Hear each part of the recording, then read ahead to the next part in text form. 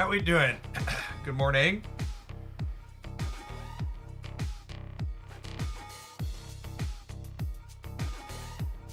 What are we gonna do this morning?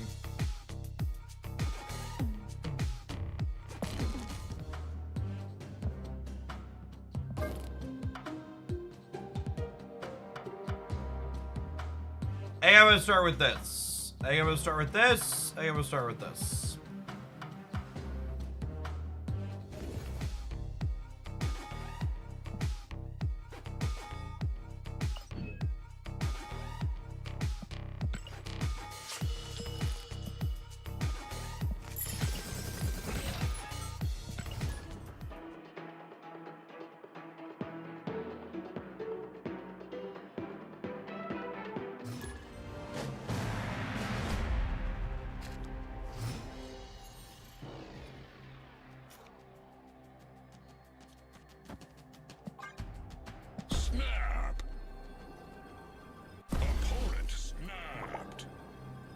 We watched the X-Men 97 trailer on stream. I assume that gets copy struck almost assuredly.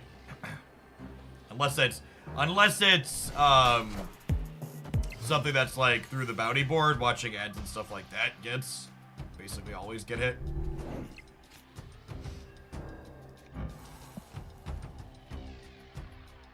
Do I want to play off curve here? Or do I want to keep playing Kitty, I guess is the question. I think without Bishop or Angela, I'm just going to go ahead and play Dazzler, and then we'll go like Sue plus Kitty next turn.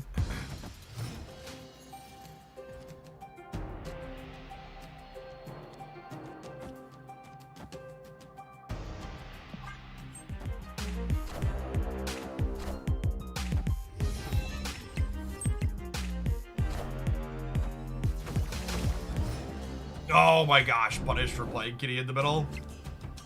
Rip.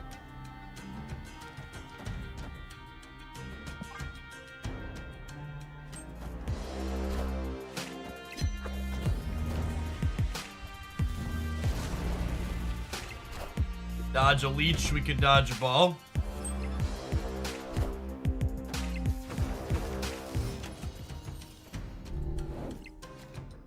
Ads over gameplay. You must have gotten hit with a pre-roll when you were on your way in.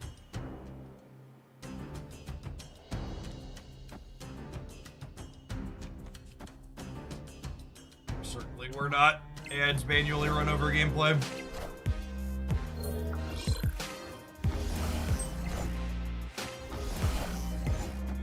All systems go. Is the proving ground, so this is silver.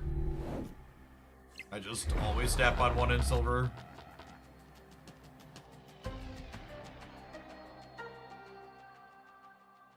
So Kitty is no longer coming back to our hand. They did leech the Mary, which is solid for us.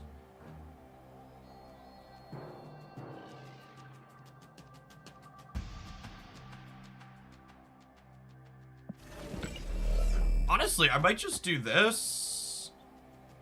Well, I probably realistically need to compete with She-Hulk. Ideally, we need to compete with She-Hulk everywhere. I don't know that that's going to be possible.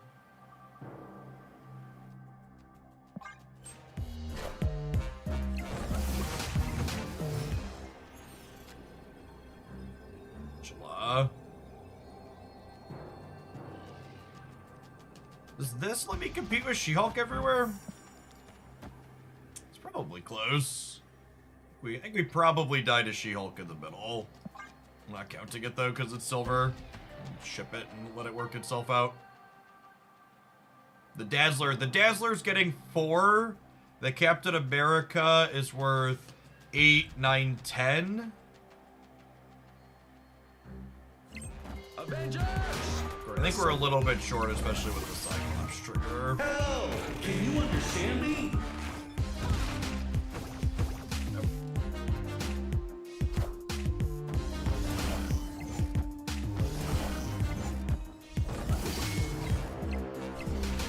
That was actually really close. Would we have won with? We would have won with Captain and Kitty on the left. If I just assume She-Hulk Center is the play that makes the most sense, right? So if I Captain with his extra bonus, he's 5 more.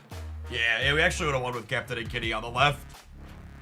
On the back of the power couple bonuses. Became Series 3 complete yesterday, but I couldn't find anything recent on progression going forward. As a general rule of thumb, Series 4 cards from tokens and 5 from spotlights. Yeah, generally. But you also, like, are going to end up incidentally getting Series 4 cards from caches just from opening for Series 5 cards, too. There really isn't, like, that's, like, an okay general rule to follow, but at the same time, like, what's optimal for you to do with your collection is going to depend on, like, what the texture of your collection looks like, right? Like, if there's a Series 5 card that you really want to play with that, like, isn't coming up in spotlights anytime soon, it's like, you know, prioritize having fun in your game. Spend your tokens on it if you have them. Opponent snapped.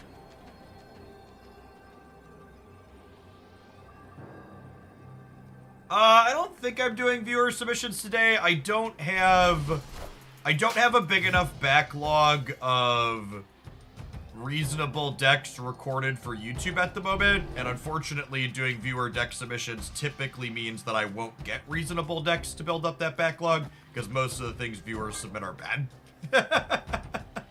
If we spend 7 hours doing viewer submissions, I'll typically get like one deck that's worth highlighting. So we may or may not do some viewer submissions tomorrow, but for the time being, I think I am, there's not an OTA coming. The next OTA is the 29th. Which the fact that there's no OTA coming means I should really work on building up my backlog, because I can build it out a little bit longer. Oh, that's a super good barrage, holy. And that's a terrible location for us. Man, it's feeling like a statue kind of morning, gamers. So their barraged Mysterio is a 1/6 that gives them 2 power things on either side.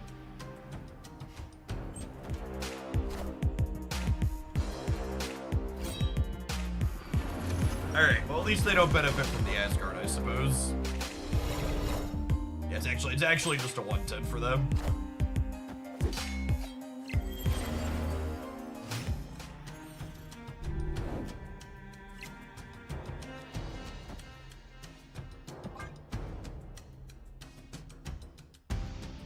This is 2, 3, 4, 5. Honestly, wouldn't mind drawing Agent 13. Agent 13 or Bishop or Hitmonk are the cards we're looking for. They gave away their Mysterio. Okay. Alright, well, we hit one of the droids we asked for. The question is, can we win the game? That's always the question, right?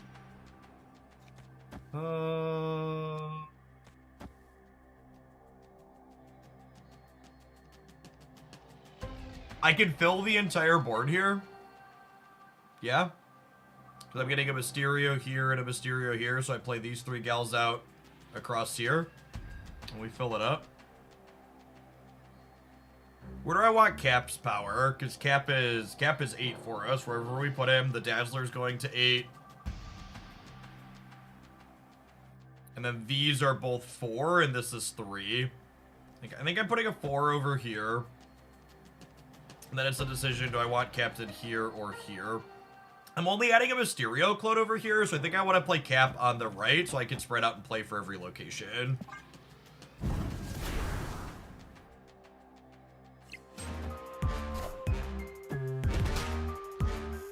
Avengers!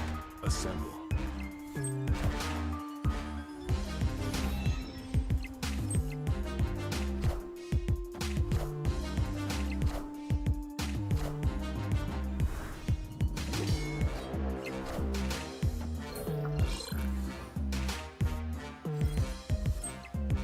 Avengers! Probably dead. We need We need this to be less than 2 or less, and even then it's only going to a breaker, right?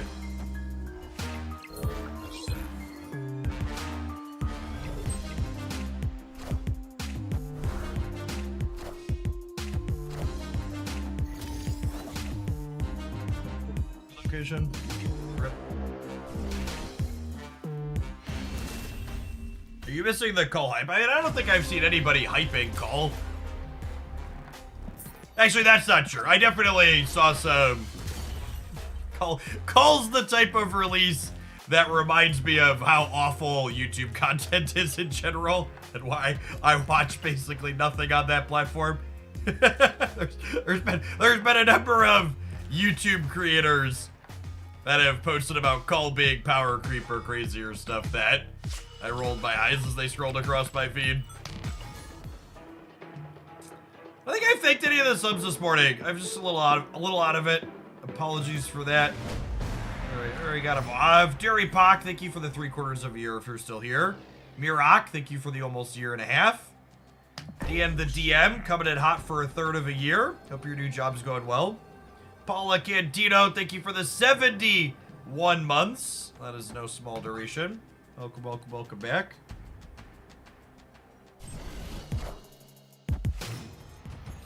Oh, the Loki mid 1 thing is one of those things that just like, it's really so silly to me.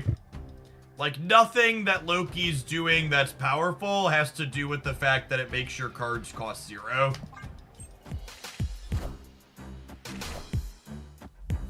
I get that it feels bad to lose to your own cards, but really, Loki's pretty fine as is. Opponent snapped. Socratic, thank you for the 34 months. Welcome back. Got me, Keith. You've grooted me.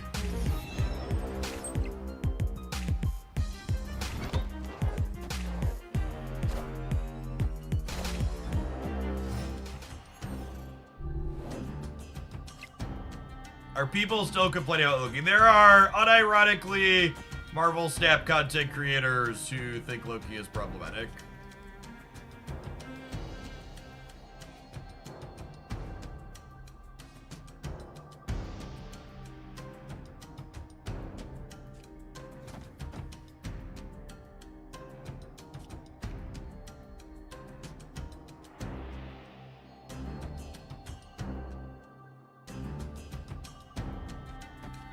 I think it's this, but then I kind of have to play Sarah in the middle or not play her.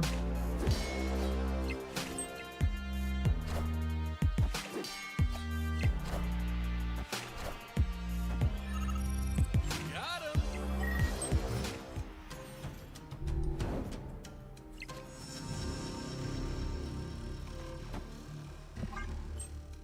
Might be fine.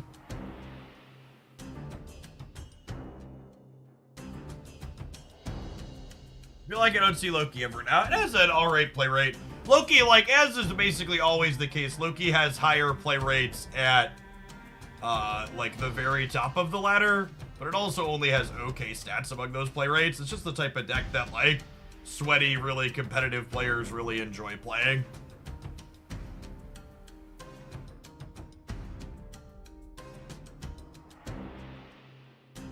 So this is a 5-power Sarah, taking us to 15, 16, 17 here in the middle. So they probably get to win the middle, but I have Armor Monkey Cap for the left and the right.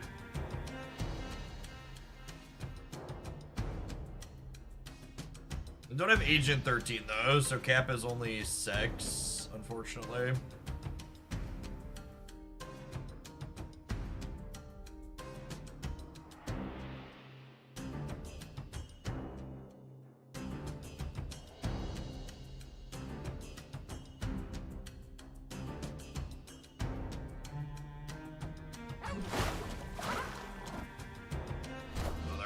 Guardian of the Galaxy in the center here.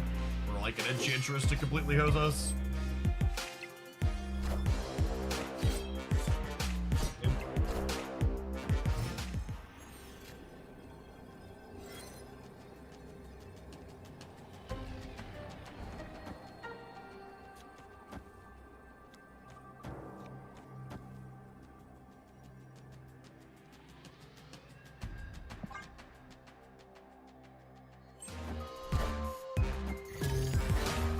Armor and monkey is 11 over here on the left, so we should beat a Gamora. Miss Marble will crunch that one. Avengers! Assemble.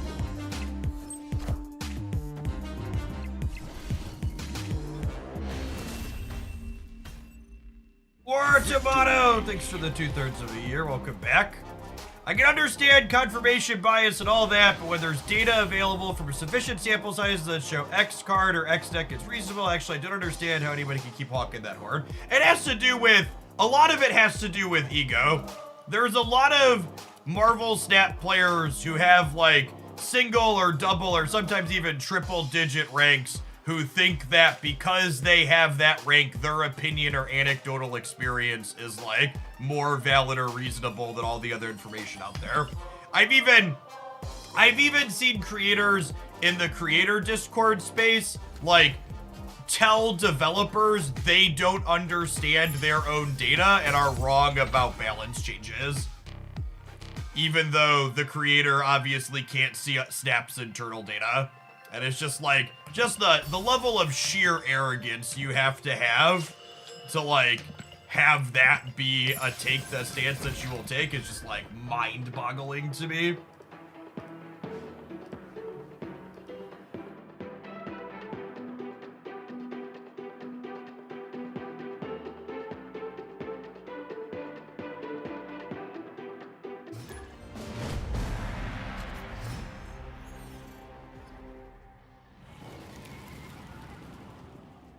Breaking news.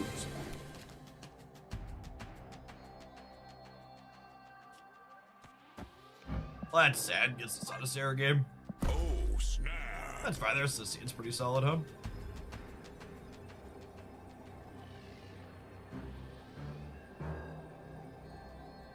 It's not even just I know more about the game that you made. It's you're wrong. You're interpreting the data that you're looking at wrong, and I'm telling you this when I can't see the data that you have. Like that, just like, I haven't seen the information that you're looking at, but I know you're interpreting it incorrectly. It's just like, okay, bud.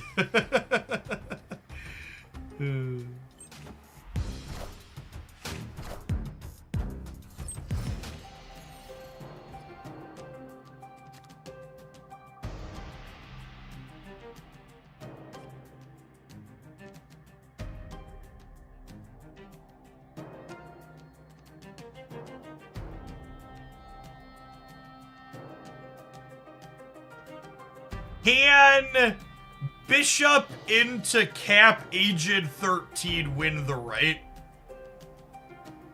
Oh, they just get it back in Valley of the Hand anyways, though, right? So it's just not worth fighting over?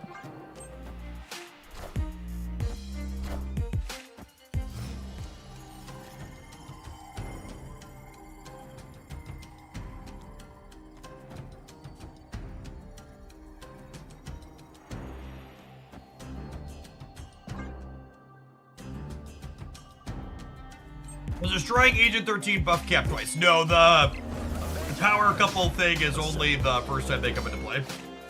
So bouncing or creating copies doesn't give you extras.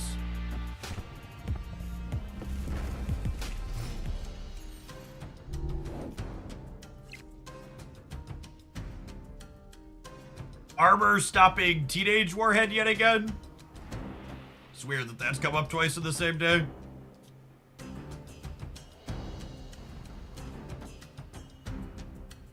That is not a Baku Enjoyer. That is a Baku off of the Agent 13 that they got from my Bugle.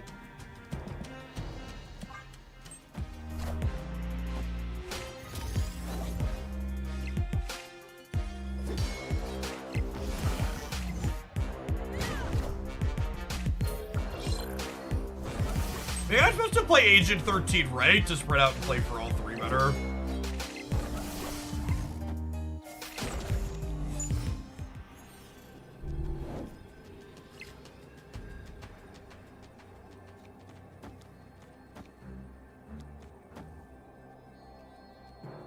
Two, 3, 4.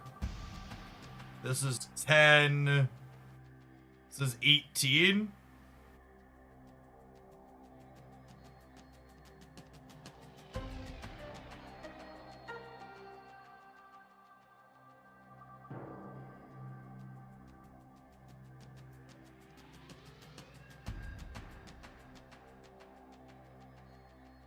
I feel like they're gonna move the vision and play a smaller card this turn.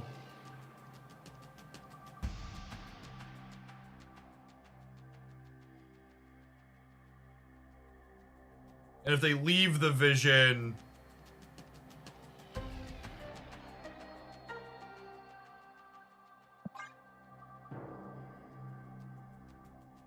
Yeah, I think I'm gonna do this. Yeah, I could have played something into the Warhead to get it back on Valley. Maybe that was correct. Yeah, you see all these different cards that she generates in gold. Gold is so fun. Such a high value split.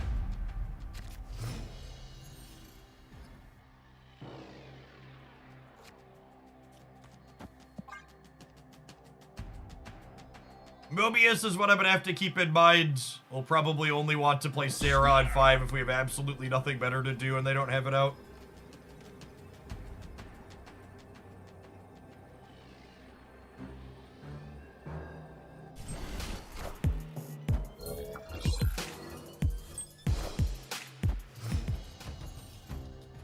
Kitty! Kitty!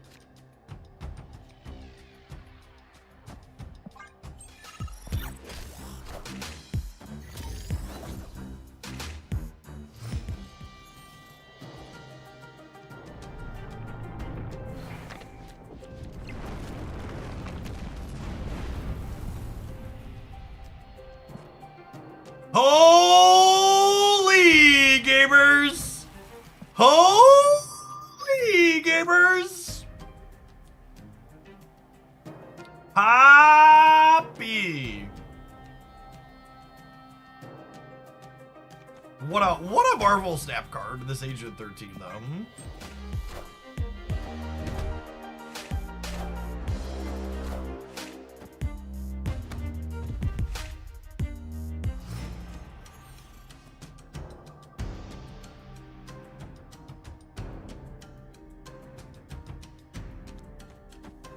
Opponent snapped.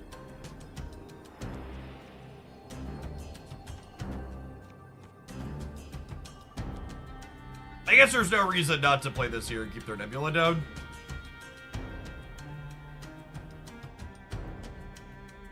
CJNJ, thank you for the 64-month resubscription. I appreciate that. Welcome back. Avengers! Assemble.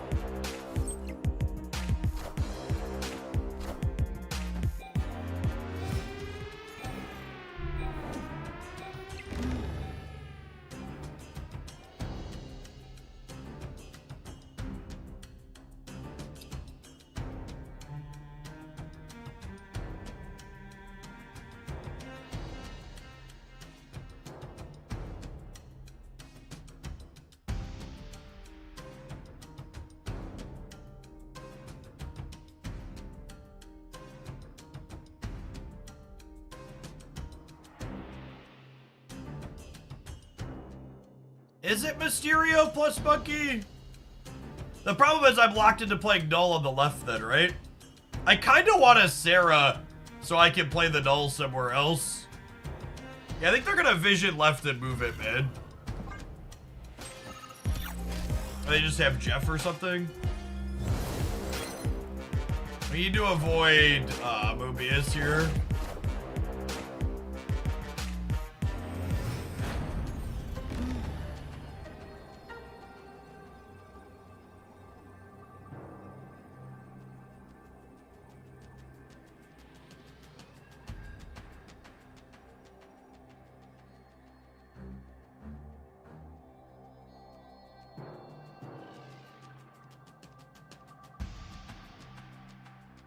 Man, do I have to not play the Null?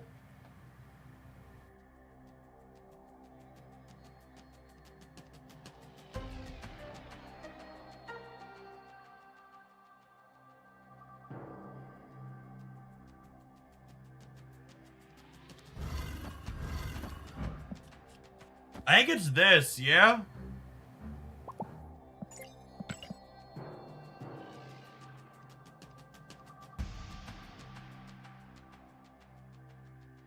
I think it's this.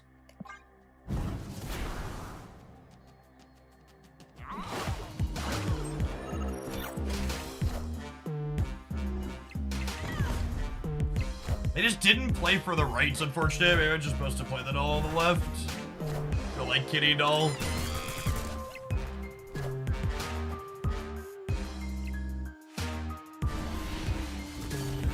Guess their leftovers just weren't very good. Victory.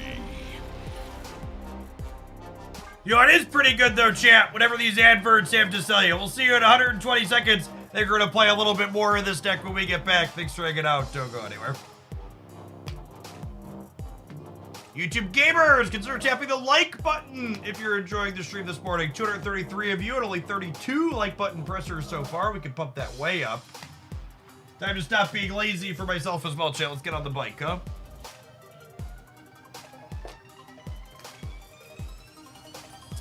Kitty, no left, loses. Them just moving Jeff left to Lamentus. No, I was at 5 there, so they would have been tied on the right, and then I would have won the left, Lacarp. I would have won the tiebreaker because Noel was huge.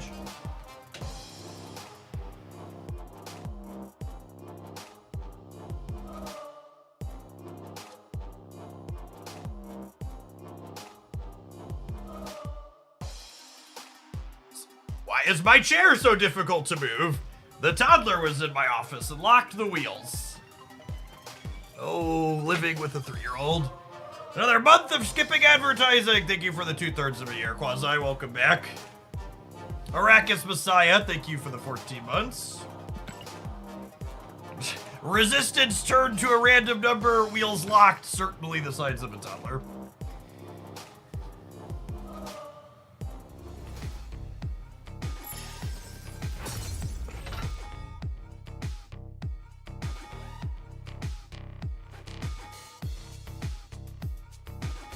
If Teenage Warhead kills Hitmonkey, does he trigger again when he revives? Yes. Thank you for the over 4 years, Knacker. Good morning, good morning.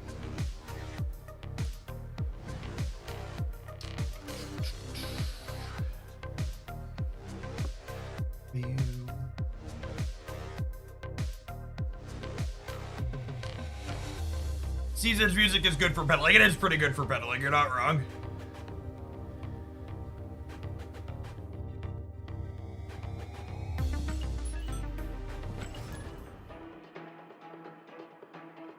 Any power couple brews with Moon Girl? Yeah, if you check the roundup video I did, there was a Moon Girl She-Hulk deck in there. A name for my pedaling machine. Like some type of fancy, cute pet name, or like this is what you're looking to look at? This is a link to what I got. Oh, snap.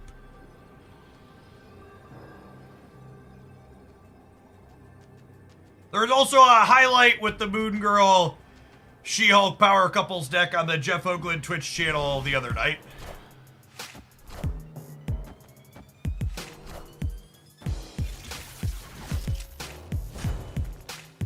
They did add an animation to Scar. Can name the bike Nancy. Nancy and I, we go way back, chat. 6 months, 6 months or more.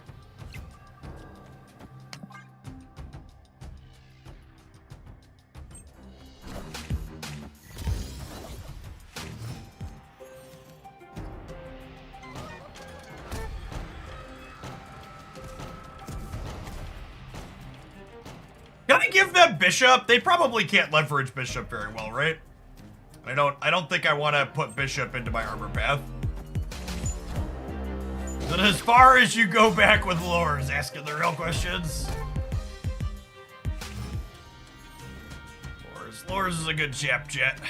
God, remember when Beasting Kitty Pride used to be good? Pepperidge Farm remembers.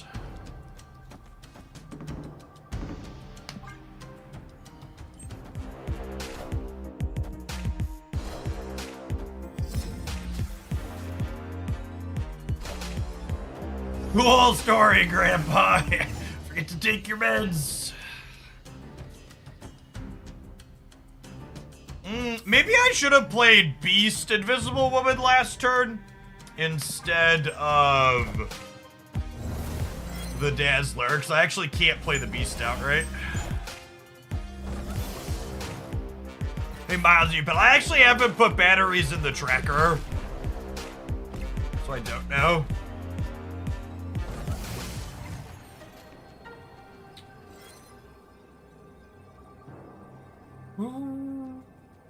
Yeah, and the fact that I played the Beast, or played the Dazzler instead of the Beast means I actually can't fulfill the board here. I'm putting these here, and then we'll play Kitty. Where do I want the open spot to be? Probably the open one in the middle.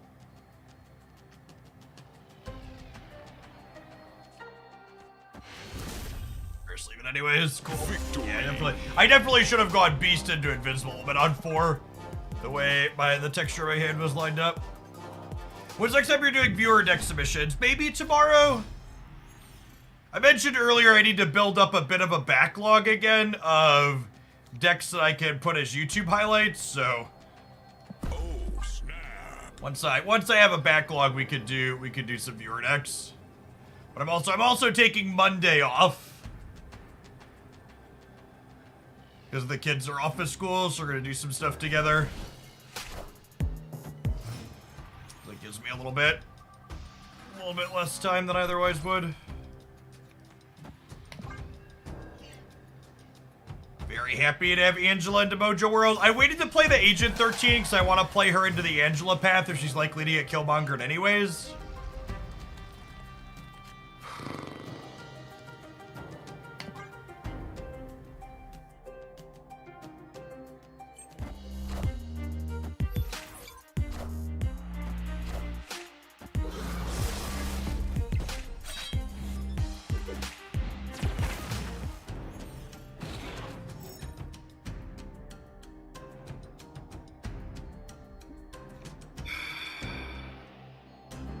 That's tough, chat. Do I arbor here where they're likely to Venom, or do I arbor here so I don't have to worry about my Agent 13 dying to...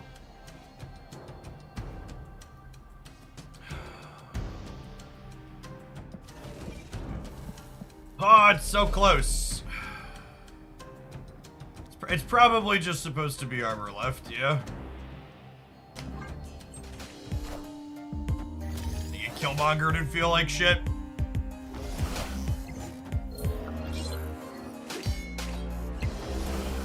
That's actually not bad.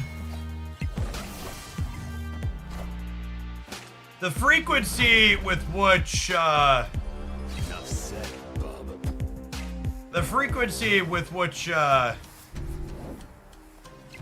she generates a meaningful card is, like, really high.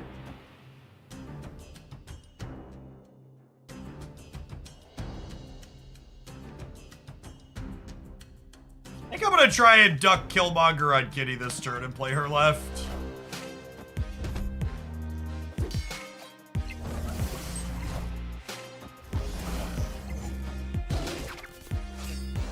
Easy game.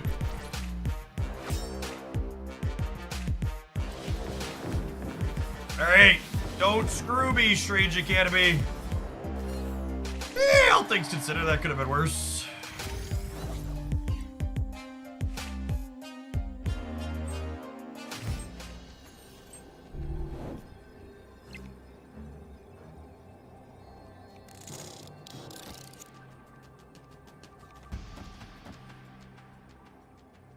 One, two, three, four. This is 10. I go to 12 here. I'm going to 20 in the middle. I'm going to be at 2, 4, 8, 11 here. So I'm at 11, 20, and 12. Okay, that's where it's staying.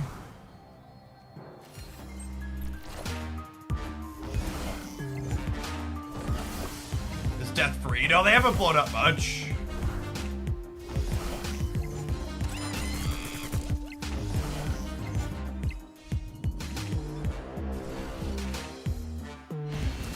An ambitious stay from Mateo here. Victory. It could just be that they want to take a risk and not play against my armor deck anymore, though. Yeah, I think that was I'm tired of playing against armor with my destroy deck. If this works, great. If not, we'll go next. Ah, tech cards, chat.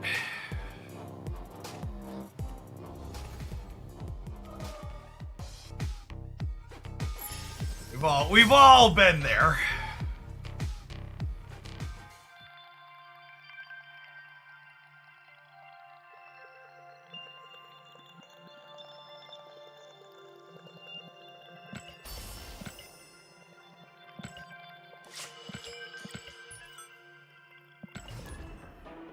That's the ending to most of my Conquest games. I'm sick of playing against your tech cards. Go next. Yep. Can't say I blame you.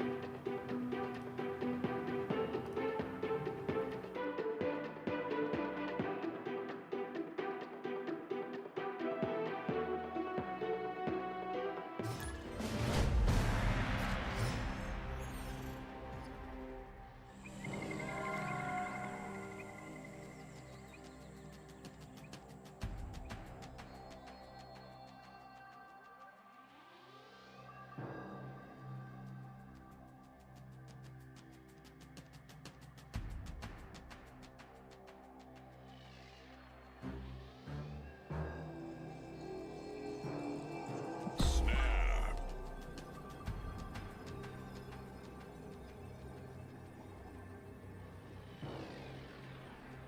Tip for someone who snaps their first card game they play and I can't seem to get over that 90 hump. Honestly, I think in a lot of ways, Snap being your first card game is a boon to you looking to be successful more than a hindrance. There are a lot of people who play Marvel Snap where one of their biggest issues is the fact that they have to unlearn bad behavior from other card games that just isn't functional, that doesn't apply here in Snap. The number one thing people who are struggling to climb are failing to do under most circumstances is they're failing to snap and retreat appropriately.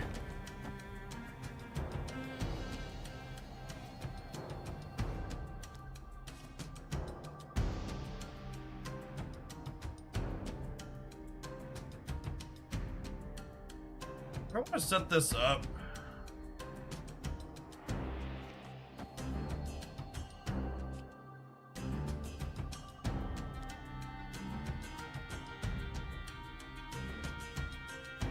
I think I'm gonna do this turn, and then we'll go like Invisible and Hit Monkey next turn, potentially. We'll see what they do.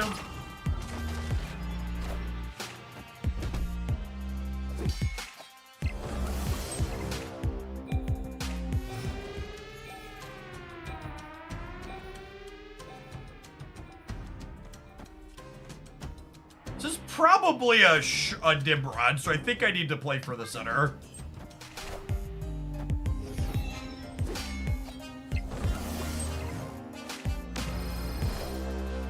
This right here, people ask me, how do I get over the hump? This is the number one thing you need to learn how to do to get good and win more at Marvel Snap. If you couldn't look at my opponent and go, multiple man Hulkbuster Shuri means this is a Nimrod, that's one of the things that's catching you up. Being able to understand and predict your opponent's output range based on the other cards that they've played so far is critical to being successful. Marvel Snap is a game that rewards you for knowing your opponent's deck and what it's doing more than any other card game I've ever played. We might still lose here because our draw's only okay. But in general, I think that's one of the things people struggle to do. Being like, oh, this is what they're playing. Yeah, they're gonna be 30 in the middle. We're gonna be shy of that, unfortunately. I actually tied him on the left.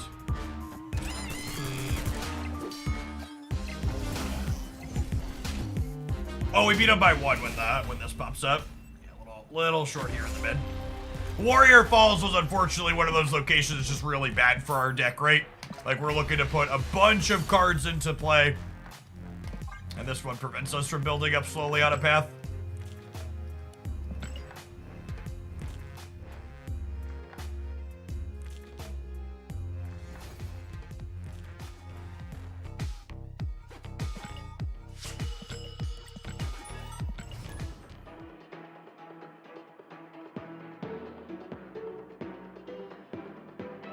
One of the things Marvel stat players are bad at judging that I hear again and again and again is they don't understand that win rate is less important than cube rate. You can't get caught up on winning all of your games. You need to focus on having your losses be minimal losses and your wins be bigger wins. And doing that involves not only knowing the format, but also snapping and retreating appropriately with the format. My number one, I have 2 recommendations if you're someone that wants notification when I go live here on Twitch, is 1, turn the bell on for my Jeff Hoagland YouTube channel, because YouTube will actually notify you. Or make sure you're in the Discord server and have the go live roll over there. But Twitch notifications are notoriously mediocre, so they consistently do not.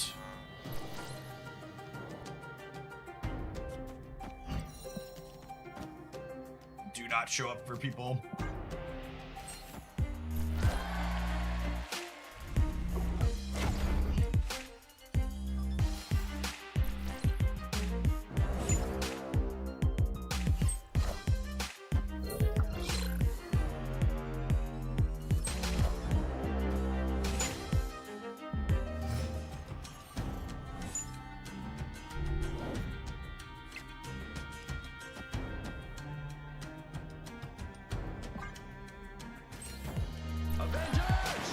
Assemble.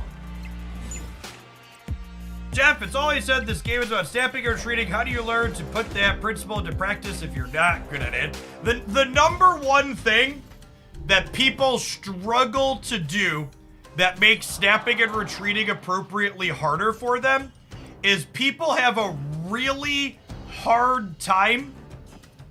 People have a really hard time making good decisions after they get burned for making a good decision in a previous game.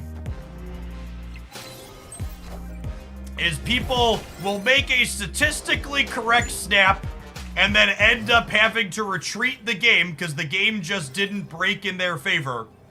And then they won't make the statistically correct snap in that position in the future because they got burned the last time they made it. All right, I need to count here. So this is 3, 4, 5, 6.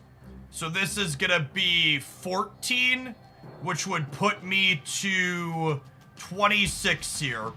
And they're passively going +5 up to 20 and +1 more up to 21, which means they would have to play a 4+ power thing here to beat just Hitmonkey on the right. And then I think past that, I spread out and play for everywhere else. Because the basic idea here is then if they're putting 4+ points into here, they're not going to have enough to beat us in these other spots. So this is 11 in the middle. This is 11 over here, and then where do I want armor at? Probably the spot where they have slightly more stats already. This is the other thing you need to be good at, is knowing their output range. And be like, okay, this is how many points they get here from different stats. Ooh. We're still good here, though, right? I think we're still good here. We're gonna lose here now, but I'm winning here and here, yeah? This is 7.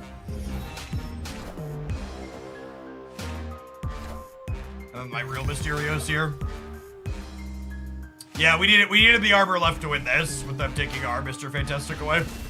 And honestly, this is one of those things I messed up here in my calculation. This is one of those things that the love event tells us. When we saw Gambit happen, I should automatically think about Rogue. And that's one of those things that even I mess up, right? Like, being able to infer your opponent's output range from the other cards that they've played so far is a really valuable skill that's tough to master. It's, you know, it's taking those context clues. So Gambit during this power couple event means that Rogue needs to be on your radar. And I missed that bit when I was talking through what my opponent could be doing and where. But that part of it is what makes snapping and retreating appropriately such a difficult skill for people to learn. Is snapping and retreating appropriately isn't just about knowing some base odds, it's about knowing the output range of absolutely everything you're playing against. It is not a small ask. It requires relatively deep format knowledge. And that's one of those things, like, you're here watching this content, watching streams like this is one way you could be brushing up on that, right?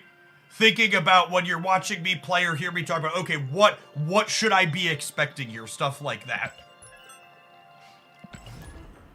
Well, it's an optimal thing to be hiding behind Invisible Man. The two express synergies Invisible Woman has in this deck is if you put Hitmonkey under Invisible Woman early, it will count all of the cards you played on turn 6 when it flips up. Alternatively, you could also tuck Kitty Pryde under Invisible Woman to make her stop bouncing to your hand if that's beneficial. But Invisible Woman is largely in this deck simply because Invisible Woman and Mr. Fantastic are just good on-rate stats during this Power Couples event. Like, Invisible Woman's a 2-5 and Mr. Fantastic's a 3-8, right? Like, those are just good numbers to have. Oh, snap. So she has small amount of synergy here, but also, like, is just a good card at the moment.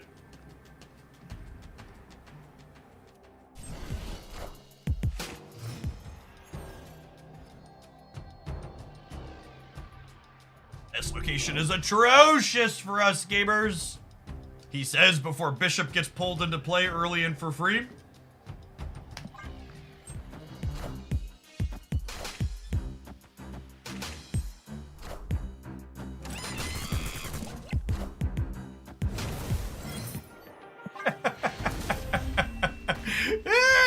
Never forget, chat, there's 3 people you're playing against in Marvel Snap. You, your opponent, and Benjamin Broden putting his finger on the location variance. Little bit of a Sakaar diff. Little bit of a Sakaar diff.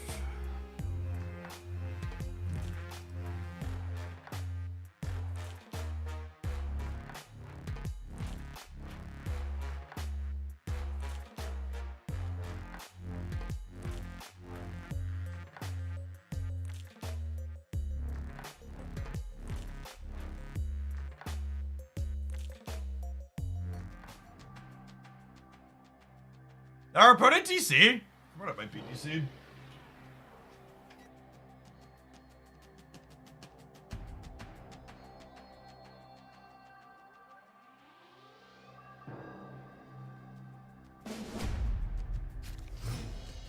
You're often matching into Brazilians, and they implement global matchmaking, or is this in triage? So, a while back, they added pseudo-global matchmaking. Number of months ago, they combined some of the matchmaking regions. It is not fully global, though. I think there's 3 or maybe 4 regions still. Last I'd heard, there were some hang-ups in implementing fully global matchmaking.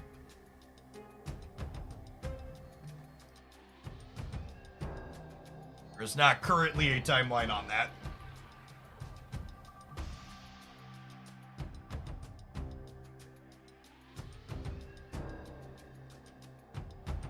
Is it possible to VPN into another region? So, once your account is created, it's locked to whichever server region it was created on. Which is why you'll note, for example, there are a number of content creators who have, there's a number of content creators, this is only going to be 4, 5, 6, it's gonna be 7, that's fine. There's a number of content creators who live in, like, Europe who play on the US East server because US East was the only server during the closed beta. For example.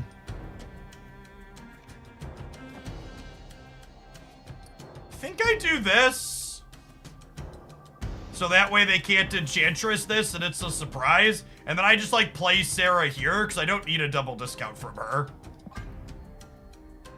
I think I want to just hide how we're going to win the game behind Sue.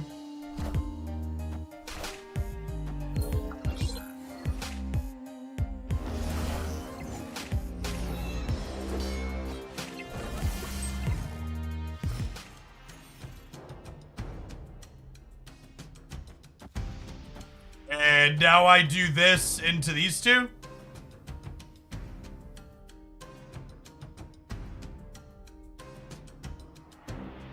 I just hope they can't do better than Jeff into the Sanctum. Because armor on the right means Killmonger doesn't kill Agent 13.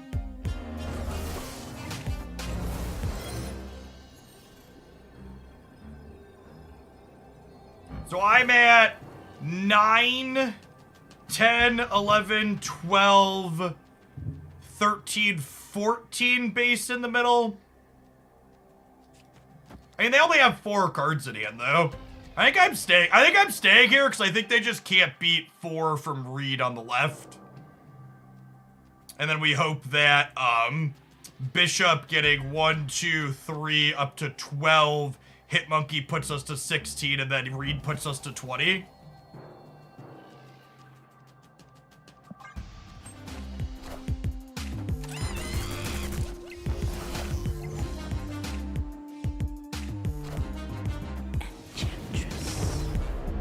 Oh my god, are we about to lose because we're gonna Killmonger our own thing? No, we're good. Okay, cool.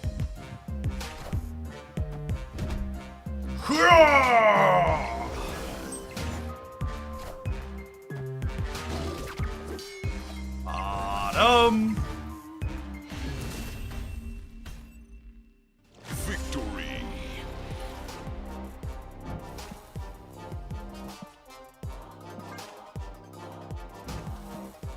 This card's really close to playable in general, chat.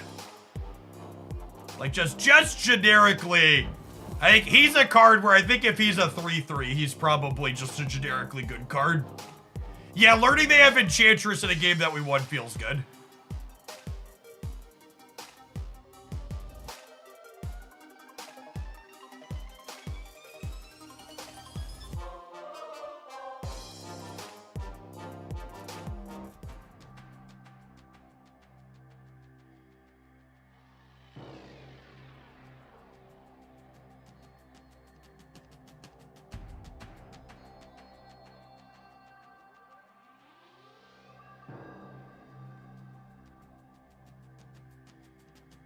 Aren't they stock Sarah control? They look like stock Sarah control, yes.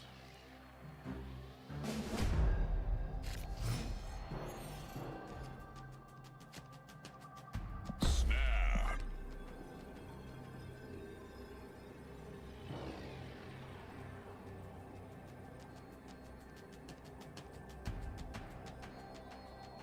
You just say put Carol to a 4/6. 4/6 is probably too big. Putting her back to a 4/5 would be nice, though.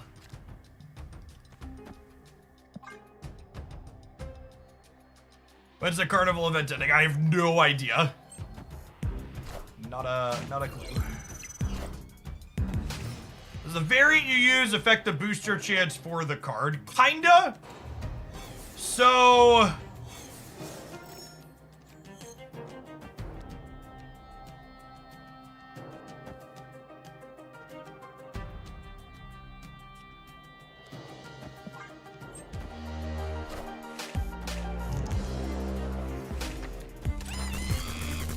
Oh, so close to being enough.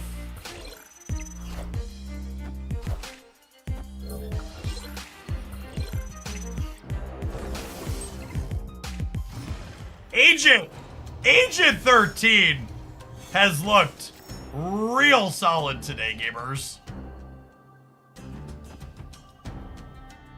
I'm gonna put Sarah on the right here because if they want to Enchantress my Sarah, I want them to give up the Super Flow.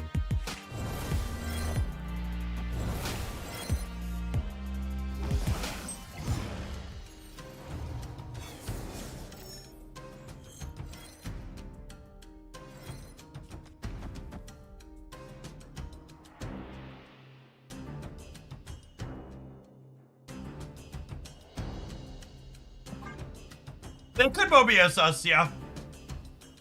That's definitely a thing that could happen. Sorry, how does your variant affect booster chances? Your card is more likely to get boosters if you're missing boosters from the next upgrade of that card. So if your different variants have different border level, how many boosters towards that next level is different.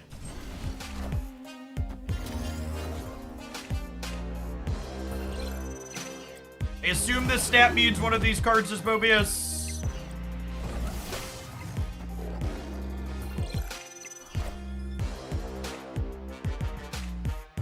Oh. Huh.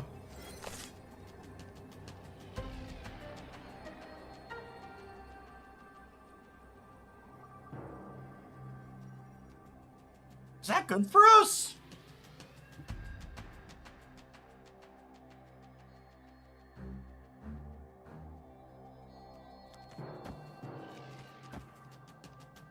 They don't get any more doubles in the middle. It's sad that I can't play Mysterio and Angela, because that would have been really nice. Nah, I mean, they have a bunch of 2 energy 4 drops because Marvel Snap. This gives me +2, +4, +5, 6 on the left, so I'm going to 13 there. I'm gaining 4 in the middle up to 34, and I'm gaining 2, 5, 6 over here. I'm getting 8 over here on the right. Can you win mid if they Shadow King? They could Enchantress middle, maybe. I mean, I can't play around everything everywhere. So it's a question of, do I want to play around Enchantress here by not putting Captain Marvel here? This feels like the place where they're most likely to Enchantress.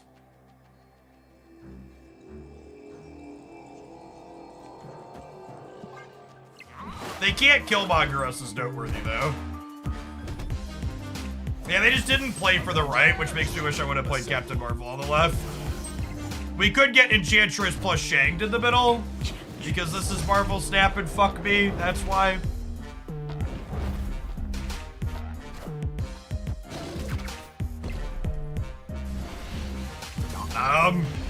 Just a Killmonger. Oh, they can! I was thinking their Killmonger cost 1, but it'll cost 2, because it doesn't get the zombie discount. Okay, so we were lucky they didn't have Shang there.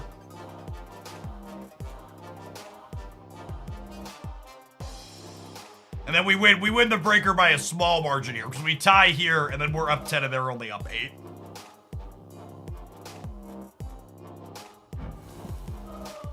Agent 13 is a card that feels so close to being real. She just gives us so many randomly useful things. Yes, the opponent is playing the stock Oops All Tech Cards control deck. All right, I think I want to end this one on a high note. I'm going to go ahead and hit Admiral. We're going to play a different deck when we get back. Thanks for hanging out. Don't go anywhere, gamers.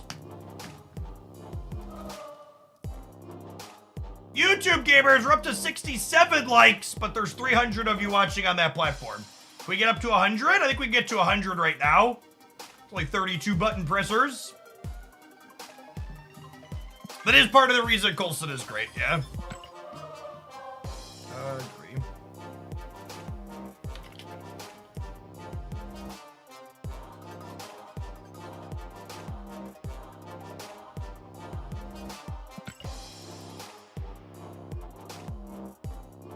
Rowan there, I thought you were going to say the high note was we didn't get shanked. To be fair, that was kind of a high note, yeah. Not getting shanked is a Christmas miracle.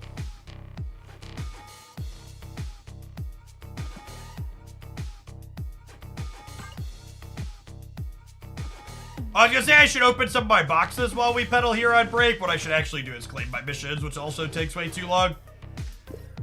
Oh, second dinner. I assume it's too late for you to get it into the March patch, but please, please, second dinner, if you're listening, make optimizing these menus a priority for the next patch you haven't locked in yet.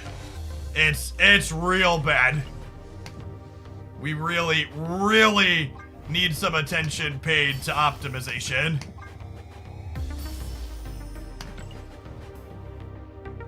So it's tough sledding out here.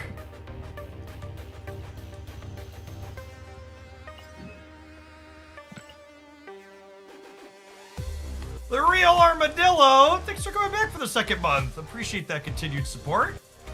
Good morning, good morning.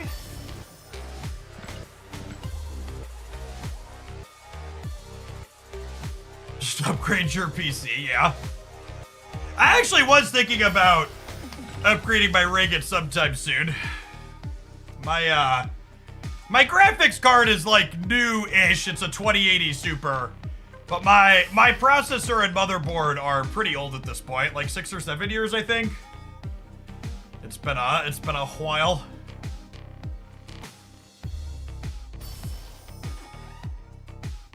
But it's the UI sluggishness is not at all related to the speed of my hardware. It's mostly just me using that. I don't want to be doing my work from a system that's getting close to 10 years. That sounds like a recipe for a dying midstream someday. Drax! It's very kind of you. Appreciate the 5 gifted subs. Good morning, good morning.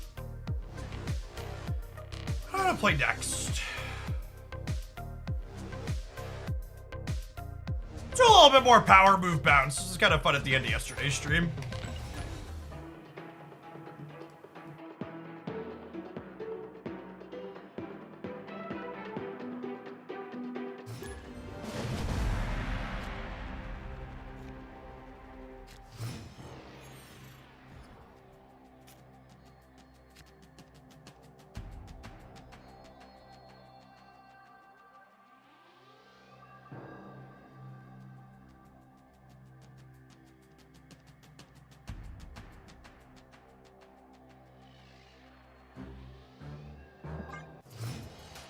Lurk here, but I'm homesick, so I actually have to watch live for one. So thanks for, hope you feel better soon. Glad you can spend part of your day here with us.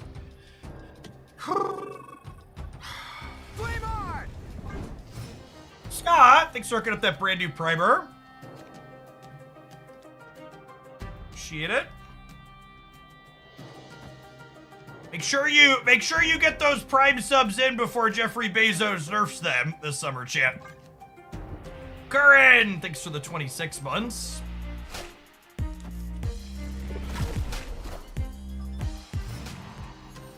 Kind of mid starts here for both of us.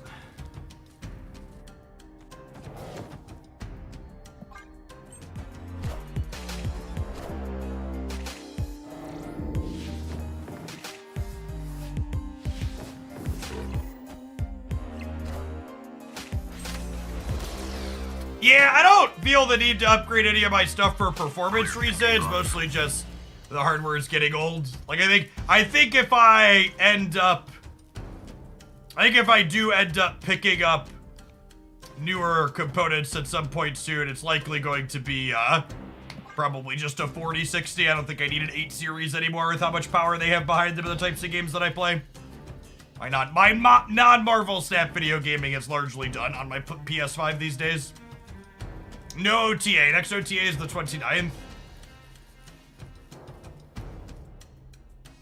Yeah, this was a Shuri, but they have to play into the Avengers compound here, so definitely a Nimrod Shuri deck here from the opponent. Which, something that's noteworthy is most Nimrod Shuri decks usually don't have room to play Killmonger. So, don't have to worry about that. I was gonna press the snap button. Our hand's kind of bad, but theirs is much worse.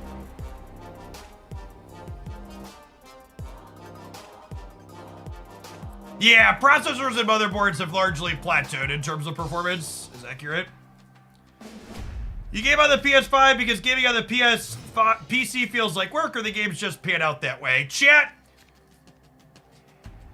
I prefer to game on console to gaming on PC Because when I download and install a game on the console, it's guaranteed to just work, essentially.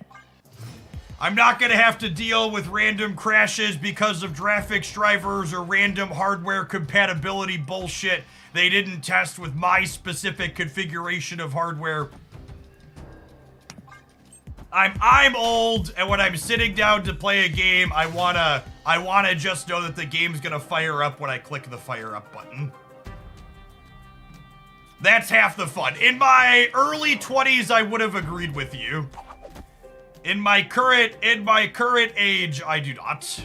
Not even remotely a little bit.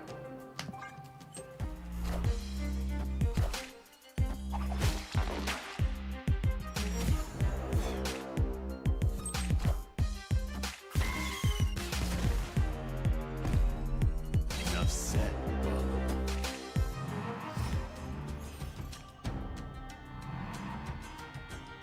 Opponent snapped.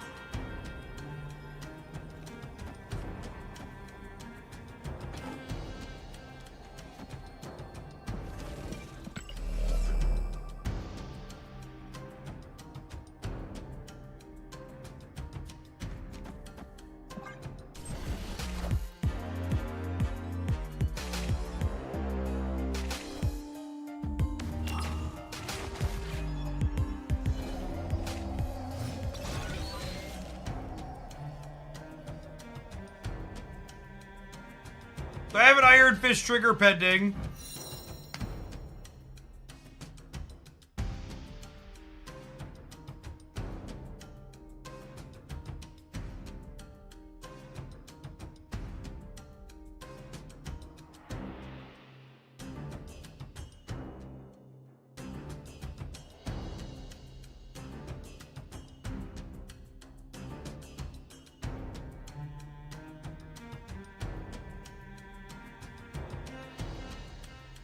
So we do this, and then we do this, and then we do this, but then they can shang my dagger. That's probably fine though.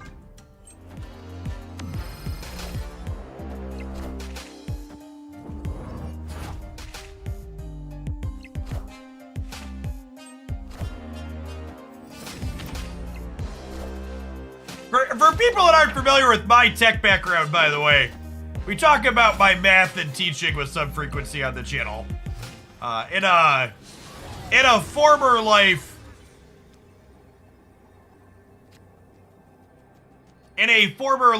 I helped manage a Linux distribution and have contributed to a number of open source projects over the years. So I very much understand fighting to make my video games work. Yeah, I think I actually just play the null, and then they shag my dagger, and then the null takes the Monster Metropolis bonus and wins the game. Like a book, chat. Like a book.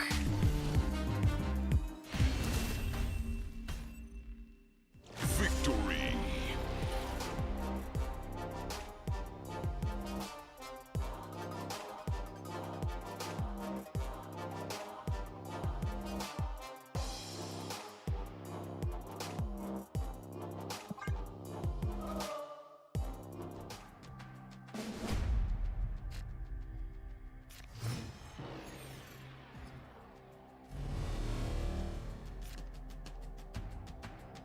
Opponent snapped.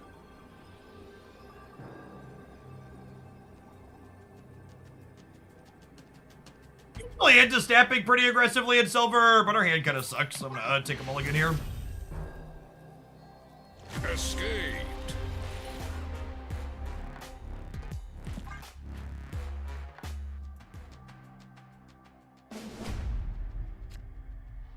Yeah, I got you, user-friendly.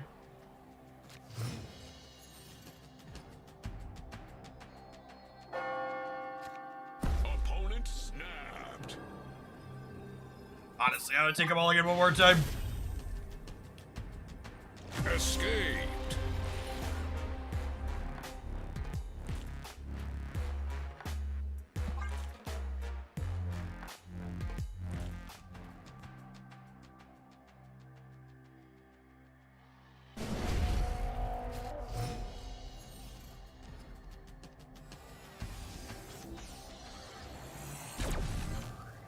Ghost Spider or Iron Fist? Shang said. Snap. Let's make this the game, huh, bud?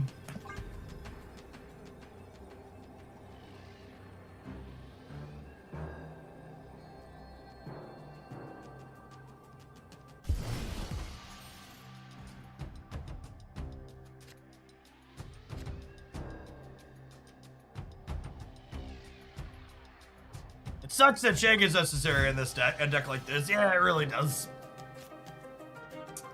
Sadly, he very is.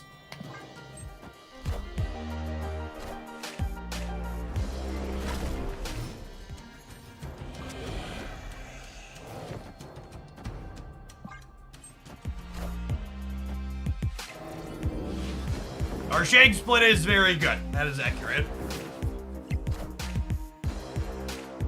Yeah, their start's really bad. Good, great step for us, for sure.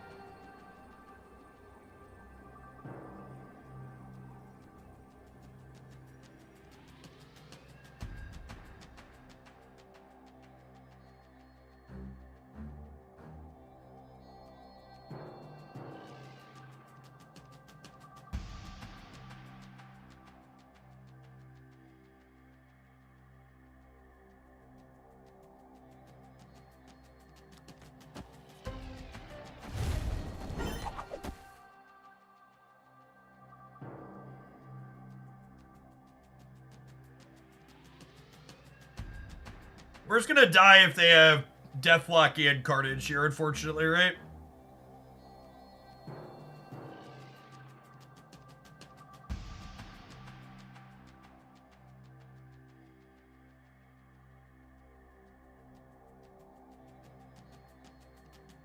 Let's rug pull them left even mean. Killing their Nimrod at extra time is helpful to them. It doesn't hurt them.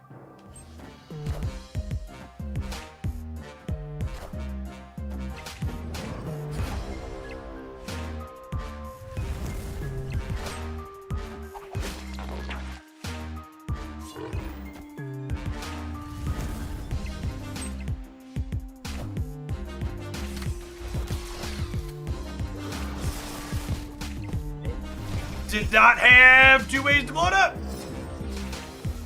Got him? Got him. If I own for Corvus Glaive or not, I don't know that I expect a lot out of that card. I think, historically speaking, things that discard at random aren't very good in Marvel Snap.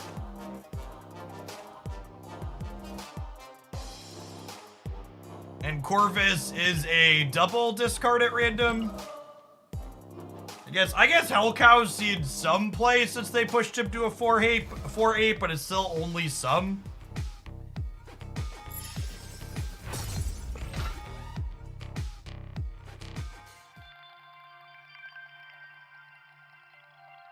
Like there's a reason why when discard eventually took off, it took off after Blade got changed to a controlled discard, right?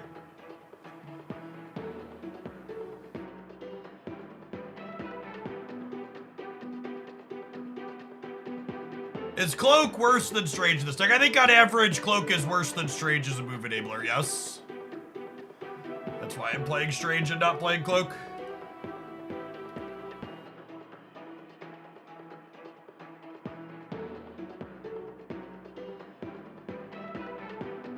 I feel like Snap doesn't have a critical mass of discard targets yet. To be fair, we're getting another one of those. I do expect Proxima to be a real Marvel Snap card. She seems pretty good.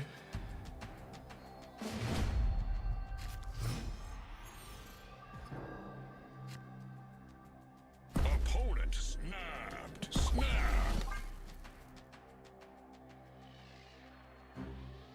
Yeah, looking forward to Moon Girl egg Proxima.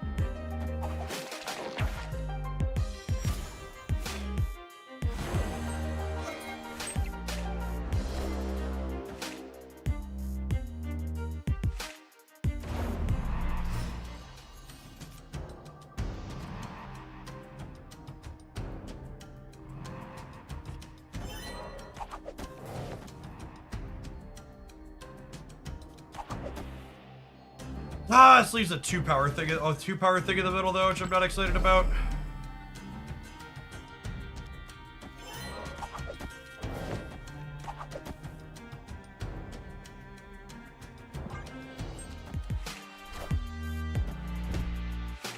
Eldar, thank you for the 48 months. Appreciate the 4 years. That's a long time. Welcome back.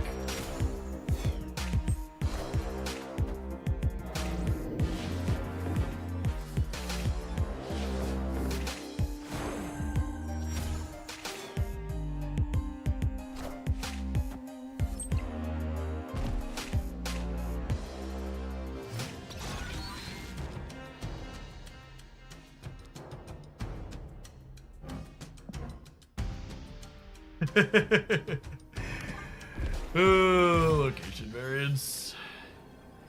It's a bitch. Dang it, She-Hulk in the middle. Gamora! That's pretty good.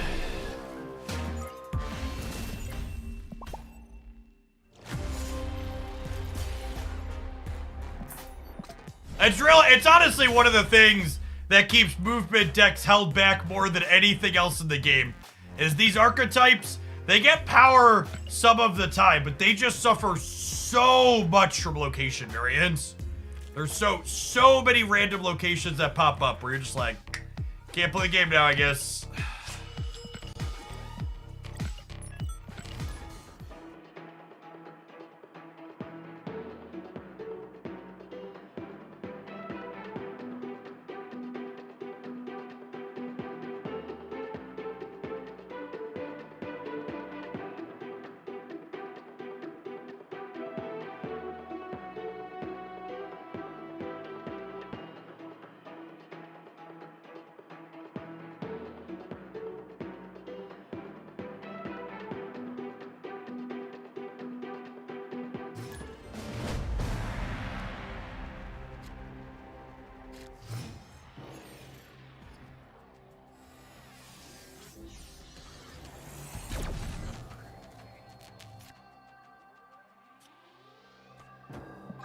Oh, snap.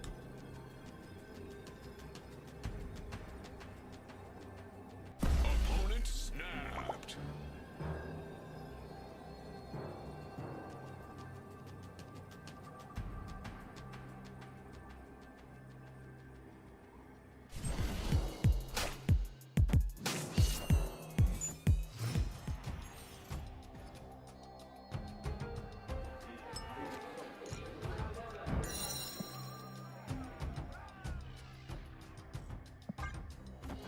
Good games, me. Good luck on the rest of your conquesting today.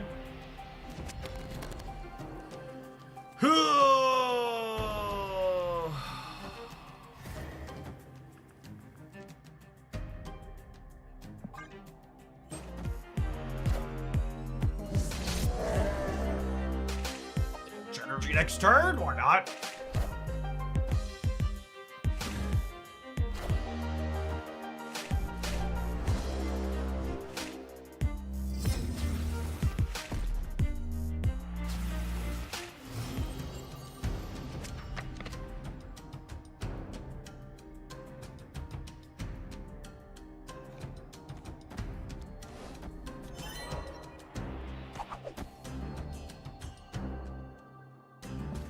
There's still a Vulture in my deck, so I think I actually want to copy this, or if we draw Vulture. Don't you think about it.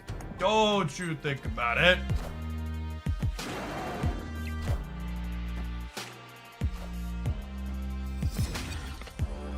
The stats look on call. My should you buy Cull Obsidian breakdown video will be publishing as soon as YouTube finishes processing it. Probably like 10 minutes.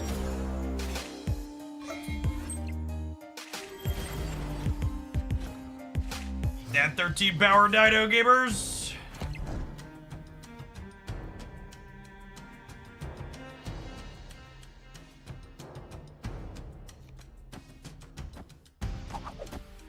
Just do this, and then we plan to shake him on the right. Call it a day.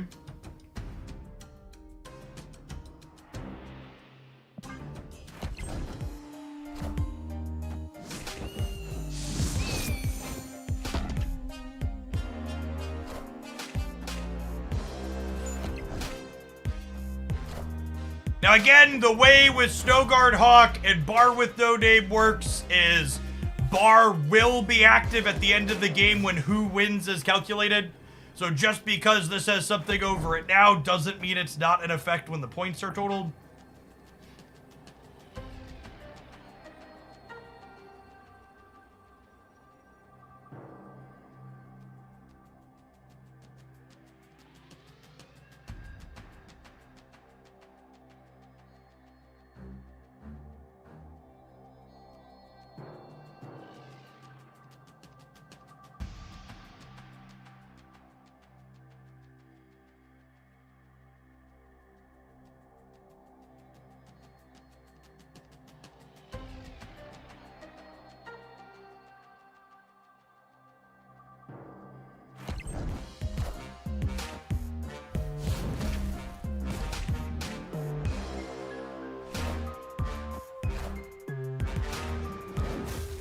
Collector into Loki ain't quite what she used to be, Chip. Ain't what she used to be. Victory. Did they forget? I mean, they probably didn't forget. They probably just didn't have a better play. Just still adding 7 stats to the board. To be fair, even if Loki had buffed the Collector, they still would have lost because of Shang, right? This would have been +5, or they would have been 12 to 20 and 18 to 15.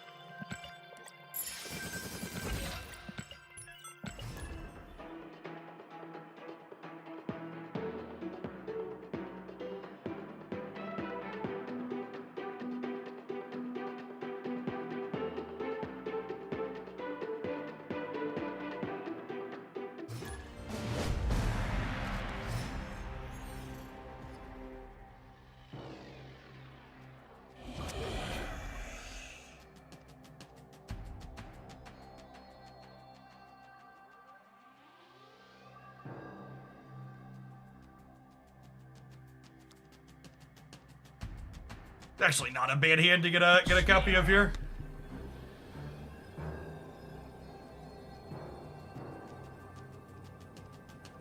Does Loki not buff the collector now? No, it hasn't for a while. Few patches.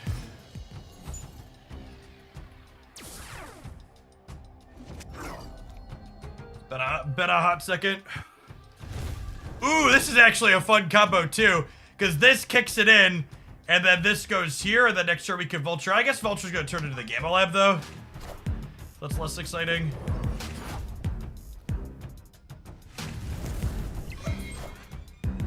Actually, Beast would be an ideal draw, so we can pick this up, copy our hand, and then get Beast into the Gamma Lab. Falcon also wouldn't be bad.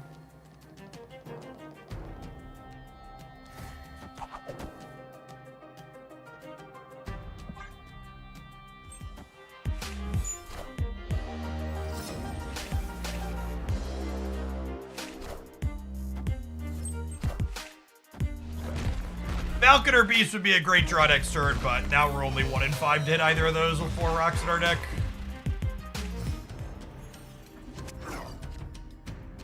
Nice! Sometimes lucky.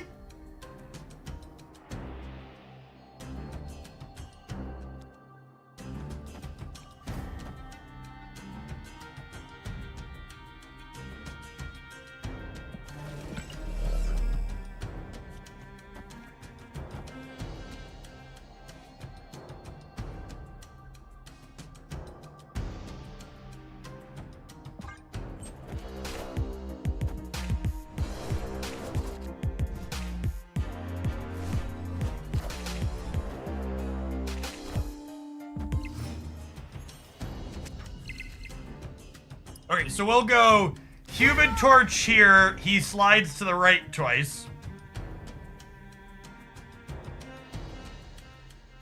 Then we'll go Iron Fist into Vulture. Unfortunately, we're a little clunked up here. I should have put the Falcon in the center. I messed up putting the Falcon on the right.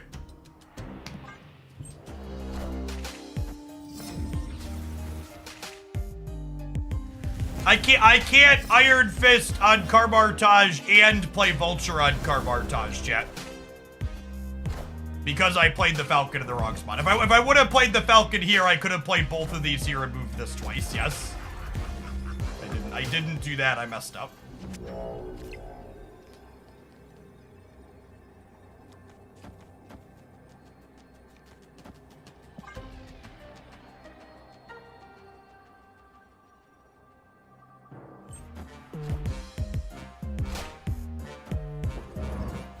Oh, is this Korg? Is this like Shang Korg?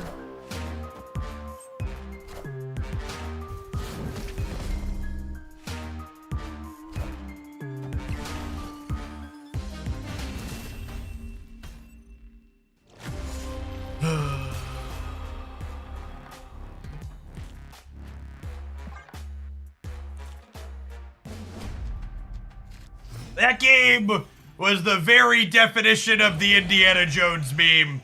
We did infinite of this neat stuff and played a bunch of cards and got a bunch of numbers, and then they played Shang-Chi and Shadow King and fucking laughed in our face. I don't know how Second Dinner looks at that gameplay as like, yes, this is the premier gameplay we want. We want all of the cool things you could be doing to just be rendered completely fucking irrelevant by this entire range of cards. Good work. Good work, idiot. You shouldn't have tried.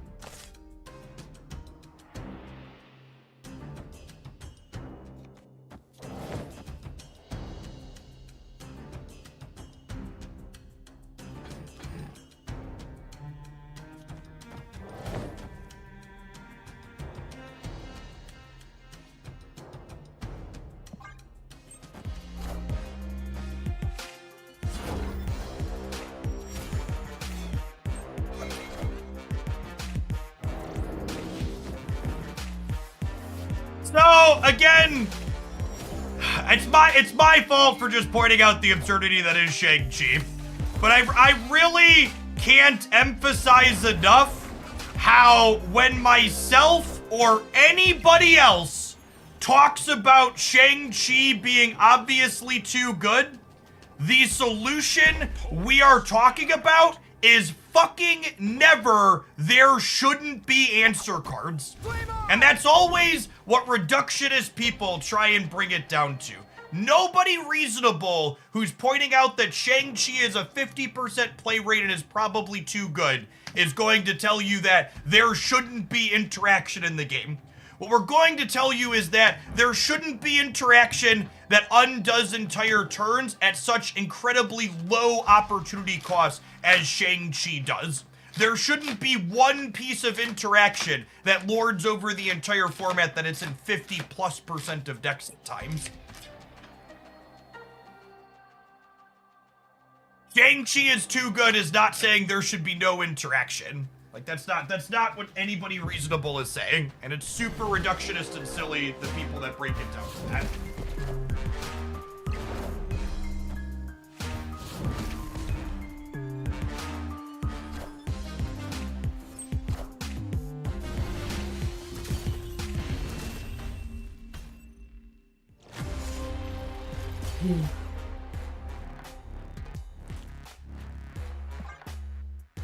All right, gamers, I'm gonna take an ad break. We're gonna switch to something else that doesn't get shit on nearly as hard by tech cards.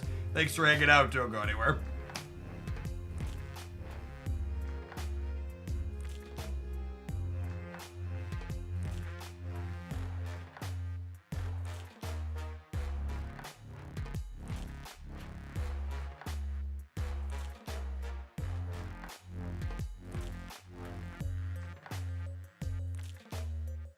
Oldie, thank you for the 10 months. Welcome back. Cool APC, thoughts on Cull. I'm going to have a should you buy Cull Obsidian video publishing right now. Right now. And suitability, I should tag that. And setting publish. Go give me a click. Let's make that a command.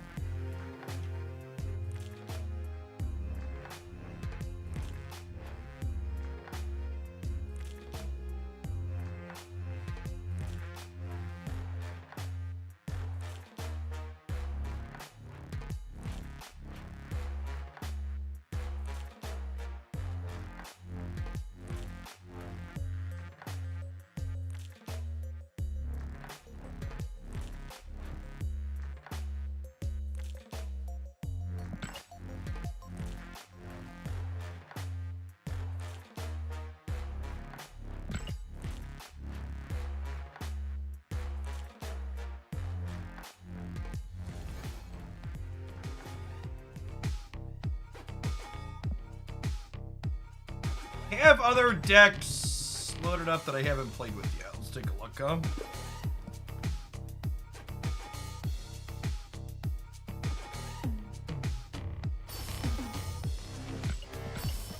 I actually don't think that's true, Kyle. I think if you look back at the history of Marvel Snap, Shang-Chi's been playable more often than he's not been ideal.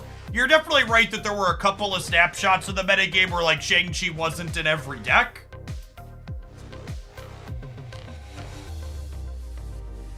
The alert dropped my phone the moment you said, that means you got one of the first round of push notifications. Look at that. Get it kinda good.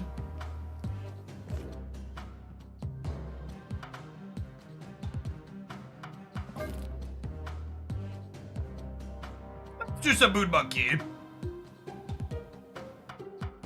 That's combinations of things that I enjoy.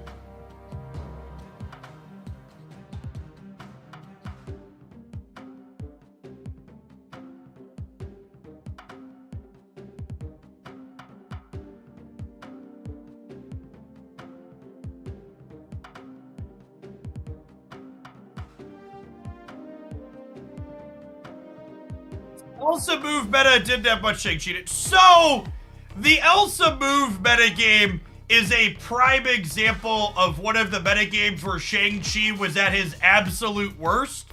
But I also promise you, if you go back and watch a bunch of my content from during the Elsa move meta, you will see me quite frequently marveling at how many people were still playing Shang despite him being awful into a number of the best decks because people just like playing tech cards.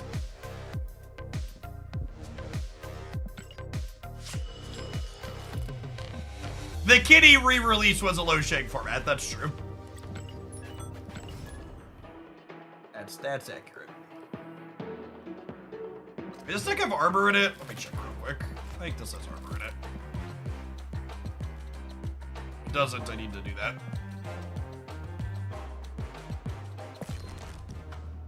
Cool.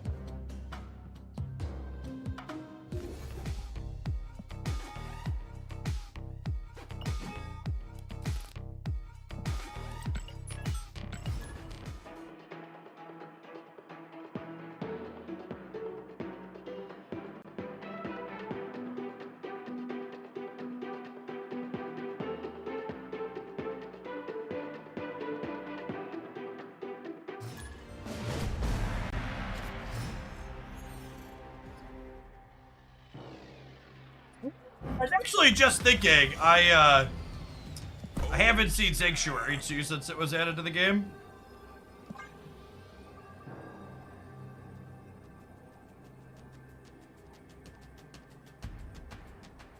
I think that's a good / accurate observation. There was a time period where Shadow King was as good as Shang, but they've since nerfed all of the good Shadow King targets. That's apt and accurate. So I'm going to Sunspot the same path I've Quinjetted because the average Forge deck is Destroy and I would like to armor over here, I think.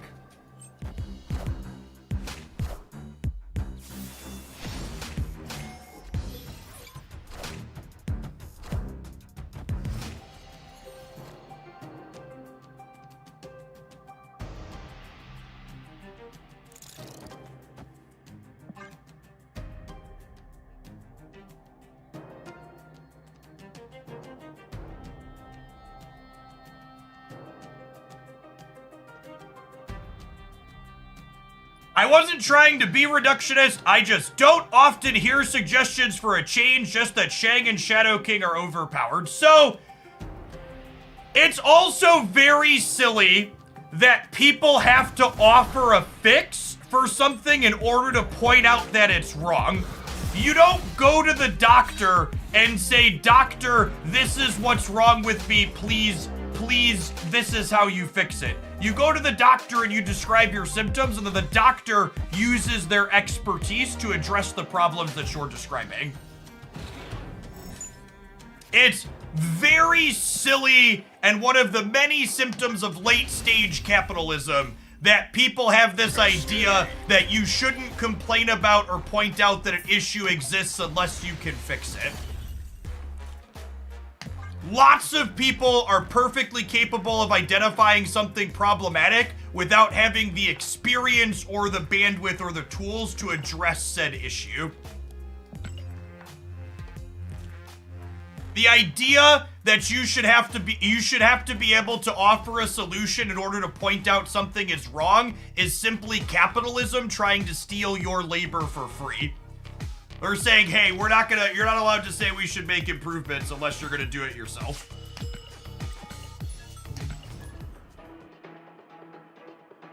And the blob change is such a good example of that, right? I spent 2.5 months listening to awful suggestions on how Second Dinner could or should rebalance the card blob.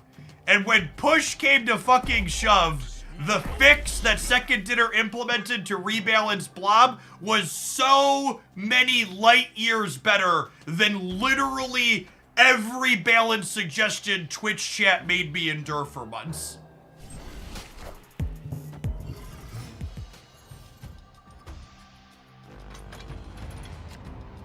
Like, they're just so much better. Because it's their job. It's not, you should expect them to be better at it than us. Like, it's a good thing that they are better at designing and fixing cards than we are. That's a feature, not a bug.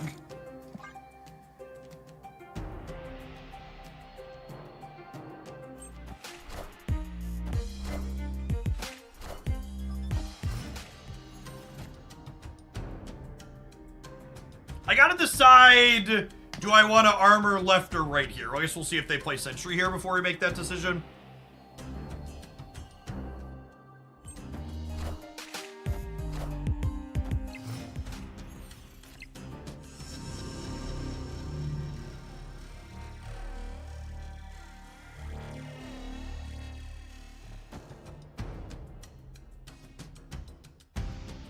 Oh, they have priority, Sedge.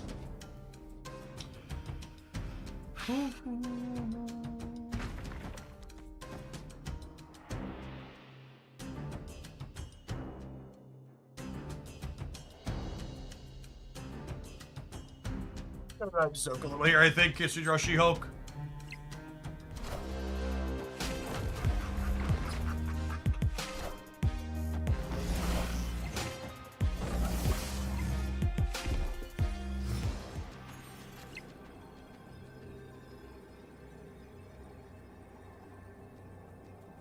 You have a video about Series 4 and 5 cards worth getting with tokens. I was actually just thinking the other day an updated Series 4 5 tier list should probably be on my to-do list.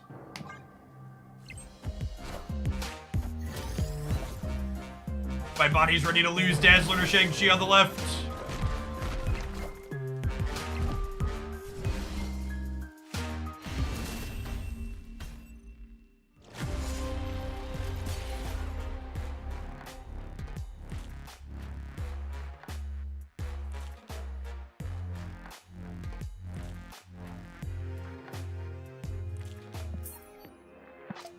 We win that game if it's not Shadow King, right? Shadow King took 3 points off of Sunspot, 3 points off of Bishop. Oh, Sedge.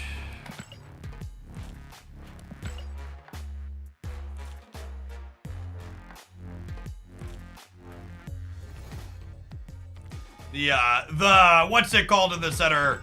Vibranium Mines in the center against the Darkhawk deck didn't do us any favors there either.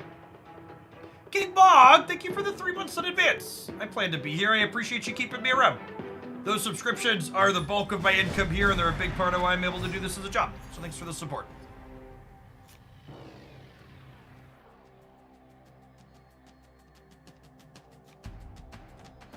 Oh, snap.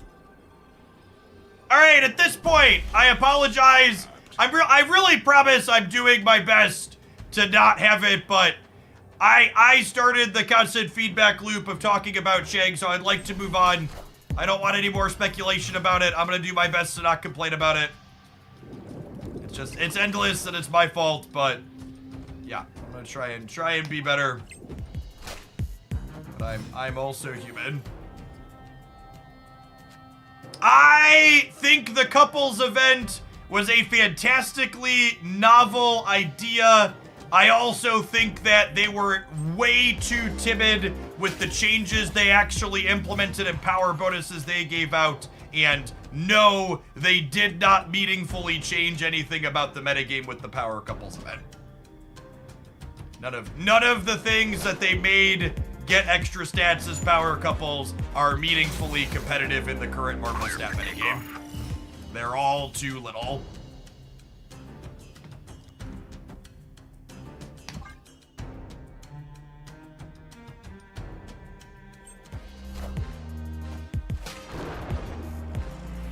This Jane Foster only drew a single card.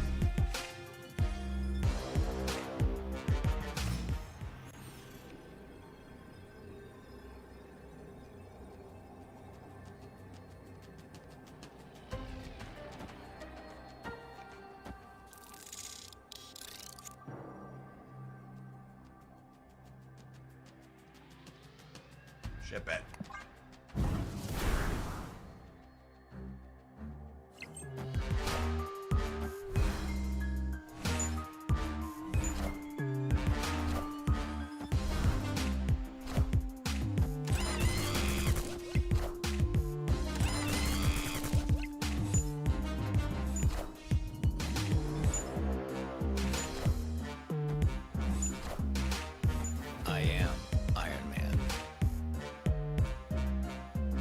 Just Mr. Negative things.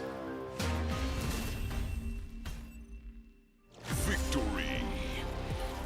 Jan, it's the proving grounds. They're just staying since the proving grounds.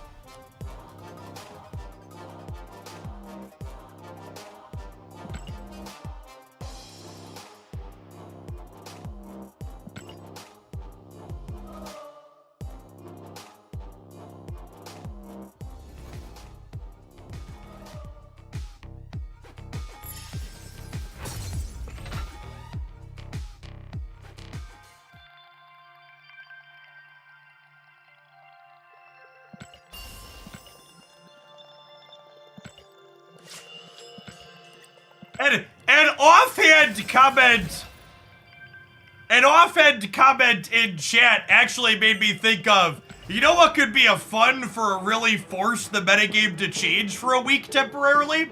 Is if they did kind of the inverse of the power couples event. Like, imagine when you play Zabu, Shang gets -3 power and vice versa.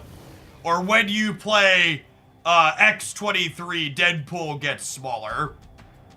Like you took a look at a bunch of the card clusters that are commonly played together, and you had them gut each other when you played them. So you couldn't play them together without a penalty.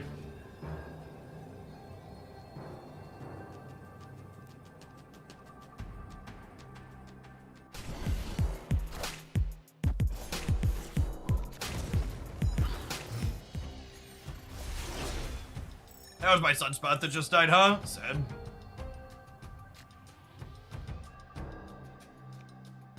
Location is so atrocious for us.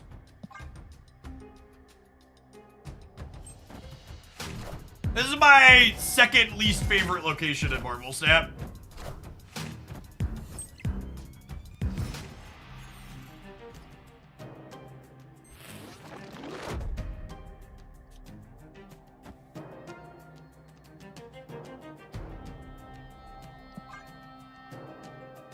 After Ego. No, I like Ego. This is the only location I dislike more than this one is New York.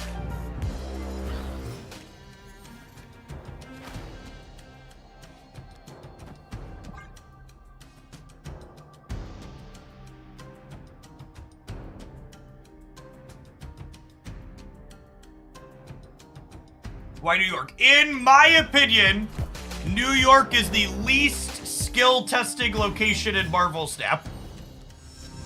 It is the location where my gameplay decisions impact the outcome of the game less than any other thing I could be playing.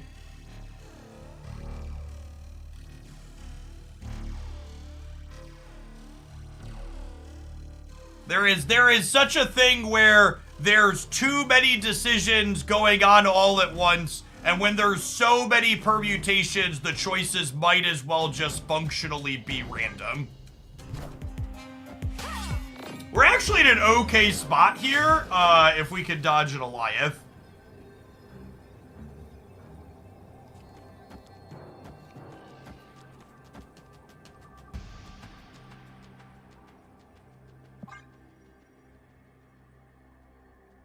The words of a man about to be Goliath.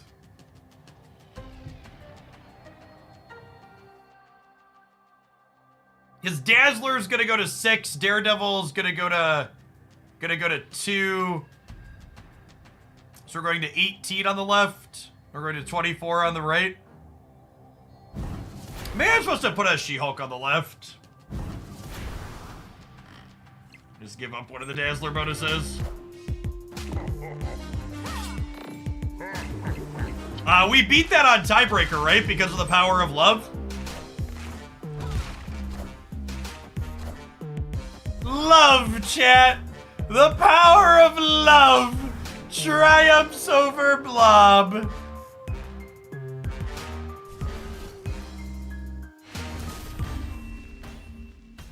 Victory.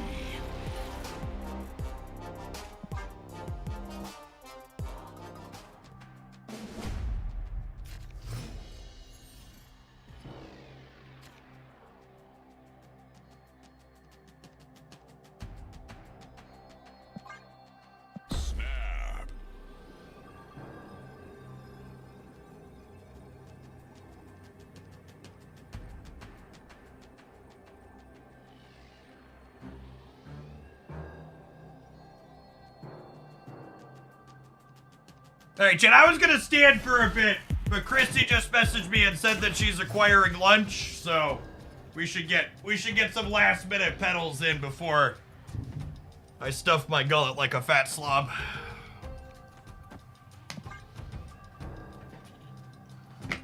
Ugh. What's for lunch? There is a small family-owned business that has excellent breakfast food. Christy is acquiring me a tofu skillet from there. Camp Lehi is actually incredibly bad for us because it makes it more difficult for me to moon girl the things I want to moon girl. If you're ever in Central Illinois and you want some good food, it's called the Fort Jesse Cafe. It's actually not too far from the interstate if you're passing through.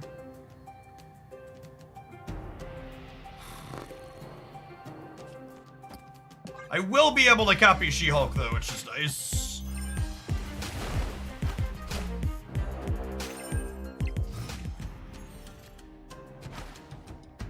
The real question is, do I want to copy Wasp? I think I do, yeah? Moon Girl always copies your hand from left to right, and your hand size is 7. So we'll get a Wasp and a She-Hulk here, which sounds perfect. And then we'll full soak like a Utah teen.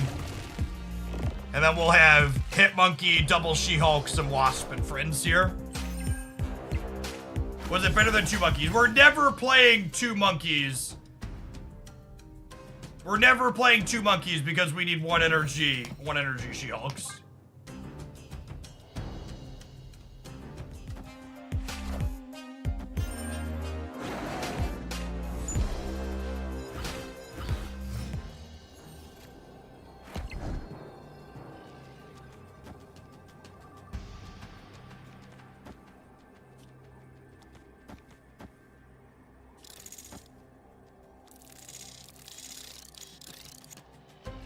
So this is 1, 2, 3, 4, 5, 6.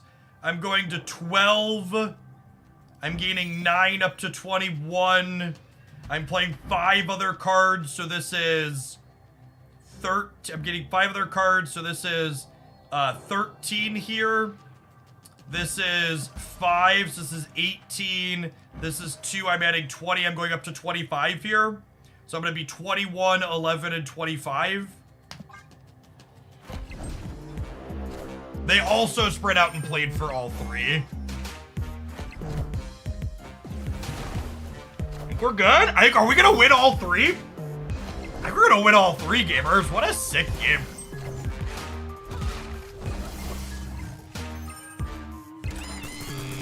I don't think this deck is the best thing in the format by any means, but it's exactly the style of deck I just love playing.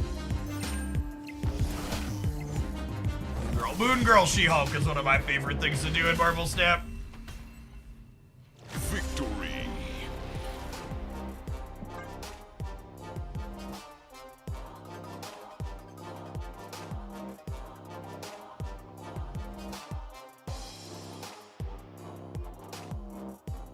Yeah, Wasp is low-key one of the better cards in this deck. The easiest way to tell Wasp is excellent is always the card people ask me if they can cut. Oh, snap.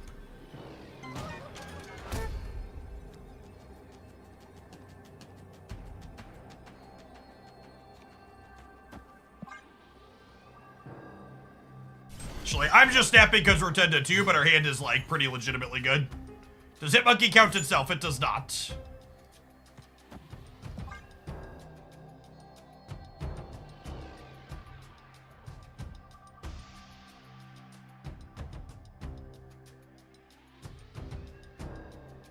These were not great polls. We're really hoping for She-Hulk or Quinjet or something in here to copy with Moon Girl.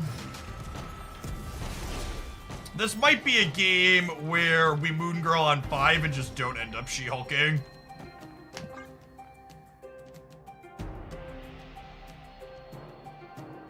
Olympia can be hit or miss. The fact that we just like don't have any great cards on the left side to copy here is kind of mid.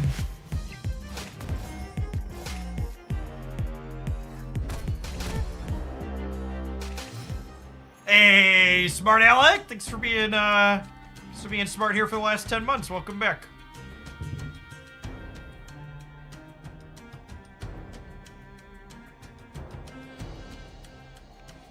Yeah, so if I do this, I'm copying these, which is obviously not useful.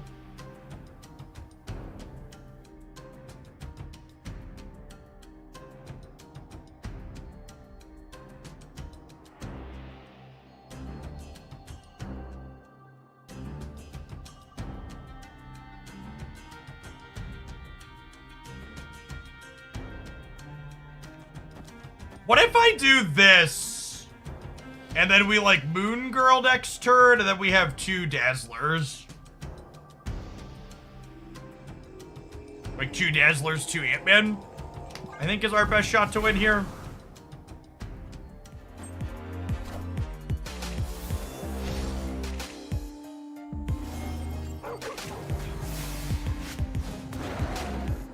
Opponent not living up to their username. Accurate. Strange Brew playing stock best deck in format.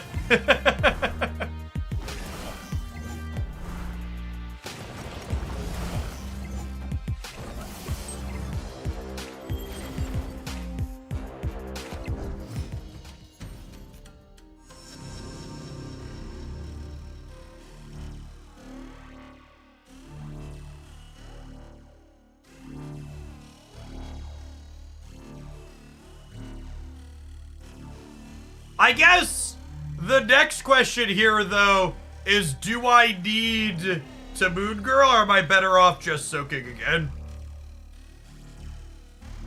The Wasp is daughter. No, Stature is Ant-Man's daughter. Wasp is, his significant other.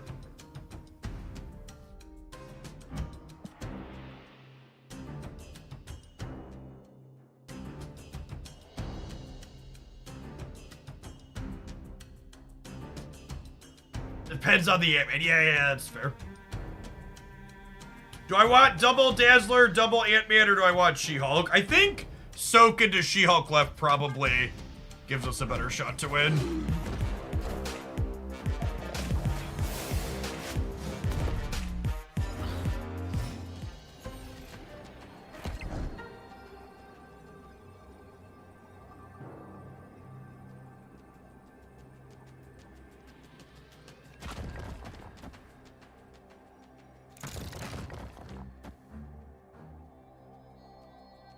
I should have put the real Mysterio in the middle.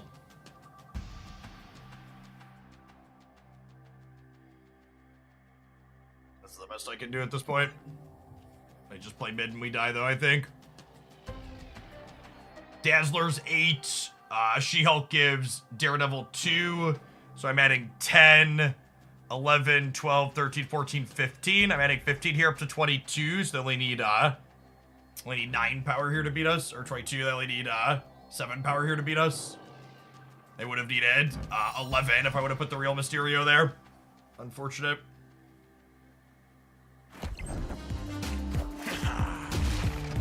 The Scar was free, so they have a big thing in the middle. Oh, we'd have won! We'd have won with the Mysterios flip, chat. We'd have won with the Mysterios flipped. Rip. That's fine. We got a bunch more shots here. This matchup seems okay for us. So close.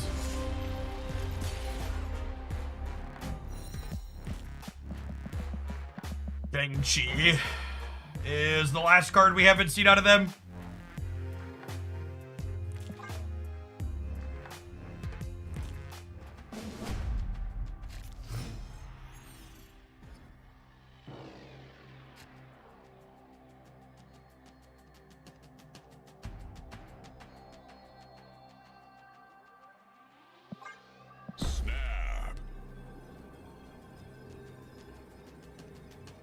Do you keep Daredevil on this list after the power couple events end? No, probably not.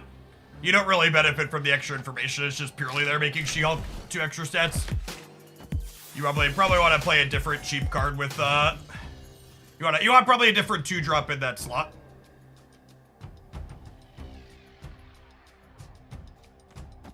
I'm gonna put armor into bishop over here, I think. I want Dazzler in a different path than bishop, methinks. Yeah, Jeff's probably good in that slot. Let you get into some hard to reach places. You explicitly do not want it to be a card that puts cards in your hand. Because something that's important for this deck is to be able to Moon Girl your She-Hulks consistently. So any game where you draw She-Hulk and Moon Girl and you can't Moon Girl the She-Hulk, you fucked up. So you need your deck building to make it so anytime you have those 2 cards together on turn 4, you're copying She-Hulk. Bishop Middle will play around Magneto. We'll just fill the center on the last turn. Bishop into Kiln gives me the best chance to win Kiln. So we'll need to be conscious of Wave or Time Stone enabling a Magneto early on the Fist Tower, but I think Bishop into Kiln is correct every time here. Is there anything more peak Twitch chat than explaining a deck building principle and then having a bunch of people suggest more cards that fail to adhere to that deck building principle?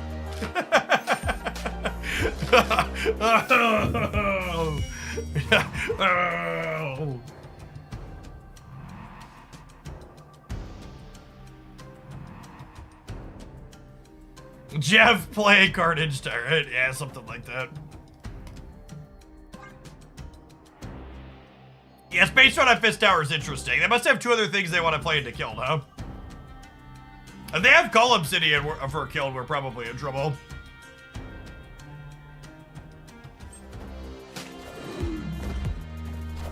Call is a really solid upgrade to the opponent's deck.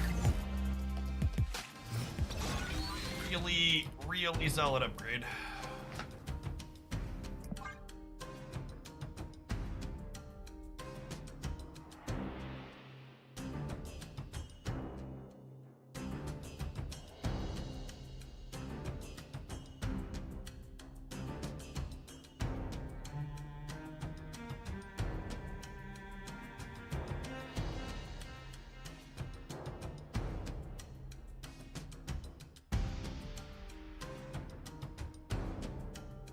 It's our best draw here. Mysterio, I guess. Mysterio's like marginally better than Ant-Man. Probably another L though, realistically.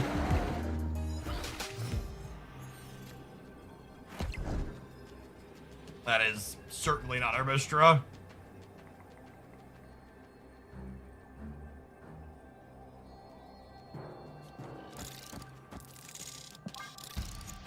He's staying in here because we're all in.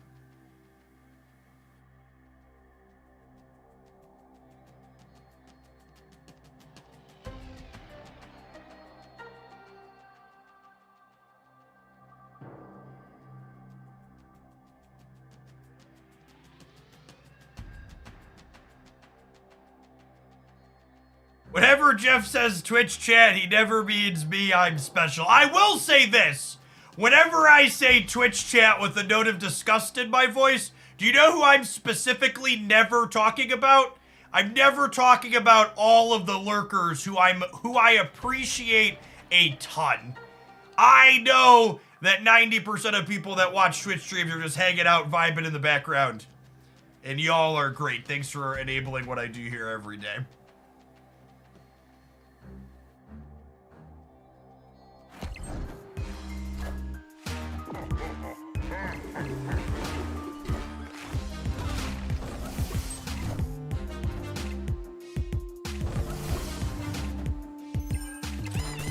Finally a shout out.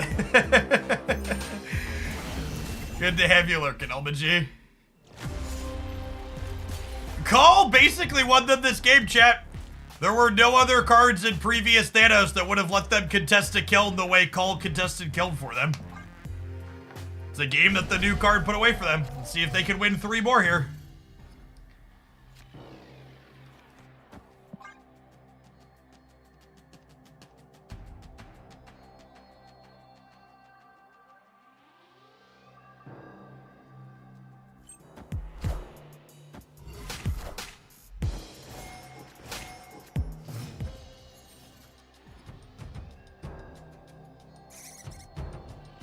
Sunspot!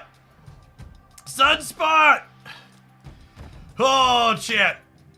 We need a Sunspot to hopefully win the Great Rub. Or Bishop. Bishop or Sunspot next turn are the two best draws. Yes, their last card that isn't in the deck tracker is Shang. We saw it in Blob when we inspected it earlier. New Storm Call meta. You say that, but there is Call was seeing some play inside of people testing lockdown variations. It's fine there. I'm not gonna say it's good, but it's fine.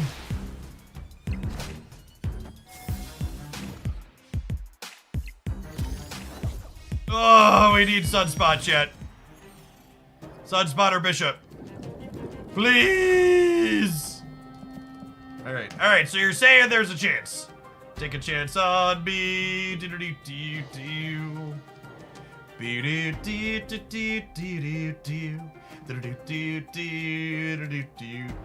Sunspot lets us soak a bunch of energy into here. And they have to play a 3-drop here or get one of these pulled in. Oh, this card is so good. Yes, if we weren't all in, we probably would have retreated. This game is accurate. But we were all in, so we're hanging out.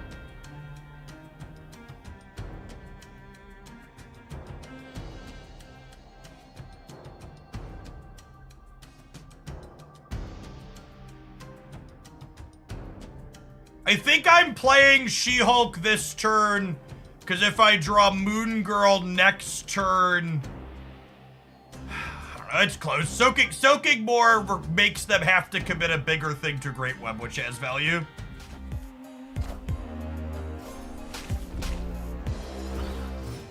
I came back and this person's still trying to win. To be fair, chat, if you were playing a Strange Brew against me, you would want to give it your all and make sure you could try and win as well, right? Like you want to show off your brew as much as possible when you're playing against someone who's streaming.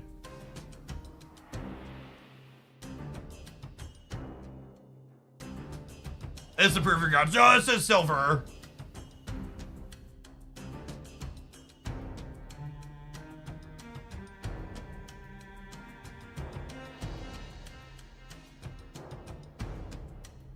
It's Proving Grounds plus, yes, that. Honestly, there's a non-zero chance we end this game with just a squirrel being King of Atlantis, chat. It might just be like She-Hulk, Dazzler, Ant-Man middle on the last turn to soak a little bit more on the left. And just like make them commit more to beat the 6-power squirrel in Atlantis.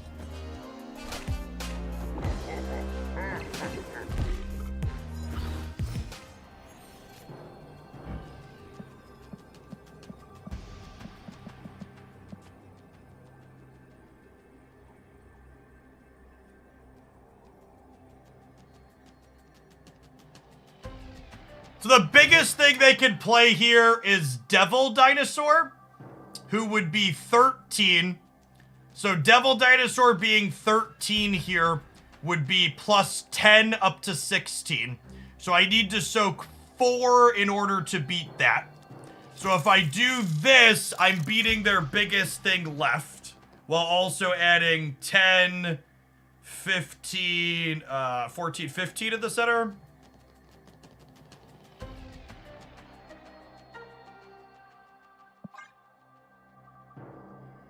I think they're gonna move Jeff and play big left.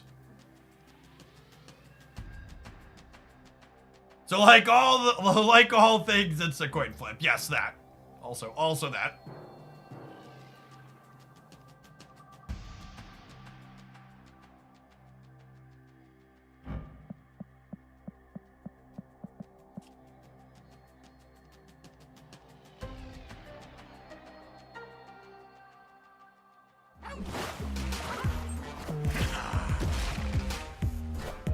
It's the flip.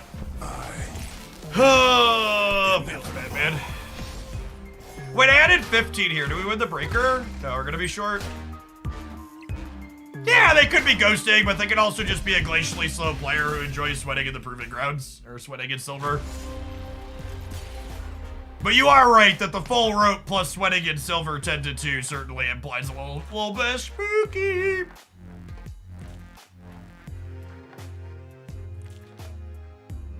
It's always hard not to feel that way when you lose a flip. That's how it be. Roping plus losing a flip equals feels spooky, man.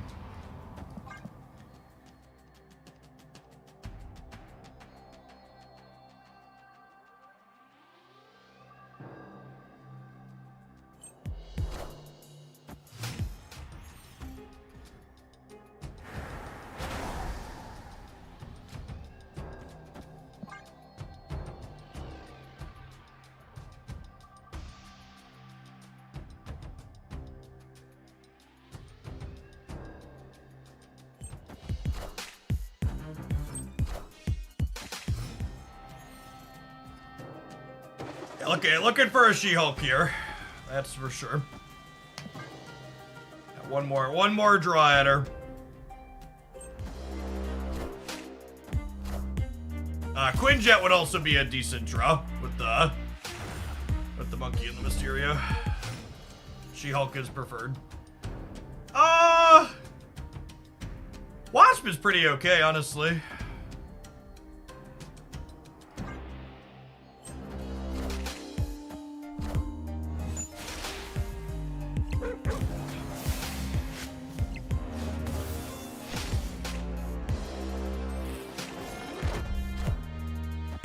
Reality?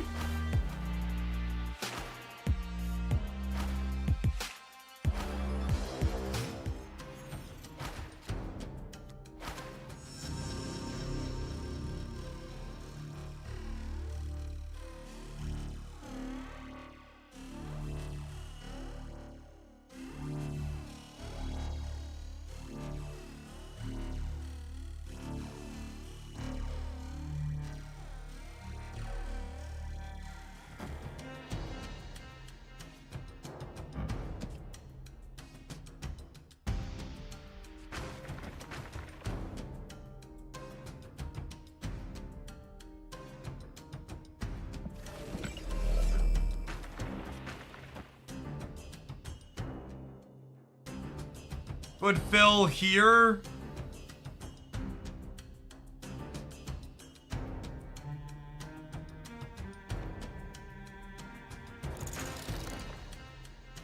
I might rather do this, actually. And then next turn, we statistically draw Vibranium. And I go Mysterio, Wasp, Hitmonkey, Vibranium.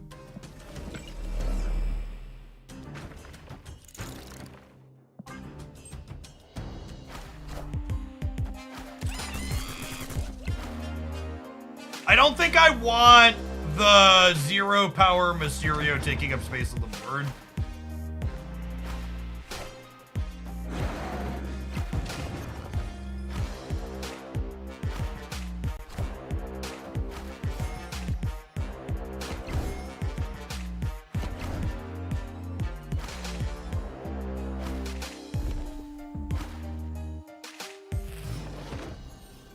Thank you.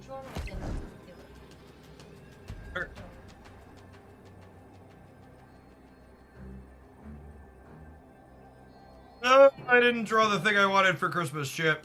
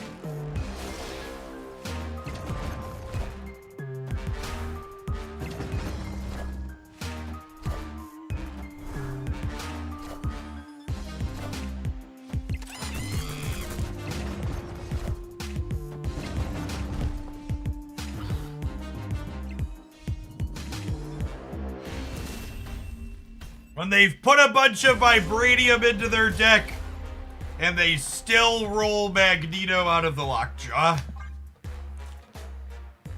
Feels Marvel Snap, man.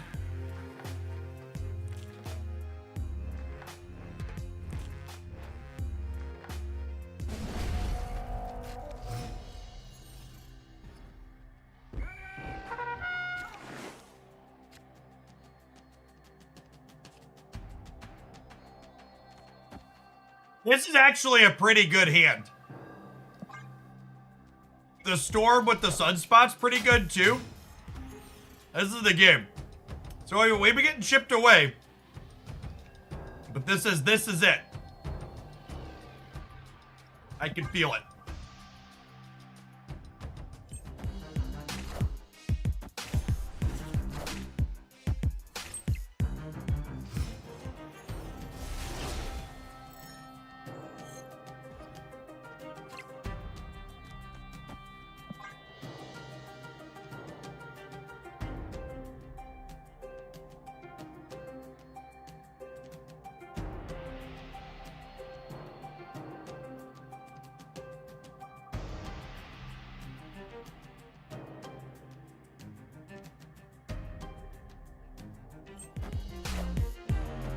Wind, aid my hand.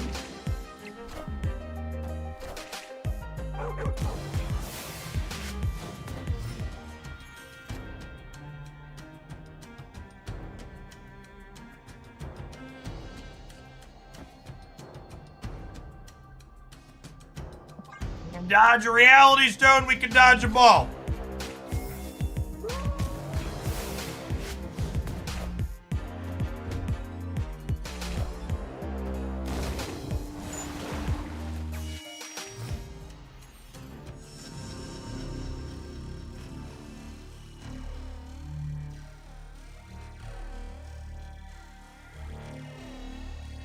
On today's menu for lunch, we have a skillet with onion, tomato, black beans, a little bit of chipotle seasoned tofu, and then some sourdough toast with a side of homemade blackberry jam.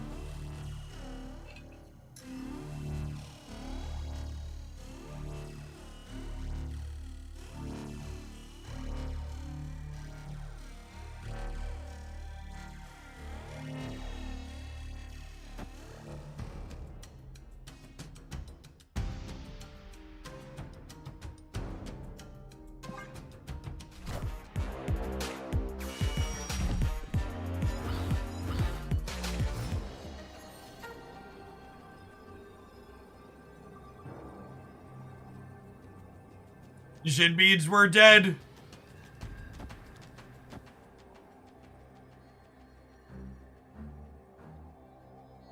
Magneto could also get us too. Rough.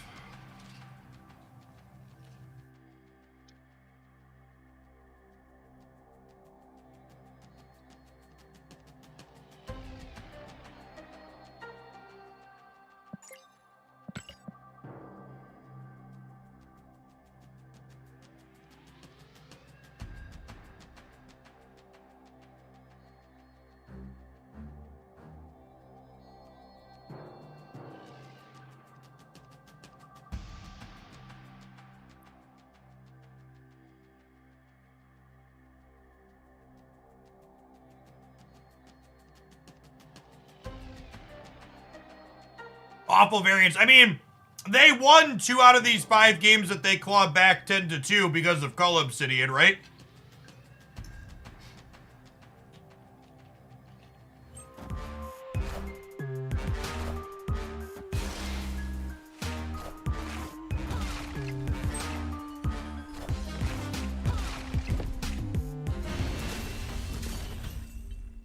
Victory.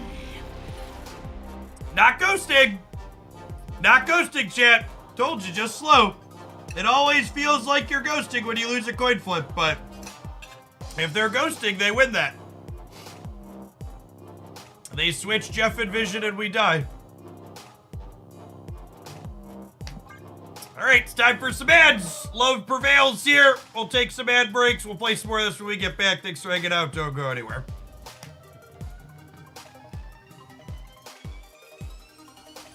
YouTube gamers, consider tapping that like button.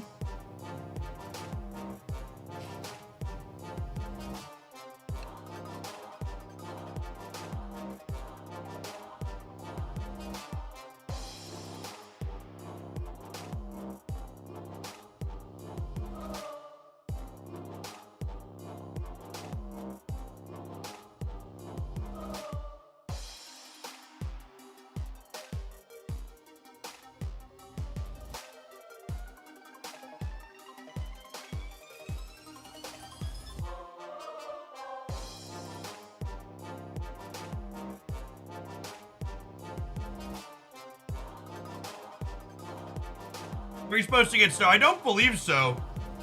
Fingers crossed that stays the case.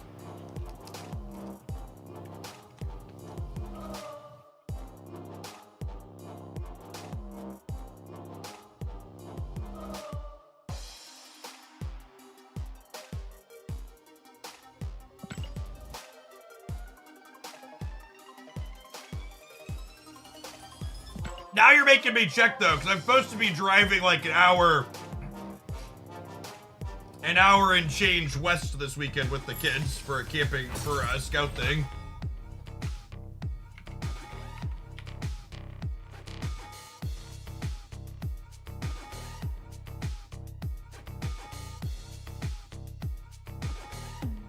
I'll look that up so we're prepared.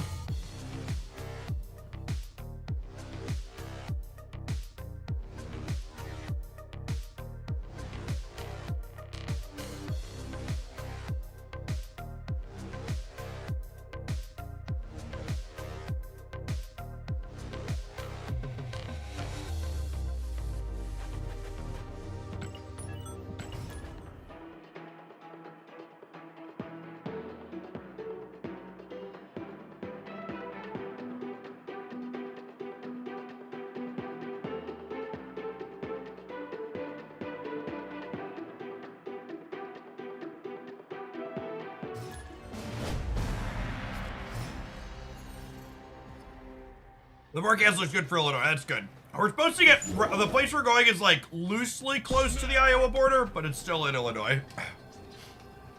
We'll see how far west the weather comes.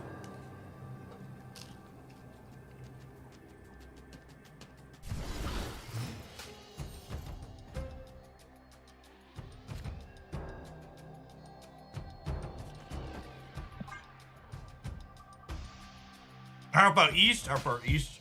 Directions, what are they?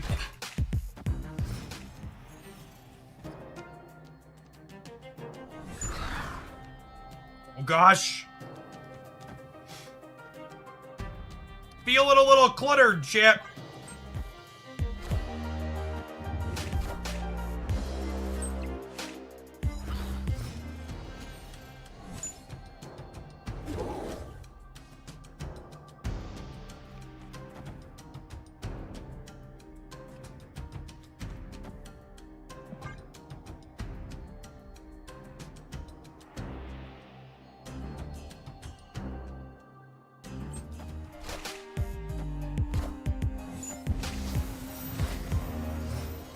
Scary.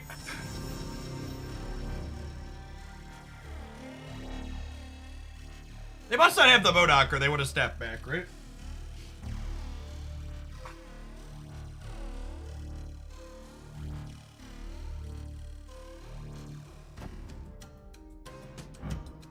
Gamers are so weird.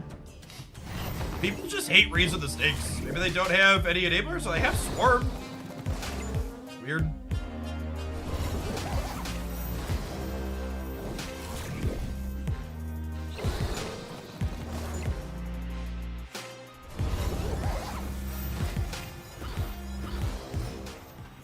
Okay, so they only had Swarm then. So they have 4 swarms plus... They have 4 swarms plus a random card off the top.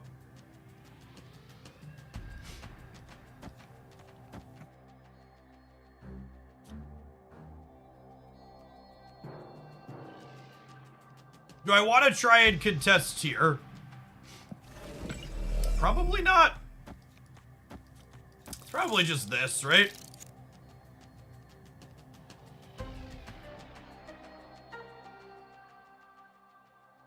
Close.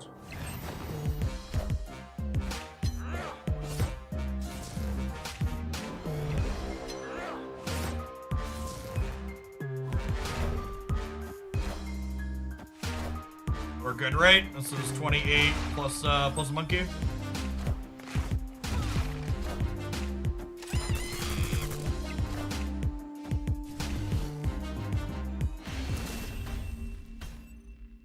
Victory.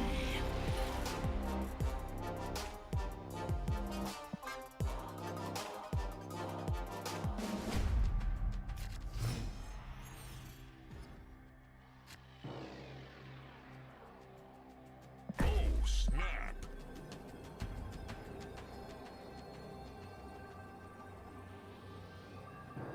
Yeah, both of our decks got to do the thing they were looking to do that game, and our numbers were just better.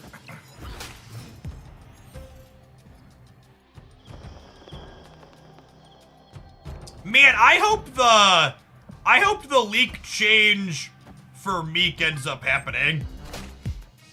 That would be really sweet. For people who missed it, they had the wrong localization file get uploaded with the Power Couples event that went live the other day. And the result of it was had some potential text box changes maybe they're thinking about for the future.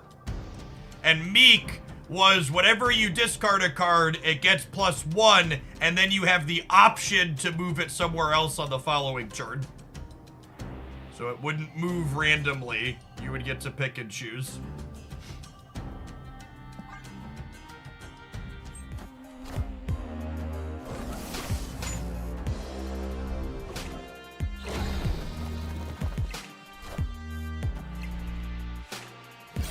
I am reborn.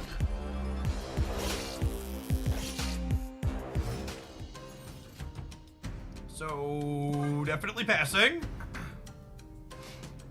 Or Daredevil doesn't get to live out the dream of being a 4-power card.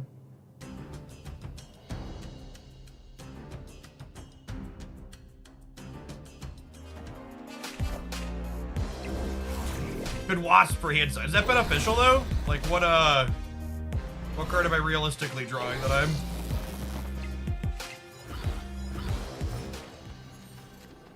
Okay, so if we assume they just play what's it called somewhere, I simply need to be beating them in every path, right? Simply.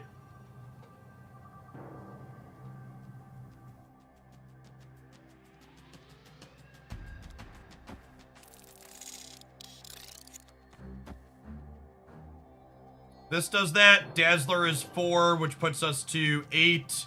This puts us to 9. And then in the center, I'm playing 1, 2, 3, 4, 5, 6, 7. That puts us to 9, and then She-Hulk lets us clunk over the top. If I put the real Mysterio in Lake Hellas, I'm not winning the left, because I would only be 10, and then I'd be -2 here. So this beats them playing Apocalypse anywhere. Victory. Just need to put myself up at least 1 in every single path, and then we lose where they play Apocalypse, we win the other 2. Oh, snap.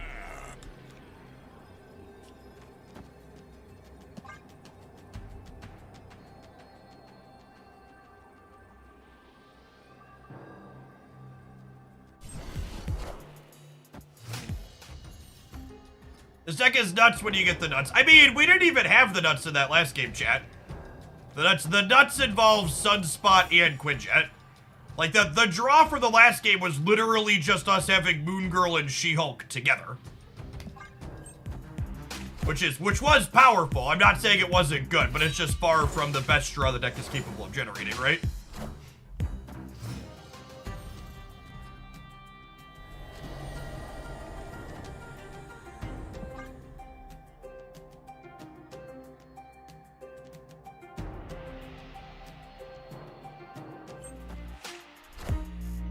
It's actually had a lot of gold in it, incidentally, huh?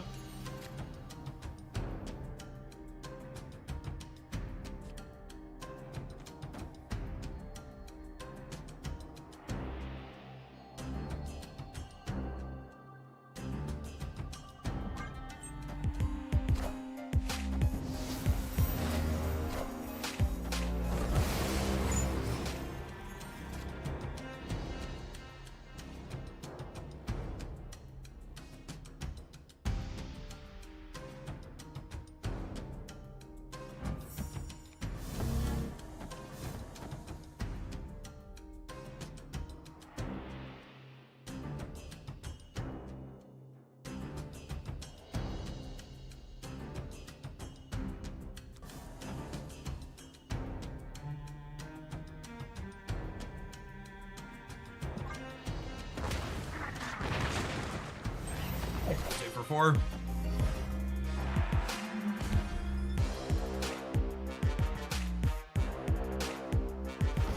Switch bucket out again?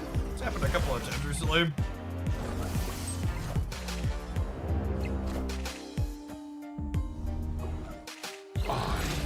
Apocalypse.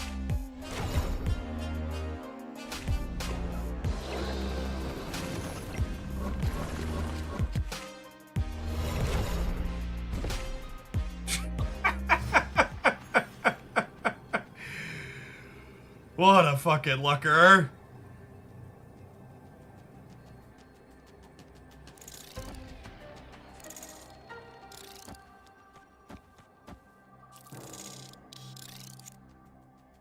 Yeah, I can't leave though.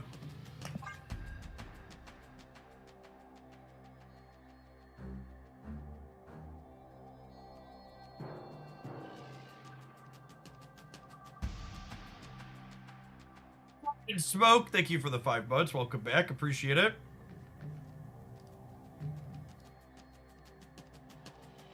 Literally hit our 2 highest power things on the board in 6 targets.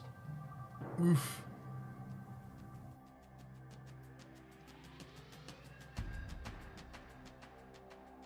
Their Apocalypse is 12, which puts them to 17 here. I'll be at 8. I'm only getting to 16 in the middle. Sad.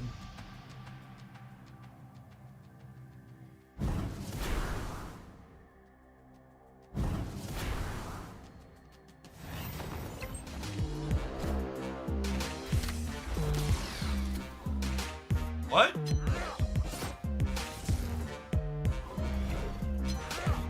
They just outthink themselves? Get wrecked, gamer. We'll take that. They could have just slammed the 6 drop.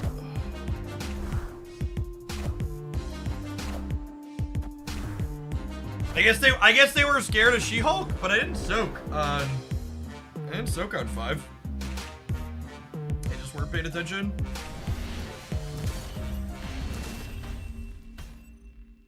Victory. Sometimes lucky, rubber ducky.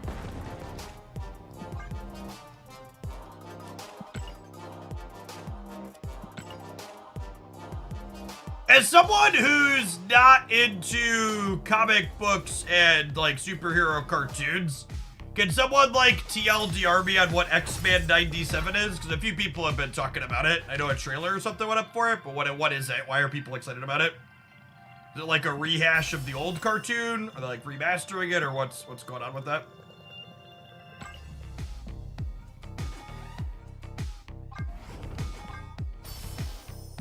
It's a continuation of the old 90s cartoon. Oh, they're continuing the story. Okay. So they're not rebooting it, they're picking up where it left off.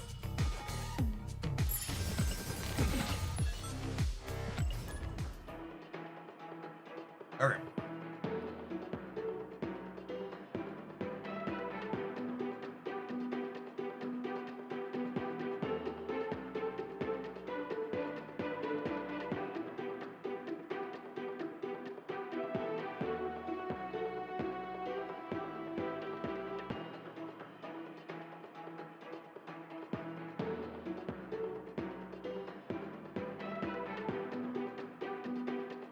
It's going to serve as a point to help acclimate X-Men into the MCU. How does it tie into the MCU at all?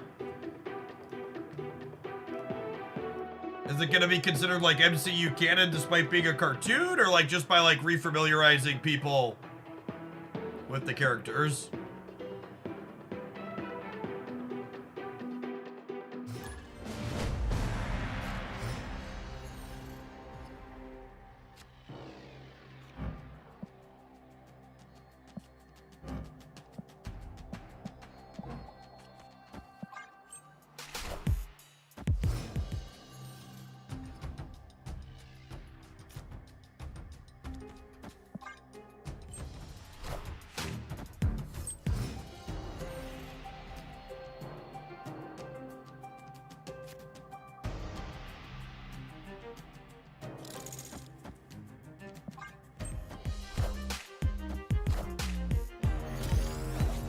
Face the might of Asgard. Mjolnir. This was in the after credit scene for the Marvels movie. That's interesting.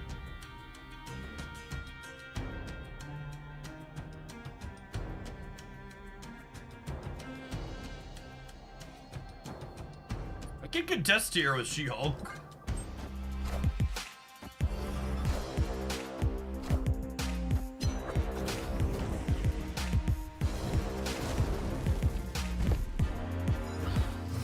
Girl?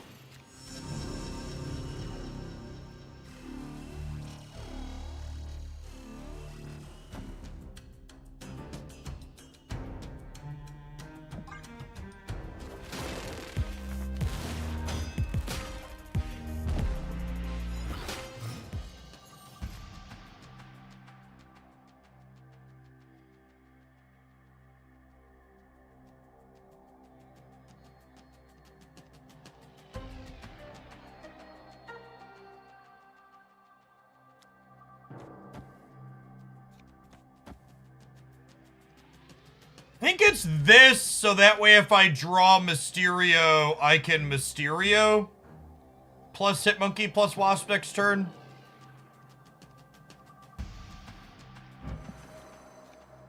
Do I want to do this like this, maybe? Because this is only going up to 10, and this will be 4, and this will be at least 6. I think I'm staying. I'm just not sure what I'm doing this turn.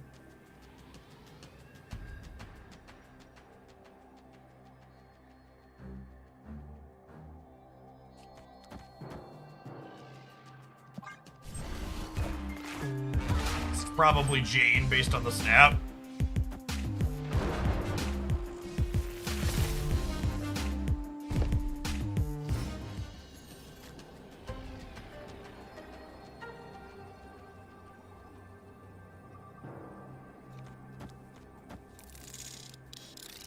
You definitely get shanked out of the game. An evergreen statement.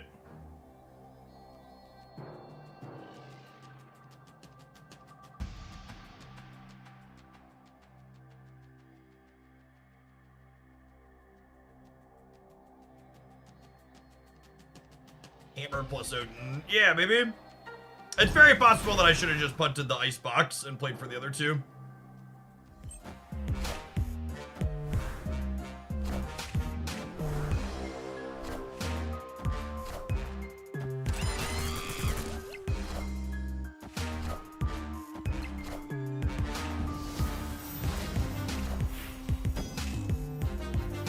Mjolnir, to me.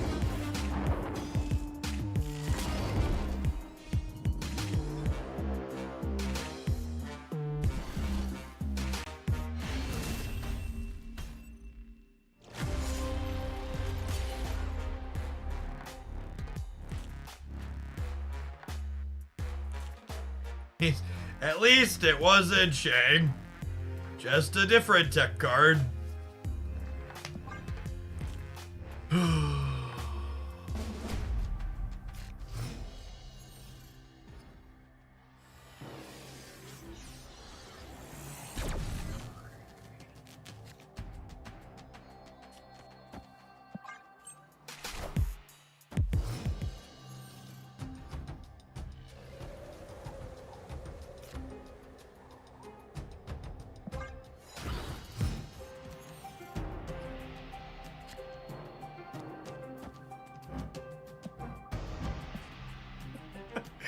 Fucking location. Do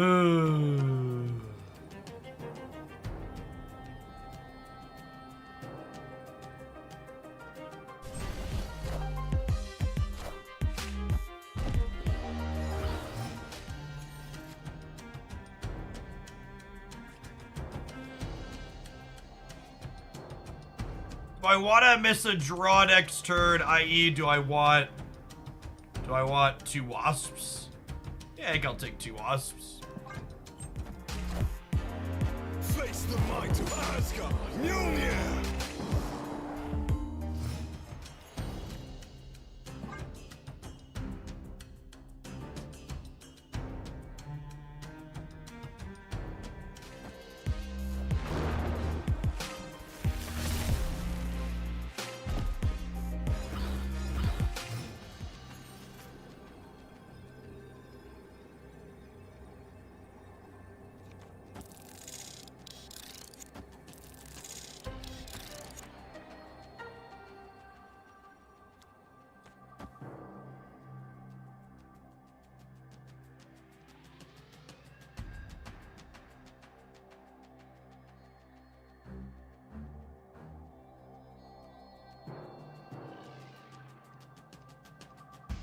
I punt the middle because of Dazzler. Mjolnir! I have to get Odin'd on the Juggernaut. That's hilarious. I think we win though, right? Because we're gonna win the right and then we'll win the center. It's adorable though. Mjolnir! To me!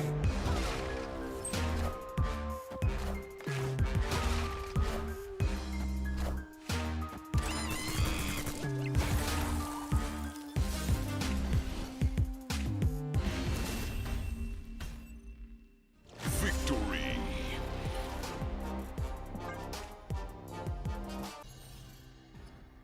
Oh, snap! Juggernaut's like, generally speaking, kind of bad against us. Our deck's pretty good at filling up all the spots. I.e. we're a Dazzler deck.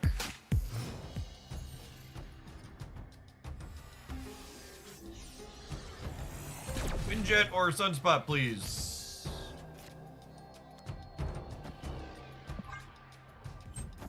Wandu, thank you for the 2/3 of a year. Welcome back.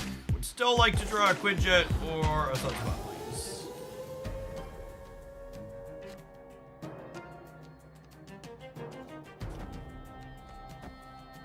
Zabu, daring. All right, can we not get completely and entirely hosed by the X-Man ship?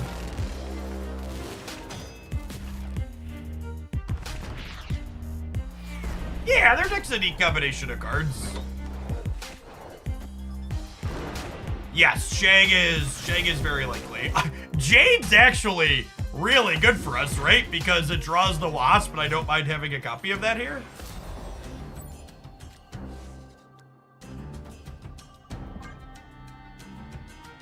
If they give us, if they magic double Sunspots, also kind of stellar.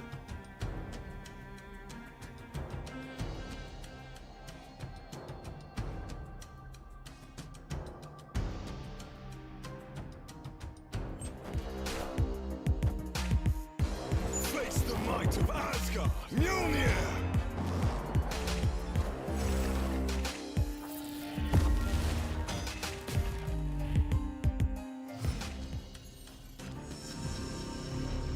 Oh, and Daredevil lets me know if they're playing magic so I can play the Sunspots, which is actually sick.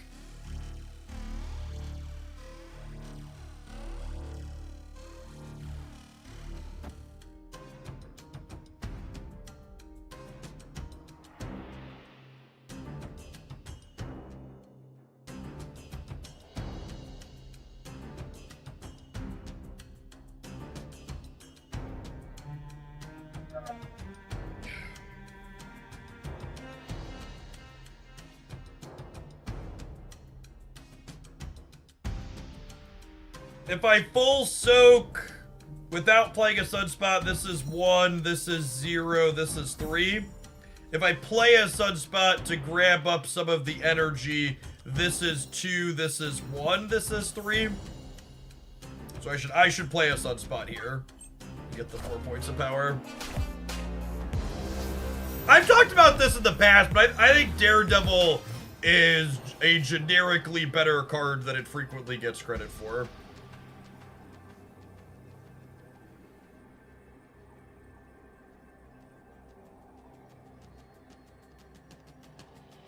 Zangrief, thank you for the almost 4 years. And Seapel, thanks for hanging out. Monkey is better than Bishop, that is correct.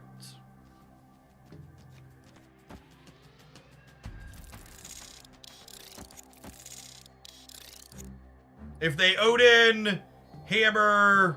They can't Odin both Hammers, so just by playing for all 3 here, I think we're good to go, yeah?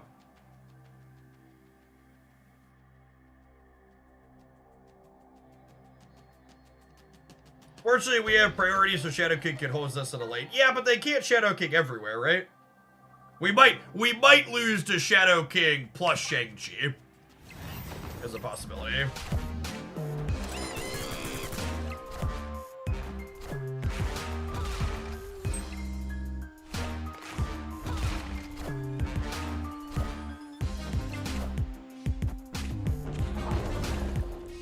Should be good to go.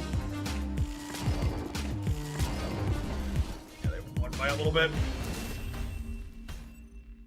Victory. Ye of little memory, they can't shag us everywhere. Well, you know. Details.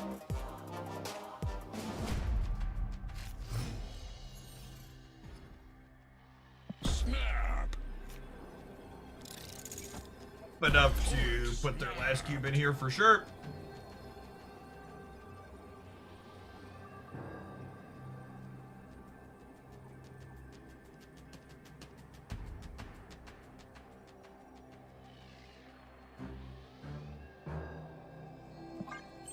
Snap back, ate my intern, apologies.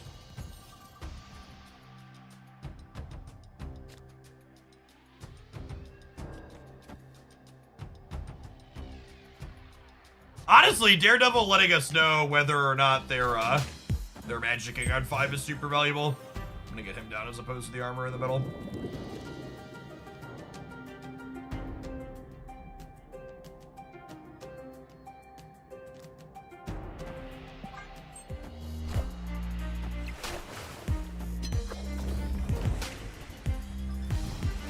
What's their last card? Shang? My money would be on Shang, yeah.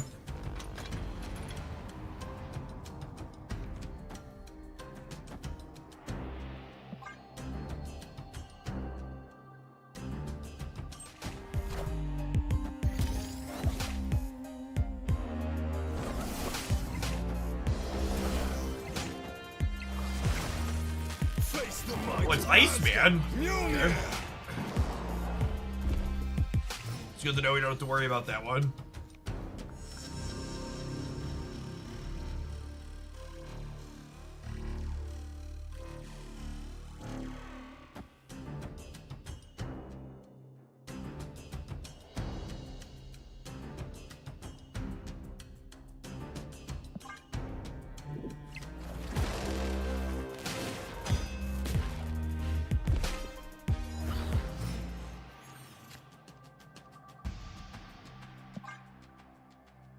Well, we know where they're Shadow Kicking, but I just don't have anything better to do than Bass, so I might as well make them have the Shadow King.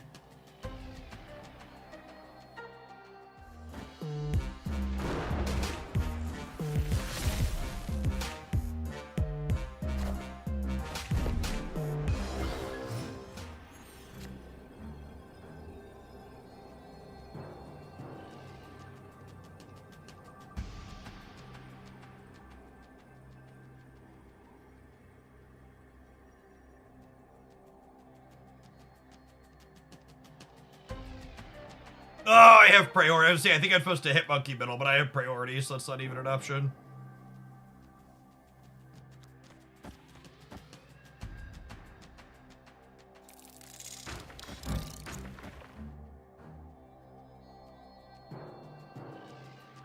Does this beat Beta Ray Bill getting doubled twice? It would go to 24, 28, I'm playing 1, 2, 3, 4, 5. So this stays at 8. 8, 18, 31. I think this is our best shot to win. I just assume I'm getting Shadow King to the middle.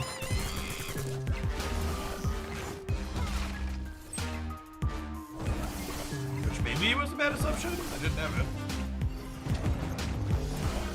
This beats like Wong double hammer or Odin double hammer though. It looks like Odin double hammer, so we win. To me.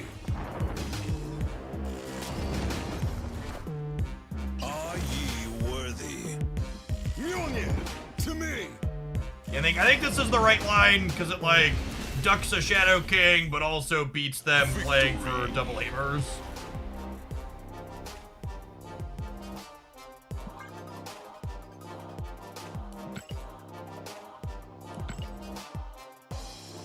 Alright, I think we're gonna let this deck see as far as it can get into a gold conquest before we do the next match, so we need to run some adverts. We'll see you in 120 seconds, gamers. Thanks for hanging out. Don't go anywhere.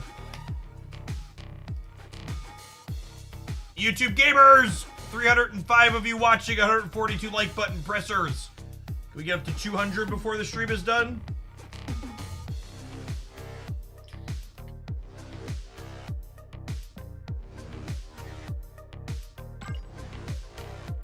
Run Shadow King in a Jade deck. Someone who understands that putting powerful tech cards in your deck will let you win more games of Marvel Snap.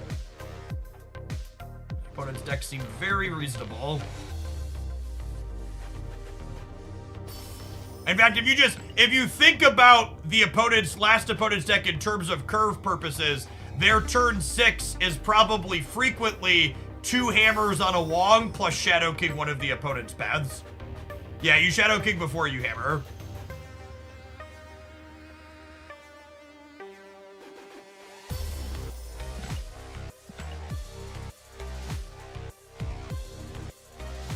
Is the trick. Seems like a very reasonable inclusion of their deck. Or Wong plus Grandmaster. Yeah, get a 3rd hammer trigger too to really blow your opponent up.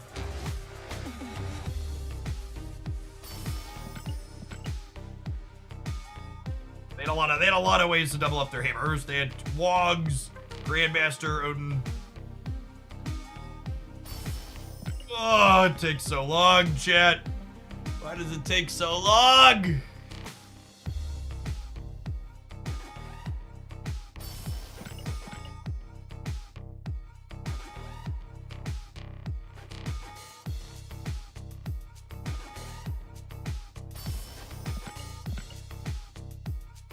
This bad before the patch? It was not. So before the patch, it took me somewhere between 5 and 7 seconds to claim something off the track. After the patch, it takes me between 9 and 13 seconds after counting a bunch. So anecdotally, it's like almost 100% longer than it was before.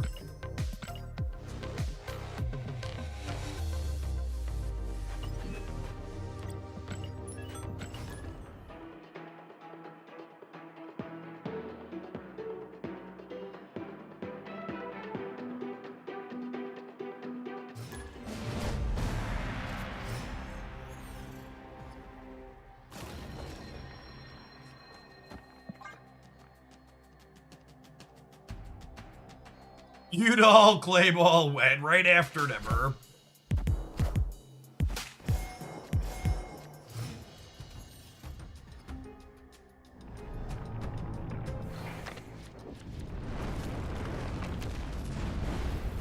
Oh, snap. Our hand is legitimately very good, and the opponent's playing Thanos into Lamentus, so location is bad for them, and our draw is strong. Victory. We'd snap anybody that's not Destroy on this Lamentus flip up with these cards. Destroy would be the only one we'd be a little scared of.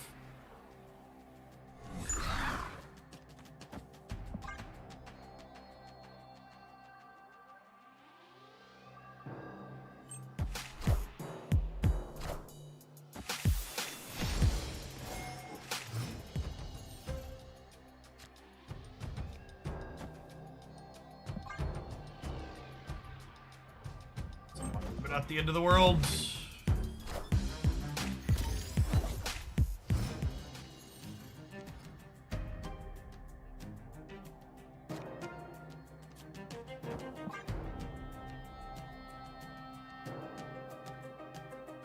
Savage Lands is reasonable for Dazzler. I'm gonna stay. I'm gonna stay. They have confirmed that the whale track in the online shop will not be a thing this month, unfortunately.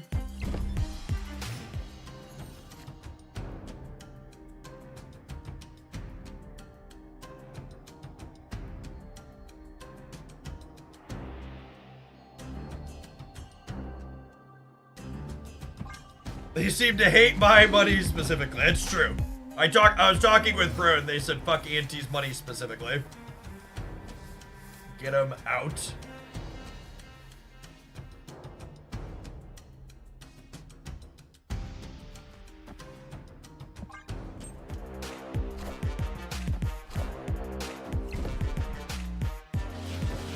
Want Sunspot to go left here? Lucky rubber ducky.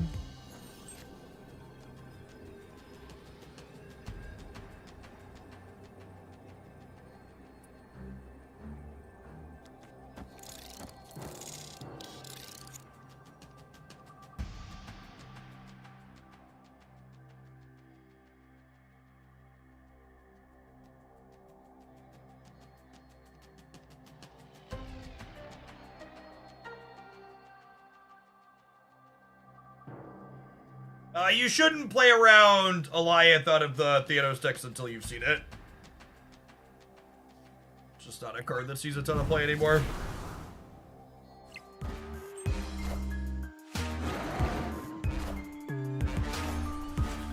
Lost our coin flip.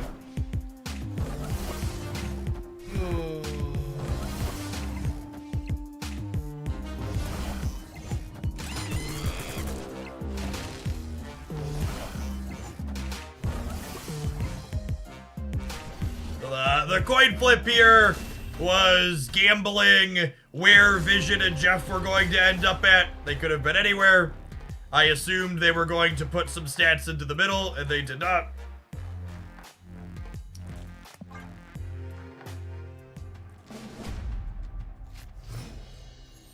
I mean, statistically, if you're a coin flip, you're supposed to be staying inside of the games for what it's worth.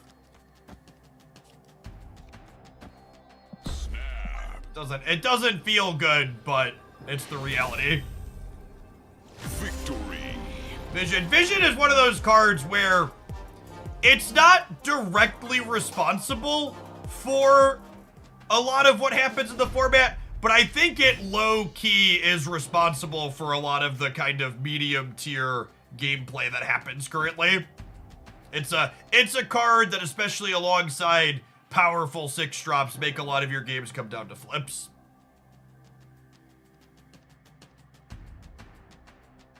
We'll see what they do here, but if they don't mind Stone on what I'm probably gonna snap them. Space Stone.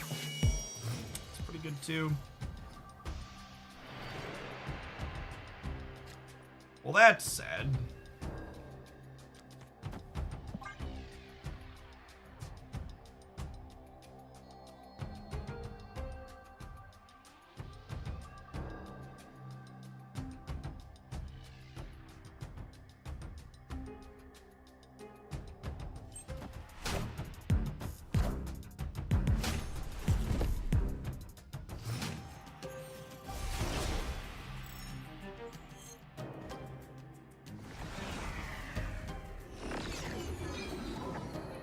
The Hulk I wanted for Christmas.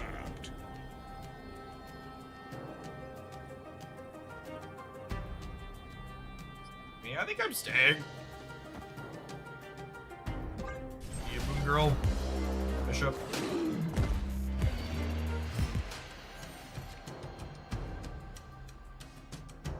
Such a good addition to their archetype.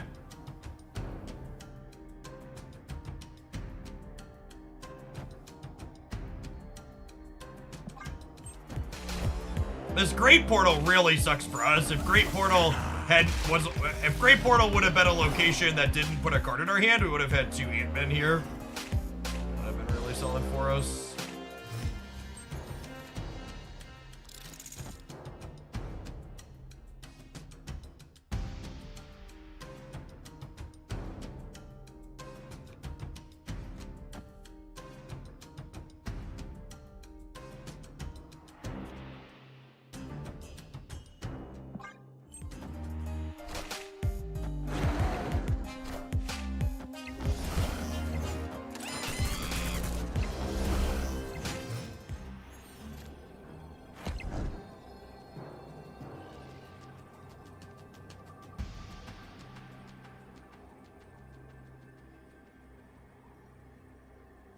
So I'm going to add 6 to the center passively.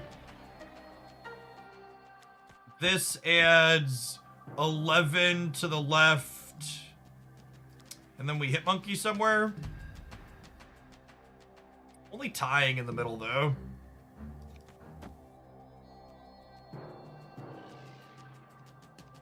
This one might be right to leave, but I kind of just want to see it play out. Maybe I'm supposed to put the real Mysterio's middle and give up the left because they could have another stone this turn.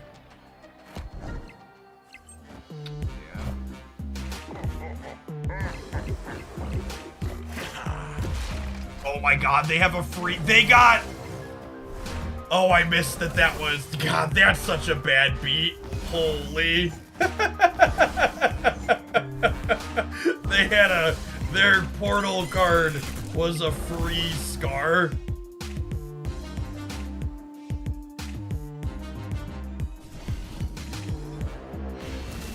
They just got 11 points of power for absolutely free.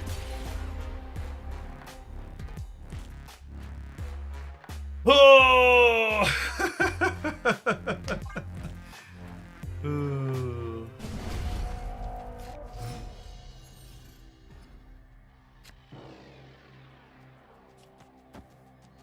It's honestly kind of flabbergasting to think back that Blob used to be better in their deck.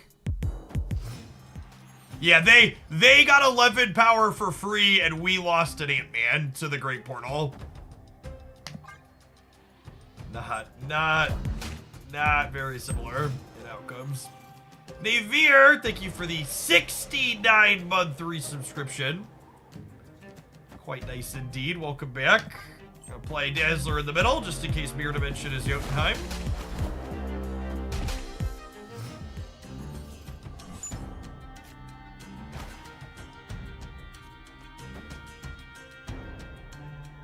Looking for a Moon Girl next turn. Mayhew, appreciate the 16 months. Welcome back.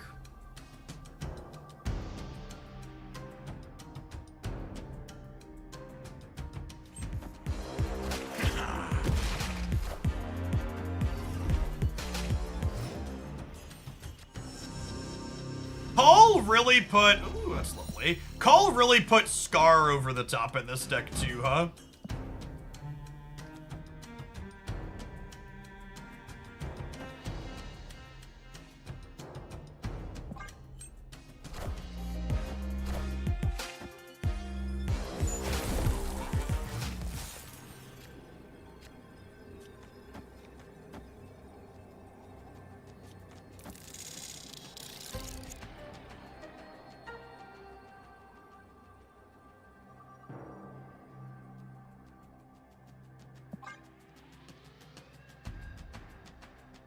Hey, Chaos Hat. Thanks for hanging out for over a year. I don't know what a norm-style reaction is. Losing the game to losing another Vision coin flip feels appropriate based on the way the rest of the match went.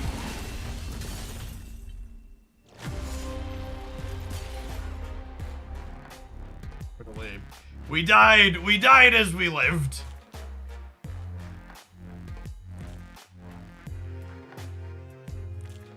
Oh, it's a Cheers reference. Yep.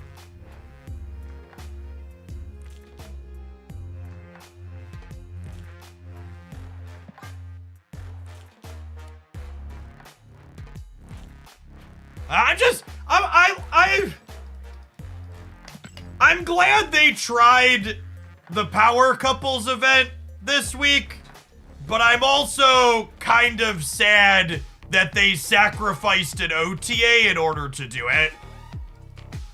Especially with how tame they were with the power couples.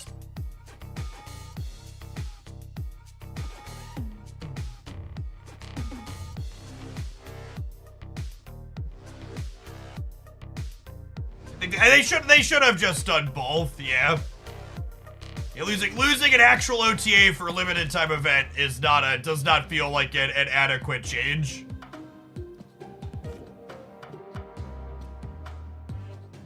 And I get that they wanted to do it over Valentine's Day most likely, but they could have just like done their special change next week or like given us an OTA next week. Yeah, set the limited time event for an OTA off week. I assume it was just this week because they wanted it over the holiday.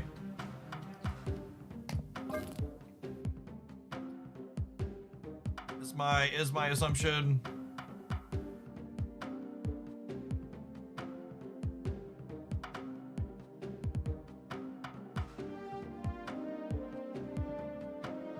I would have enjoyed some extra churn today.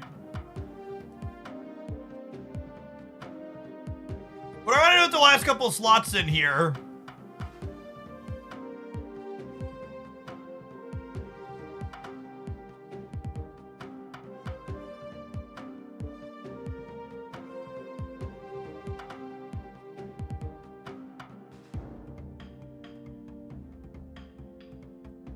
It's never enough animal work. I think I need a couple, at least one more thing that plays out on curve early.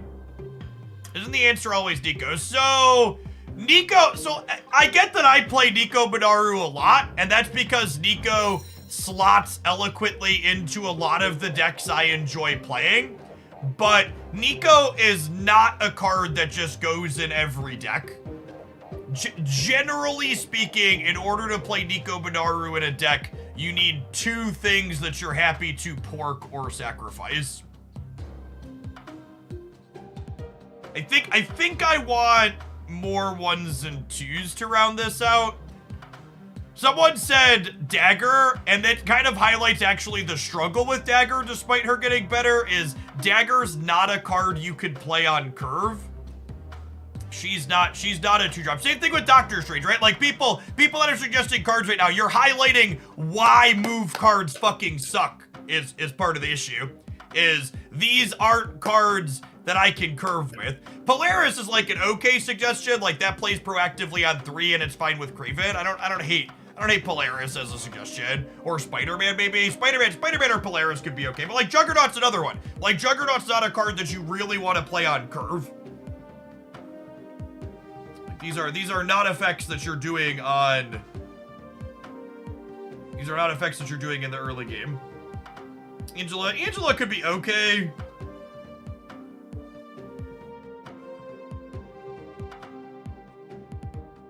Nightcrawler could be fine. To all of the people that are suggesting me 5 and 6 energy cards, you are gamers with a capital G. Please stop.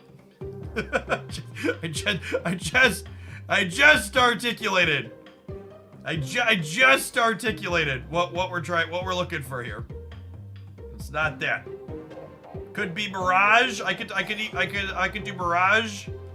So I want something that I can play on curve and not feel bad about playing it on curve. Could honestly be Cloak. Cloak kind of fits both of those descriptions. Like, you don't mind playing him on curve, and he's also good with some of our other cards. I don't hate that. Cloak is just like fine stats on curve. Nebula could be an okay suggestion as well. I don't mind Nebula. Nebula is kind of what we're looking for. Yeah, 2/4 as the floor is fine. Freeman, thank you for the third of a year. Welcome back.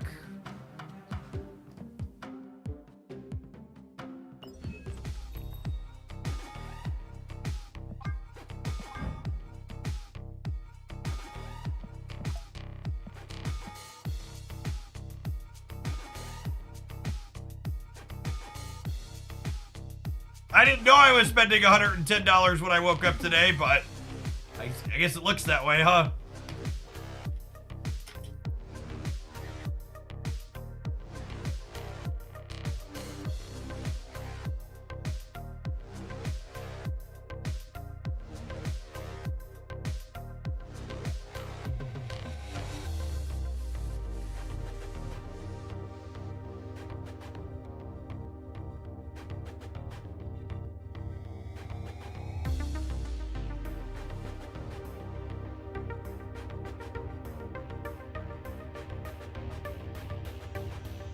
For people saying something about spending less with no whale track, chat. I spent $800 almost on Marvel Snap last month. So me buying every good value bundle over the course of the month is still me spending significantly less than when they had a whale track. So that's obviously different for those of you at home, but like, we end up spending gold here from various bit donations and stuff periodically because of Hoaglandia whales that eventually, if I don't buy stuff like this, I'll have to buy gold at $100 a pop. So I might as well buy it at the better rates and just have it banked. Like the TLDR. So like I bought the Spider-Man one too, because this is better than buying gold at $100 a pop. Like that's basically my line, is as long as I am periodically buying these for other reasons, anything that's a better ratio of currency is something that I buy. Is there a gold cap? What's your credit card limit?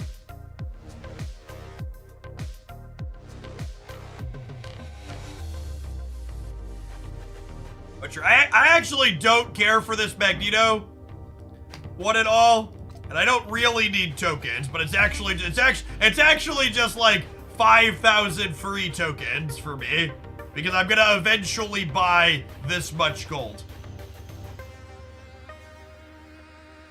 I'd rather have credits than gold these days. Well, I mean, this turns into credits, chat. This is 10,000 credits.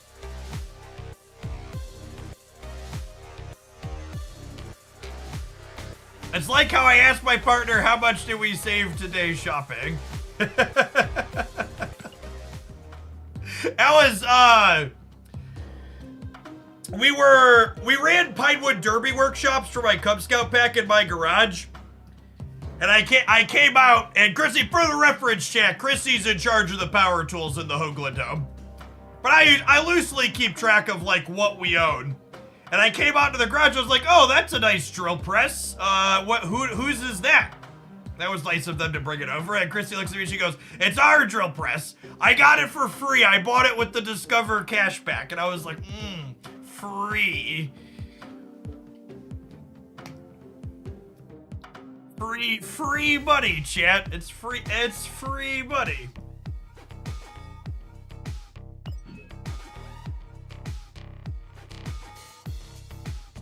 Get your points, chat. That's true. Accurate. Alright, let's Spider-Verse some people, huh?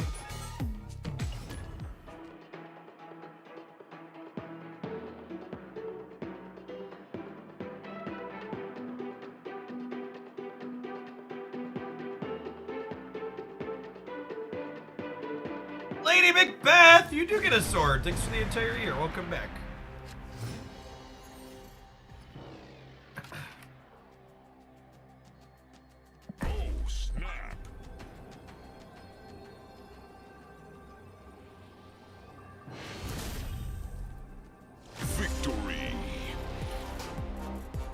No, do we have a sweaty gamer for our start?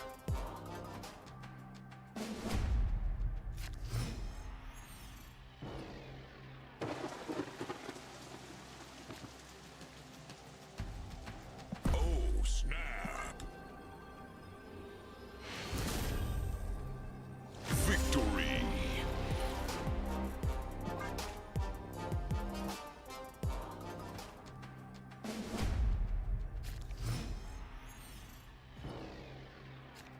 Snap. 2-0, Dex perfect, no notes. Mood.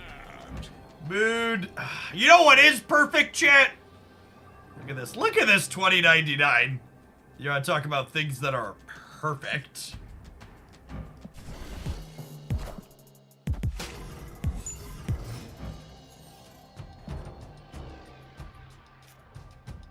It's convenient that his stat line is thick now, because look at him in this photo.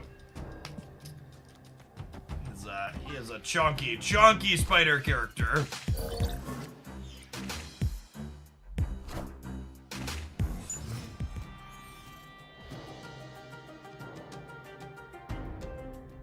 Is that the getting my toddler dressed variant?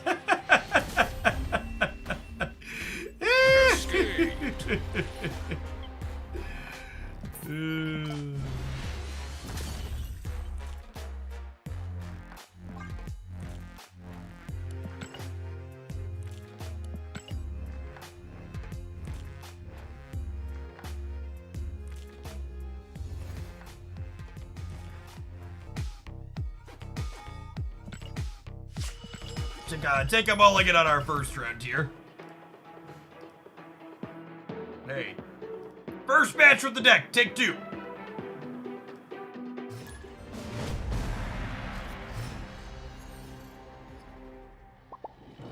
I think the best deck in Marvel Snap right now is Hela.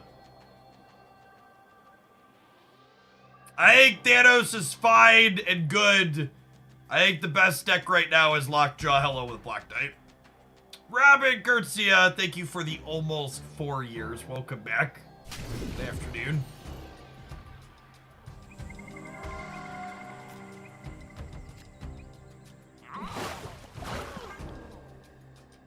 TXZ. Some letters. Thanks for the primer. Good morning, good morning.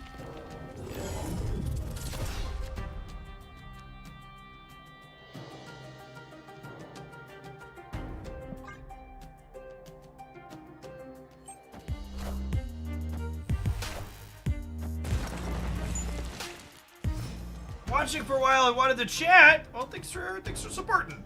Keep in mind too, gamers, if you're someone who has been watching for a little bit and you want to chat and you're not able to subscribe, you can utilize channel points to chat periodically. You farm those up and you can spend them 250 a pop to send some chat messages.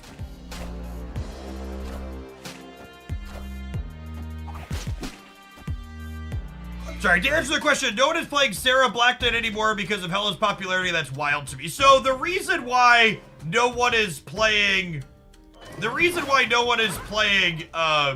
Sarah Hela anymore, or Sarah Black Knight anymore because of Hela, is the reason to play Sarah Black Knight is to have access to things like Shang, and like Shang is not good into the regular Hela. Oh, I moved to make Miles cheaper, but Mobius is in play.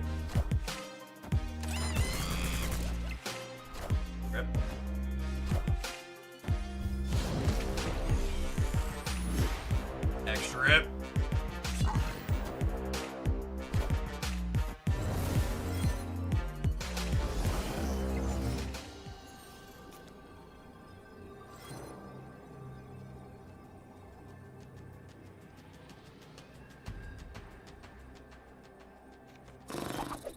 Dead.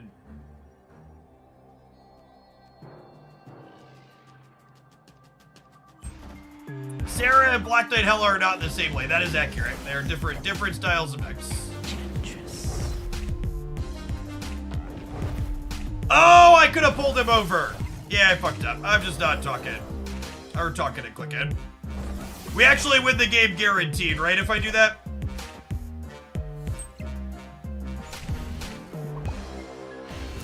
Messed up. I messed up. We're just talking and clicking.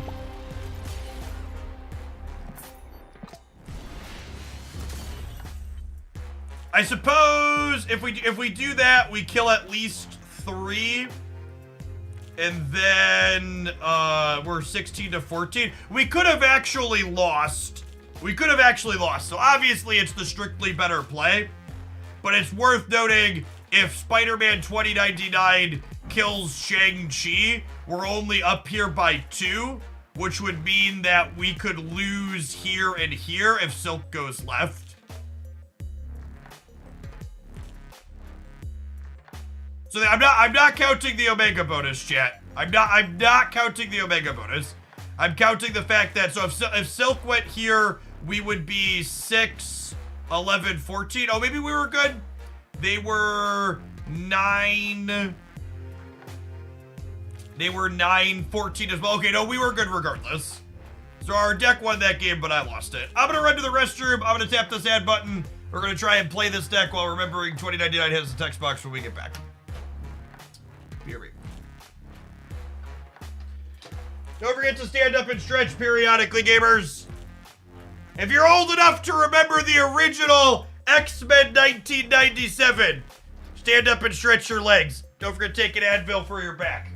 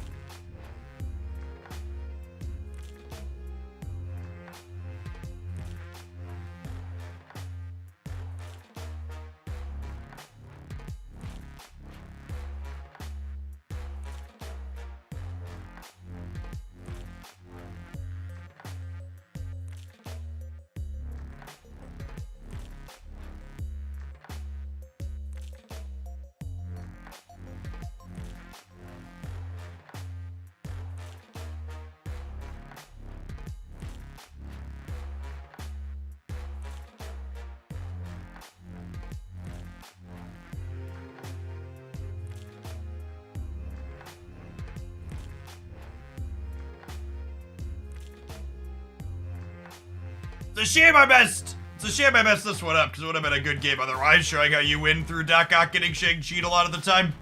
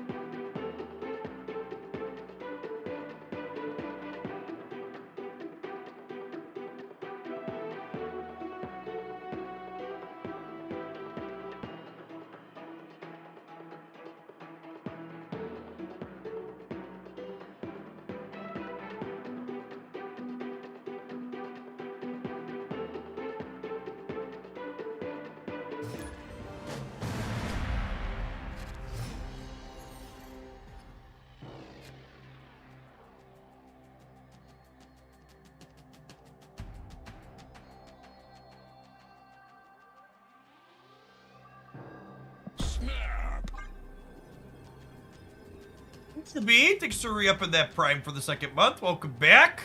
Omega Beams with the brand new primer. Howdy, howdy.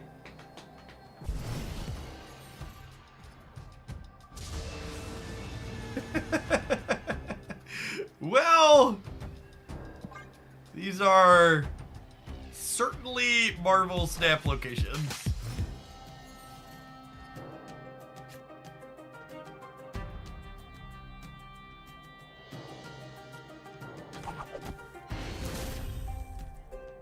Victory. I feel you, honestly, Drake. Can't say I blame you.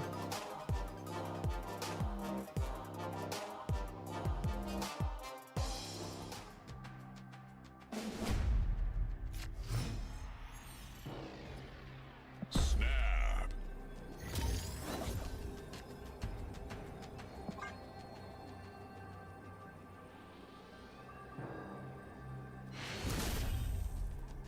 Victory.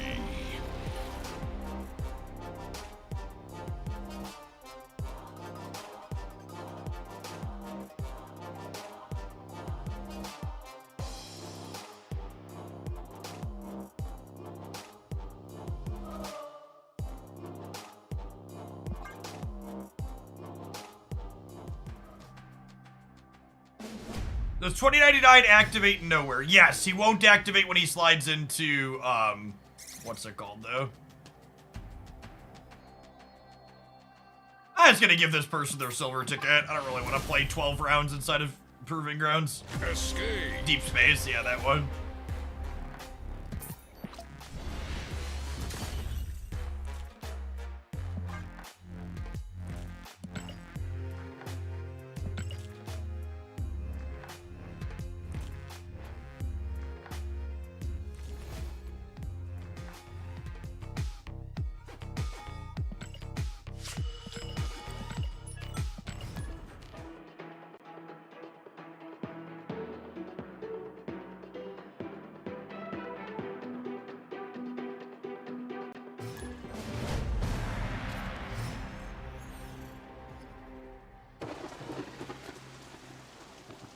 Oh, snap.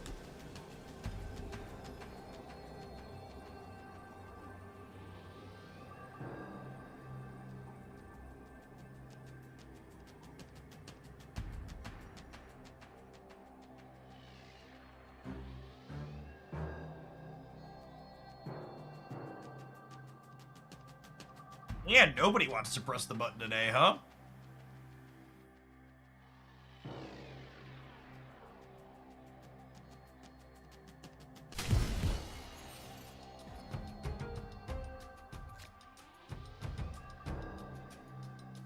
I guess it's just tempo into the island.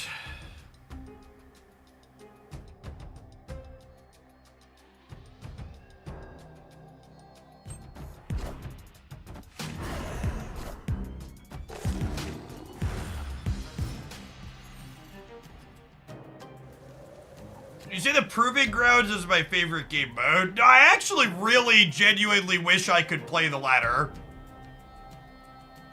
I just really don't. I don't derive joy from playing into the same 6 people constantly, so it's just like not a feasible option for me.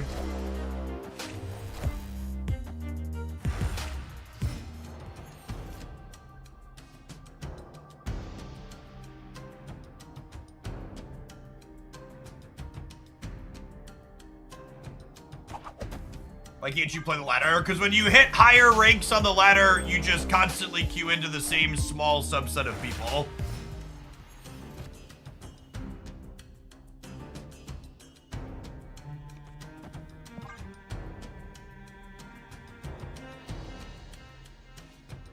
If you grind the ladder hard enough, you can play against the same. Yeah, the more you play, the more I would play, the smaller my player pool would get.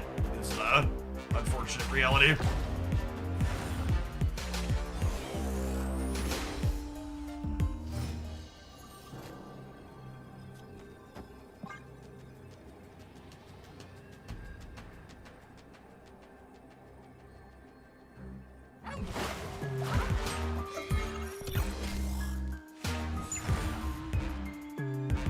Is Doctor Doom?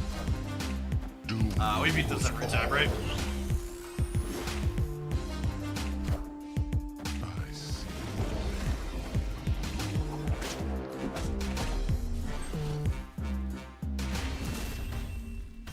Just throw more games to get the buck with those. It just wouldn't be, like, the amount of games I would have to play to tank my MMR starting down, like, to 7,000 or 7,500 is just like, it would be such a chore.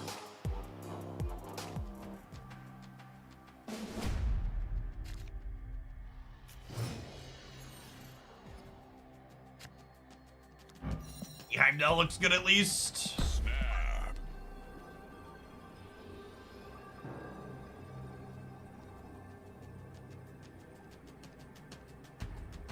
You also can't take that hard. Your MMR floor is set when you defend. Is that still a thing, Chaos Hat? I know that was a thing for a little while before there were ranks, but I'd assume you could lower your MMR now that there's ranks post-infinite. But I guess I don't remember ever actually talking about that. It just like wasn't really relevant.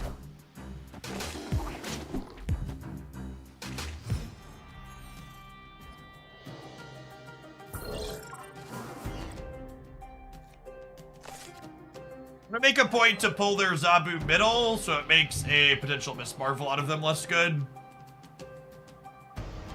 As they appear to be playing lockdown, so... Miss Marvel is likely.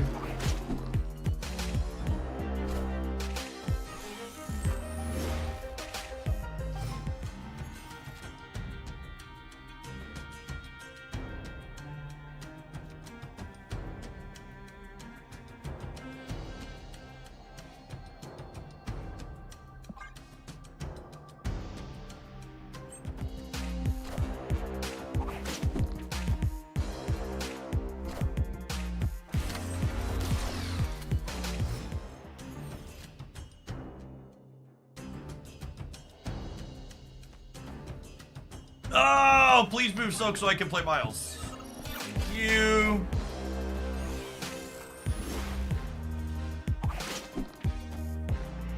Thought you weren't legally allowed to play Shag without Zabu in the deck. I mean, no.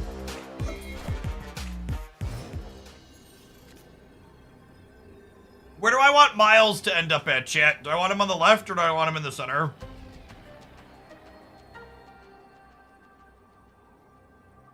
I'm gonna have at least 17 in the center. Can't play left. Yep, I can't play him left, but I could play him before I Heimdall. Like 17's probably plenty in the middle. Duels all.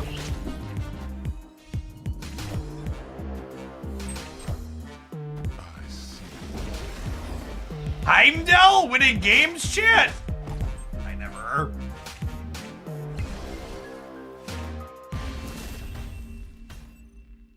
Victory. Lovely. What a lovely lad.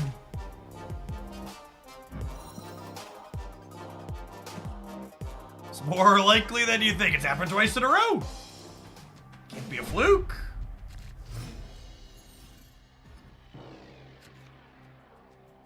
Snap.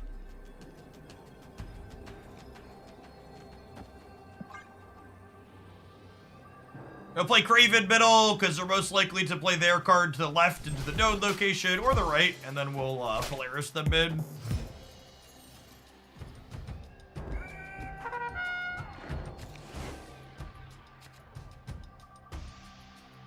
What is the bundle command need an update? Please explain. It has the Magneto and the Spider bundle in it.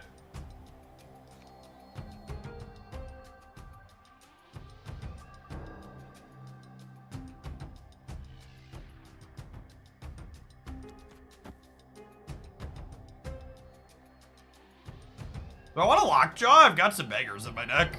Kinda want a Lockjaw for funsies.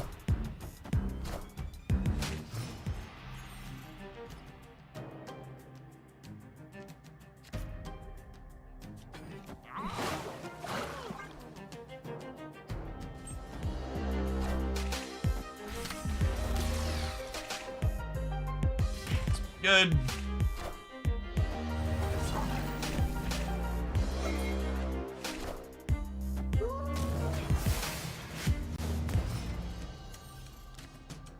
Yuck.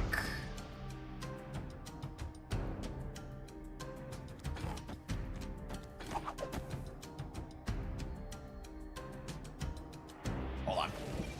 I want to go this into this into this. So this way, if this pulls Ghost Spider, she pulls Vulture.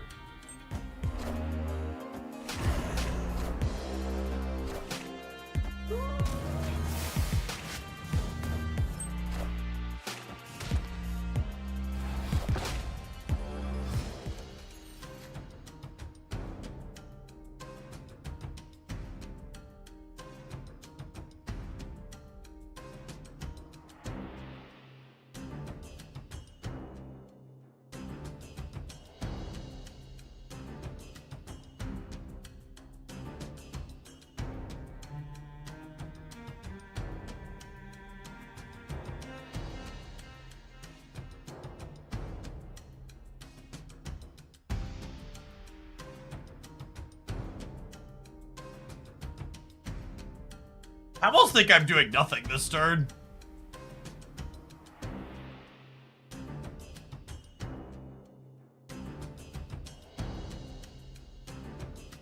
Maybe we move this just in case they move.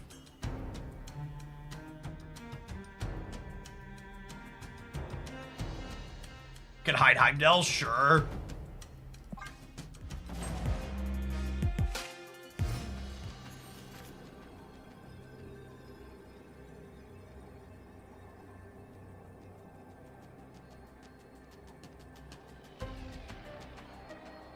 If I dock middle and I pull an Eliath, I like get myself right. Also, I can't dock middle because if I dock middle, Spider-Man 2099 won't slide mid. I'm actually just passing.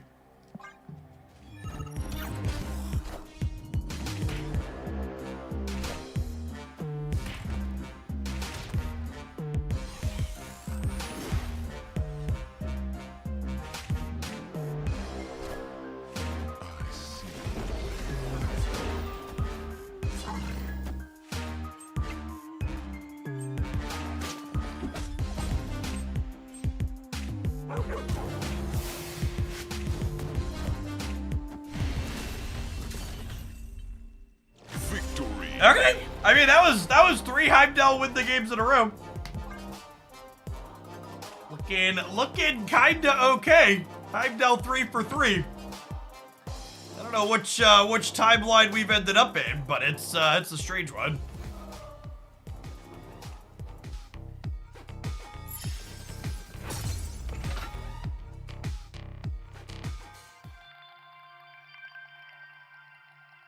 Is the Magneto bundle good? If you are someone who periodically buys 8,000 gold for 100 USD, the Magneto bundle is significantly better than doing that because it also comes with tokens. However, if you're not someone that spends that amount of money on Marvel Snap, no, it's probably not a good bundle for you.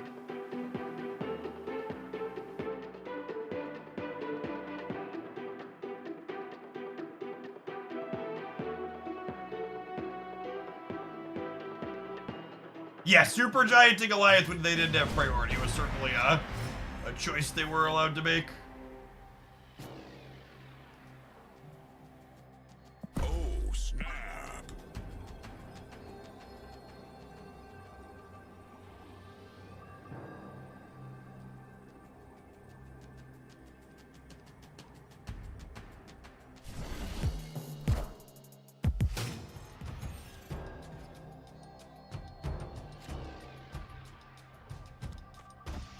I'm actually kind of mid on the Magneto variant of the bundle. It's very whatever to me.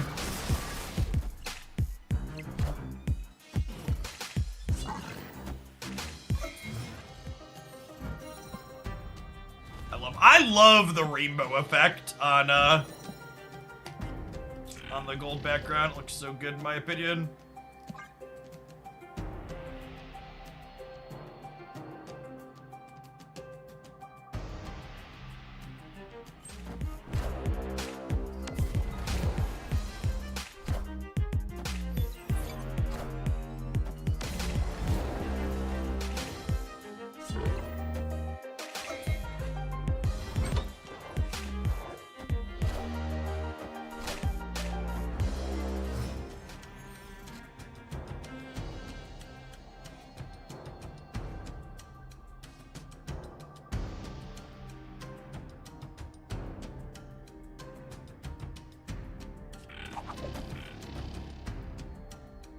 I need the energy yet, and I kind of need the space on my board, so I'm gonna do this.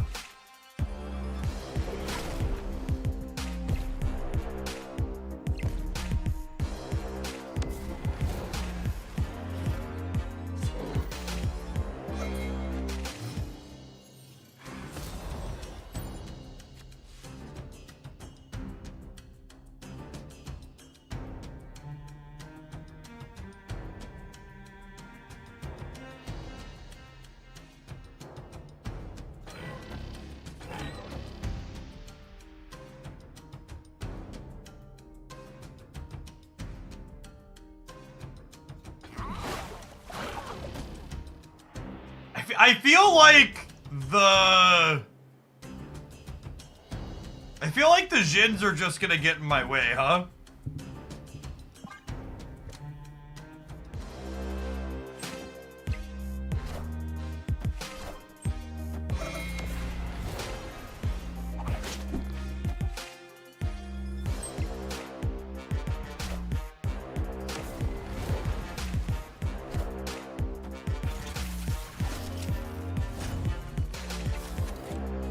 Flip.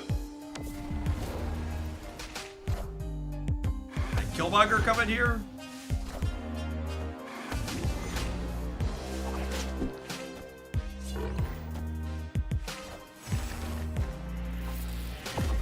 Oh.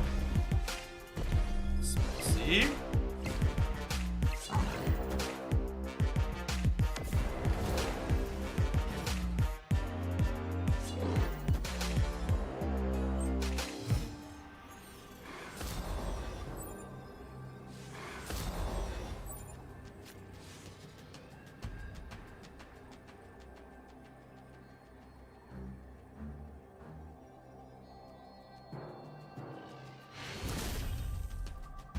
Victory.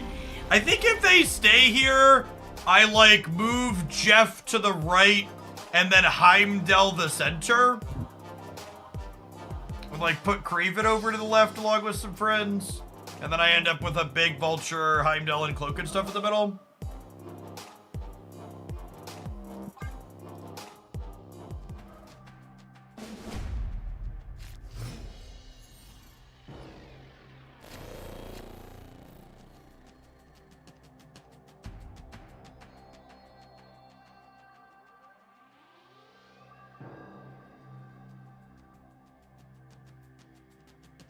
Oh, snap.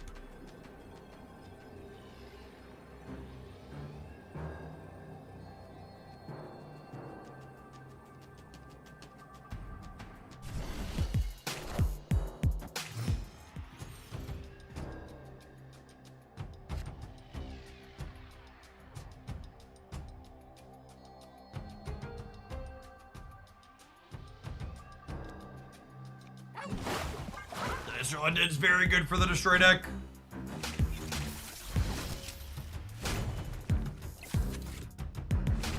Yeah, bundle command, Benjamin.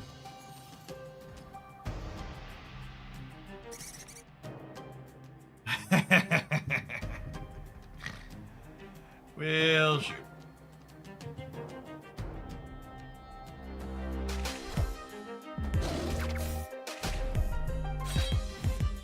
Okay, death is free. And they have 6 energy this turn.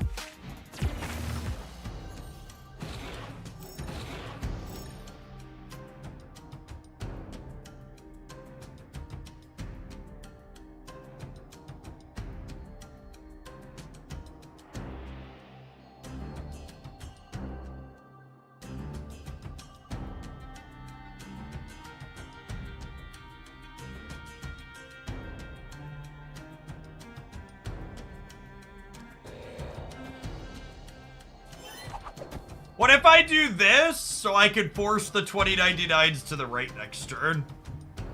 And then I can move Jeff out of here.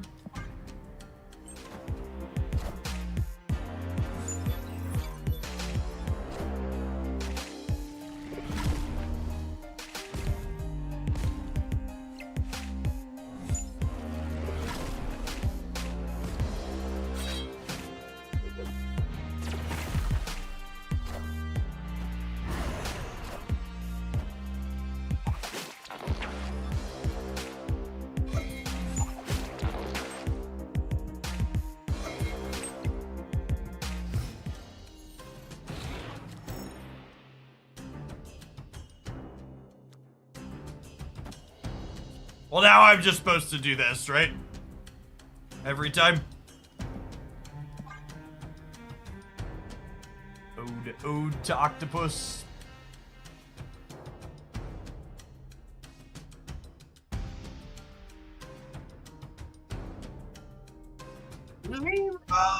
Jenkins.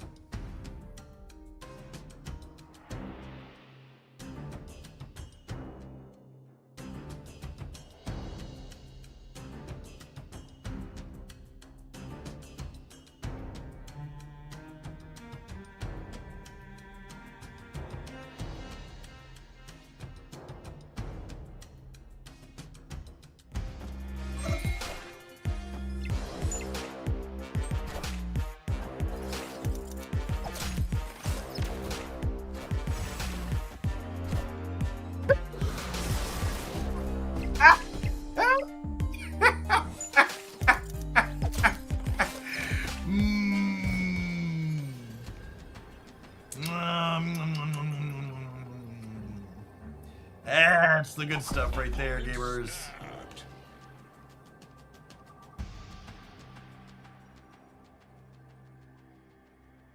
this nerd about to Eliath me?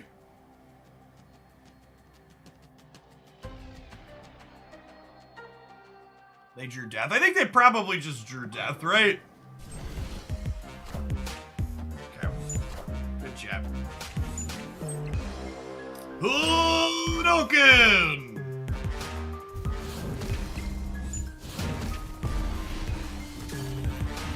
Bye, bud. Victory.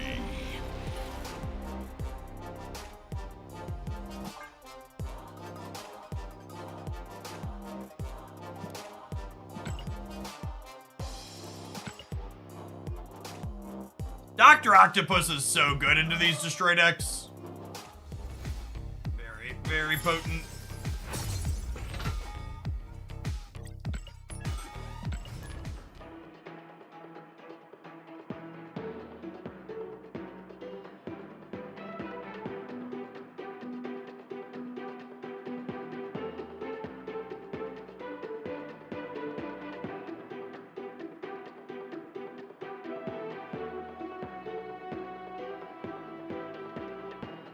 Snap gamers getting blindsided by an obvious. I mean, chat, our 4 energy card only destroyed almost 100 points worth of stats. Like it was pretty fair and reasonable. Thanks for always checking out the sponsored things we do, Hackmage. Appreciate you hanging out here in Oaklandia.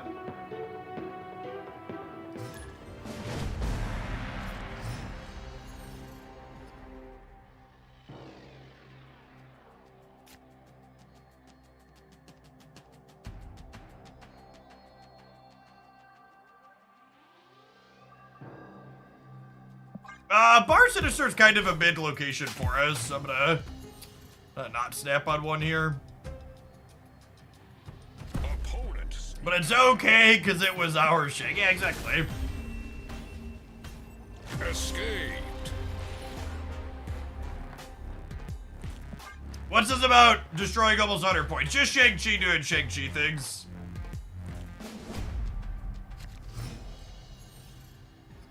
Yeah, if the bar was on the right, it could do some fun stuff for us.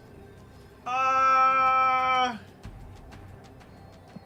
snap. I'll step back here, because we have Dr. Octopus into a Forge deck, and Dr. Octopus tends to be good against both Destroy and Bounce, which are the 2 primary Forge decks in the format.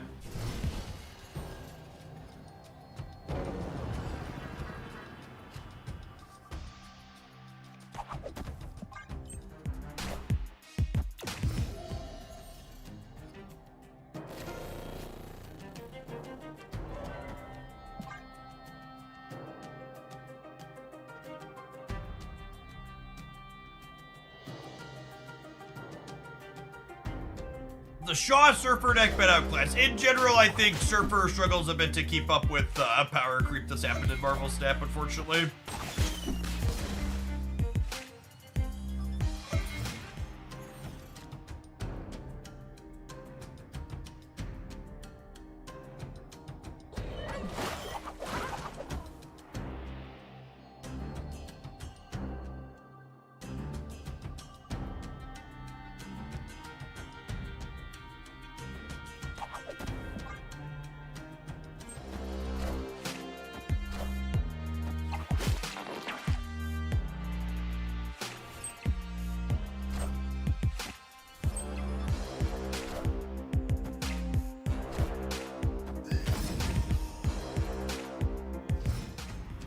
Be to draw Shang, why is that?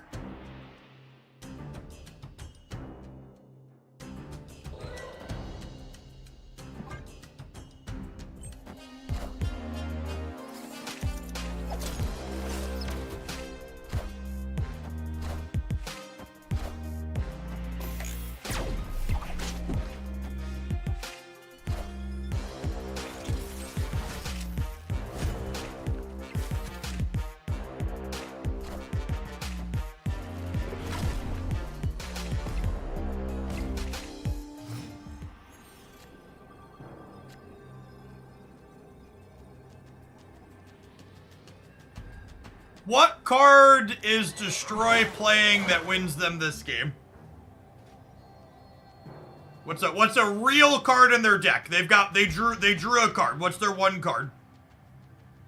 They're through Deathlock, they're through Forge. They'd have like a Gladiator. I don't think Gladiator does it. Eliath left gets us, sure. Sometimes they do play Eliath. Taskmaster middle. Taskmaster middle could get us. Isn't Shang right the safest? Yeah, I guess that's fair. No, it's about the same, right?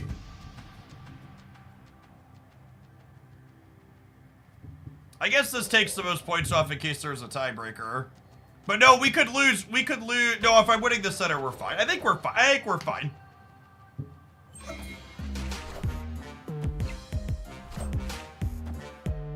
Like, I don't think Destroy has any cards to let him win the game for. And that, again, like, that's the strength of Dr. Octopus.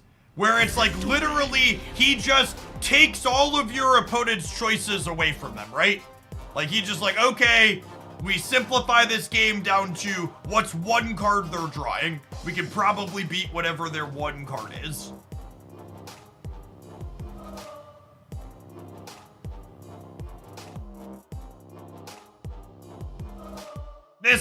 So there have been some variations of this deck being played with okay stats on the ladder, and it's definitely not a testament to the move packages so much as it's a testament to Dr. Octopus plus Shang-Chi put a lot of Marvel Snap games on their back. Snap.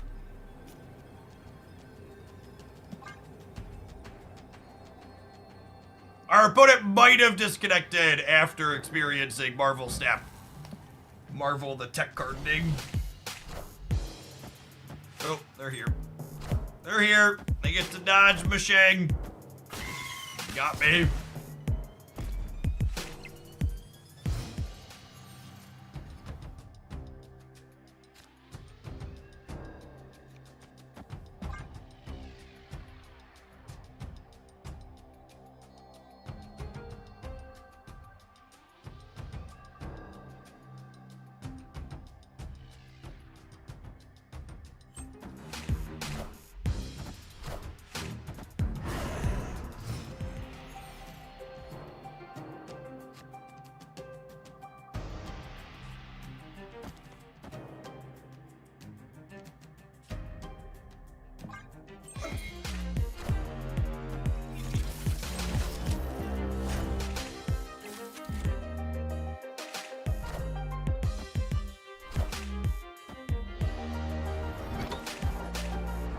Yeah, playing the Vulture right means we get to get them if a Green Goblin pops out, which is hilarious. But it's good because now I can Vulture it into the center with Ghost Spider, and then I can Heimdall some stuff around after.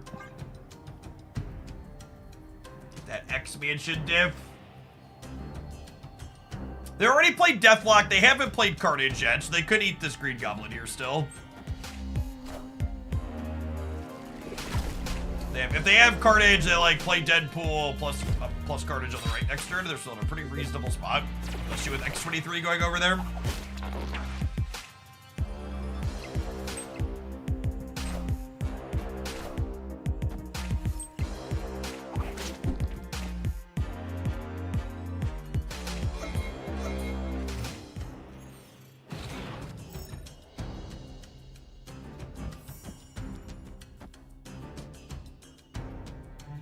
Actually, I should put Kraven center, so that way when I Heimdall here...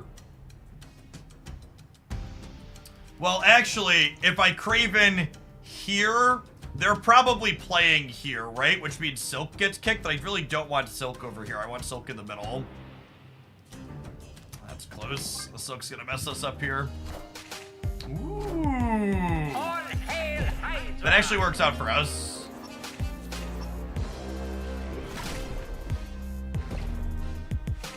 I still have priority, right? So we'll get to Heimdall slide before Silk moves.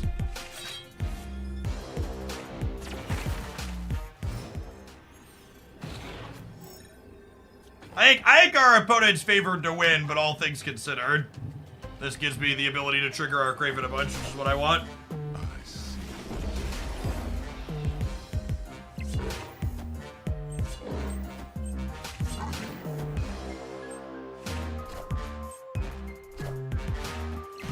Yeah, they have a big thing.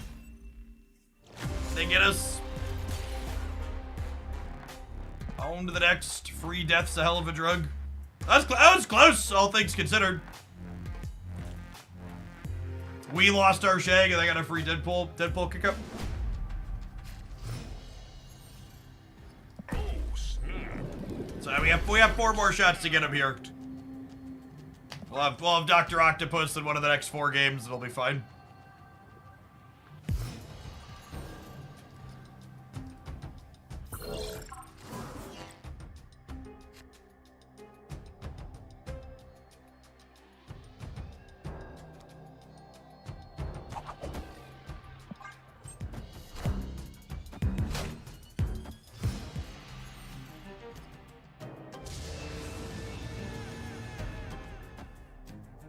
Just yank Deadpool out of the center here.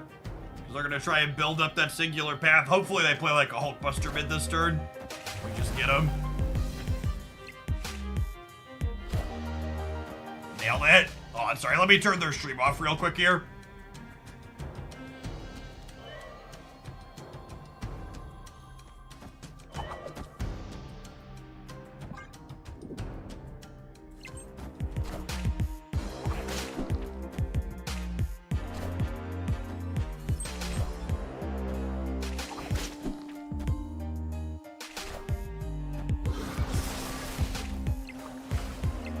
Did you order a case for our Ghost Spider? I don't think that's relevant because I'm playing 2099 every time, right?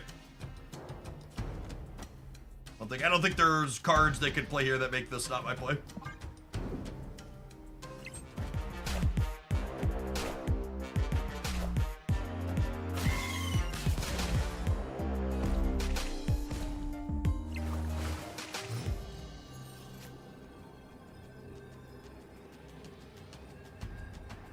Yes, the opponent's last card should be Killmonger. I see. Another Heimdall win the game, chat?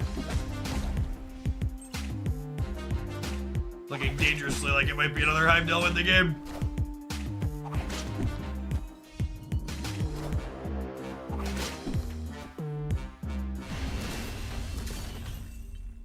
Victory. Pretty good. Some glorious wins for our glorious Heimdall.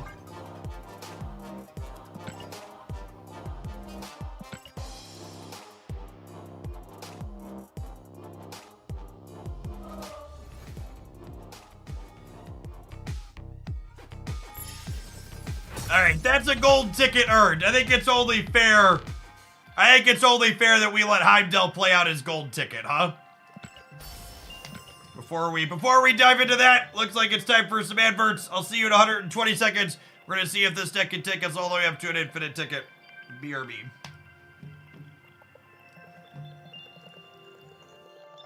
YouTube gamers, 32 likes off of 200. Can you tap the button if you're hanging out over there?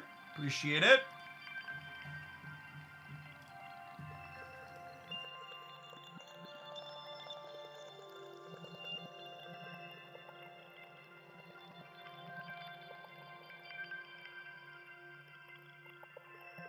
$20.99 doing useful things, is that legal? I know there was a lot of complaints about $20.99's change, but like genuinely, $5.9 $20.99 is much better than the old 4.6.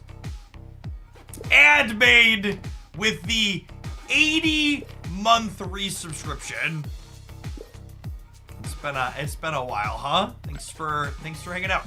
Hope life's treating you well. How long am I streaming for? Depends on the viewer count. I don't have a hard cut today. If we keep floating around 2,000, I'll probably stay on for a little bit, but usually we dip off in about an hour, so we'll see. No firm commitments today.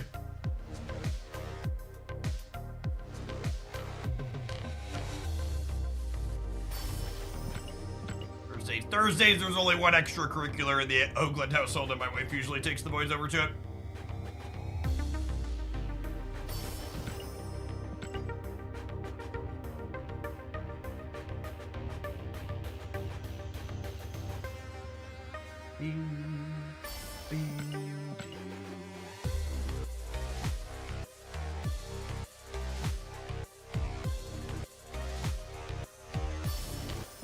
Oh yeah, if there's any mods that are want to feel particularly useful, you want to look up when drops are coming back at the end of the month in the news article and update it. And make sure we change premium with Pixel Mystery Variant because they refused. They refused to give us premium mystery variants the second month in a row, so it's pixels all around again.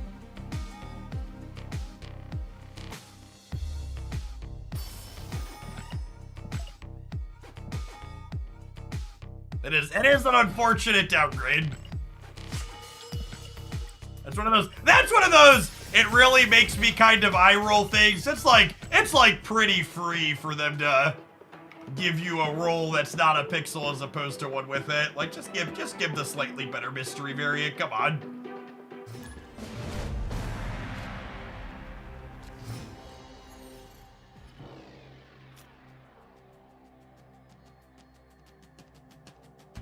My favorite skin line / artist. I really like Justina's stuff. My personal favorites.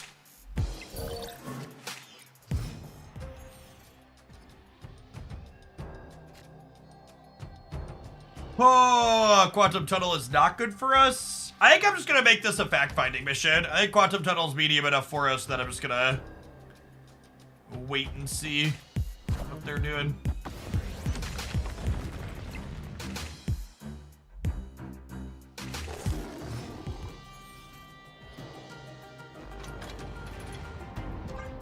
Looks like a Loki.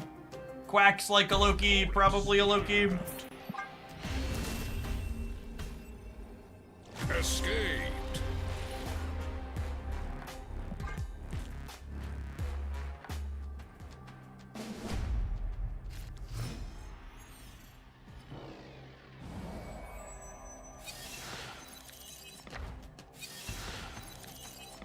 All right.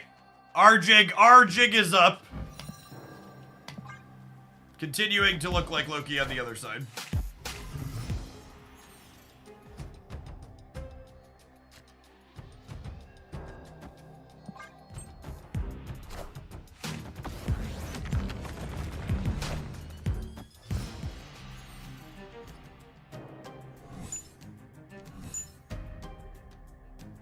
Opponent snapped.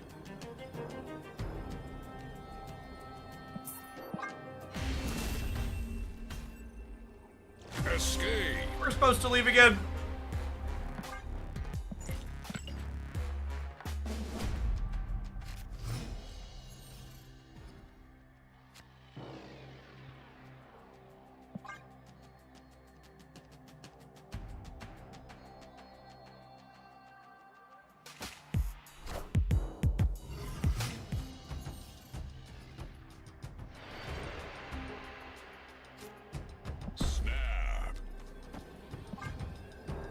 They might stay because cloning vets is good for them, but Bifrost's obviously great for us.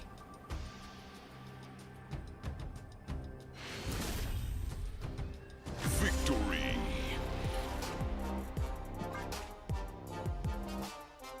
They've only seen like Heimdall out of us, so they don't know exactly how move based we are or not.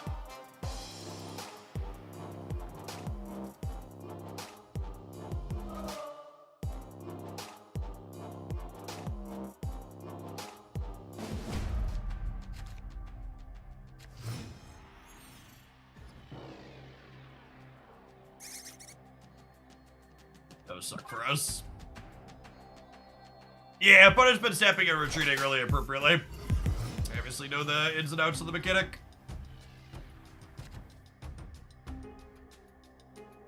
Opponent snapped. I think I'm staying because I have Polaris. They could be Mobiusing us though. It's a not super uncommon card inside of Loki.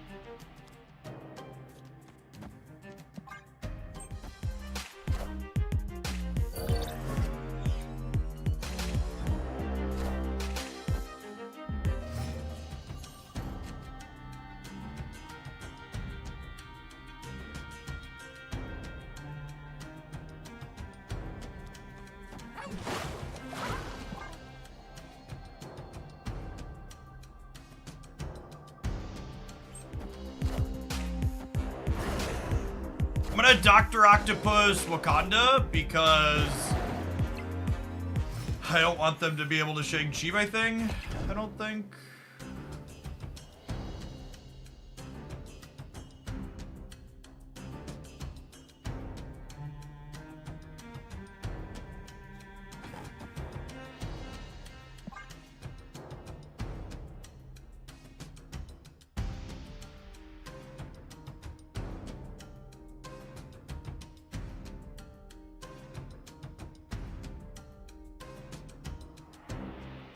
I think we're kind of hoping to draw Heimdall, so we can, like, move Jeff right and then Heimdall here.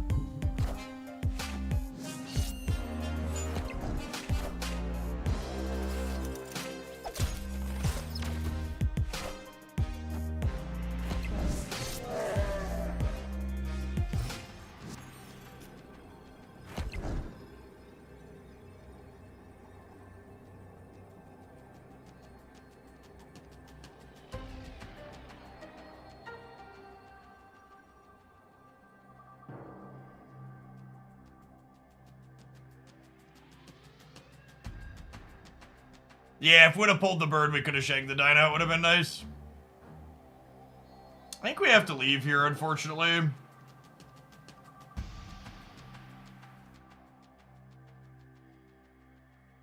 Do I? This never wins the game, right? Actually, this is better.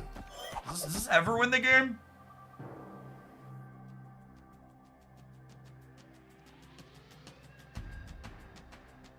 Man, I'm a fish. Yes! Victory! Woohoo! They just don't have numbers, right? Like dinos are only numbers. Sick.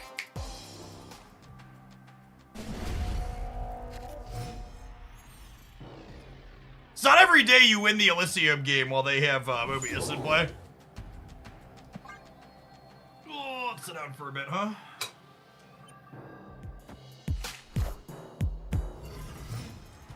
Yes, thank you for the 14 months. Appreciate it. Welcome back. Opponent snap. There's no way I could repeat last game, right?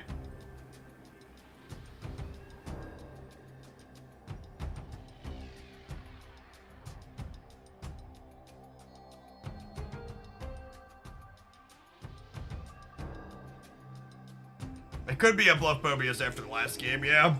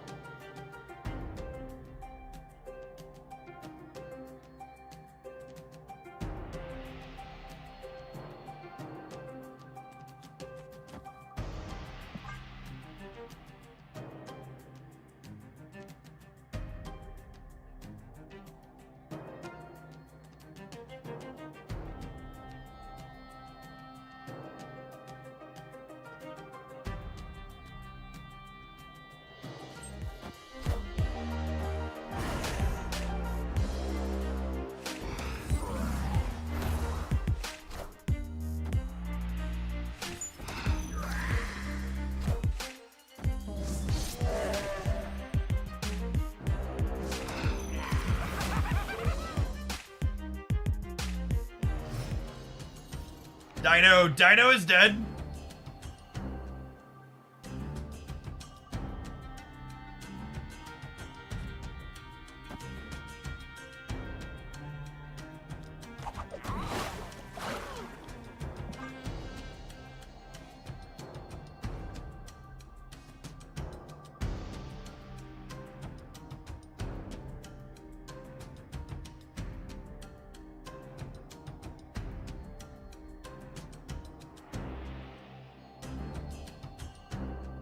Zabu is dead as well. There's also a non-zero chance the Regent Coulson gave them an ongoing kernel, so...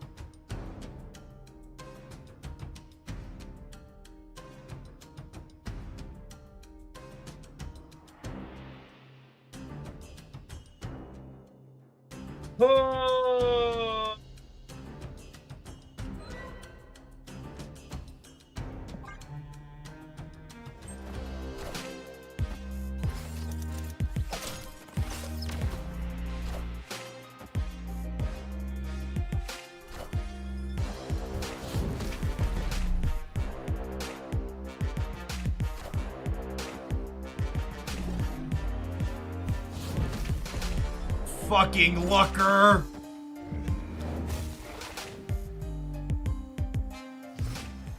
They got Absorbing Man off of fucking Coulson. God, that's unreal. What a tragedy. Escaped. Oh my god, the Legion was off of Coulson too. What a joke. This is why people hate Loki for what it's worth. This is why despite it having really mediocre stats, is like this type of gameplay experience just like tilts the average card gamer off the face of the earth. They're just like, they experience a game like this, and they're just like, wow, fuck Loki, and they're this deck into the ground. Victory.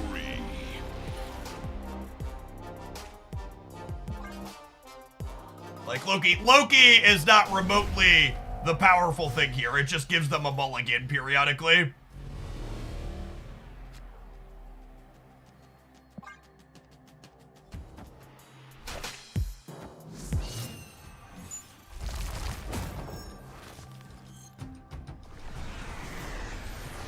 Opponent snapped.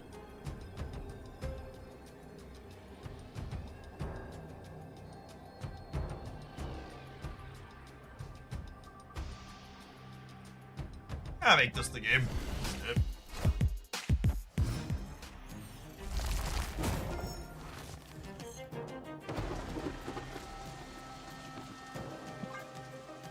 Just a little late, but whatever.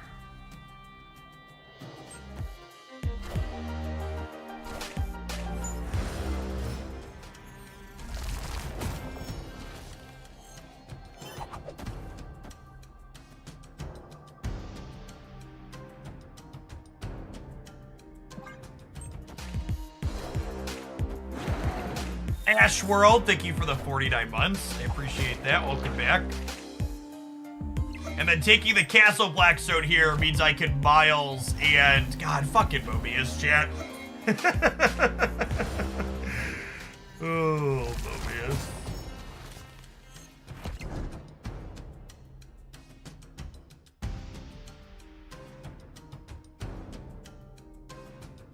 All my homies hate Mobius, yep. I think it's Doc Ock, right? Let me see where the chips fall.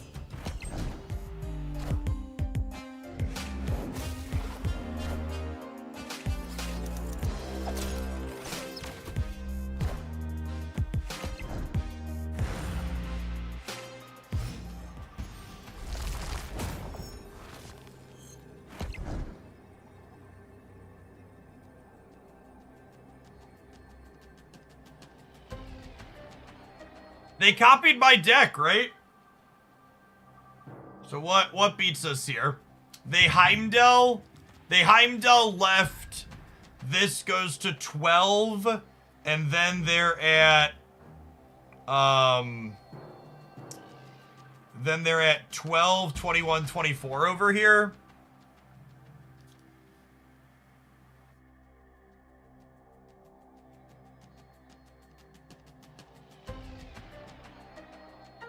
I can't beat Heimdall and something else. They Loki'd six cards or 50% to have it.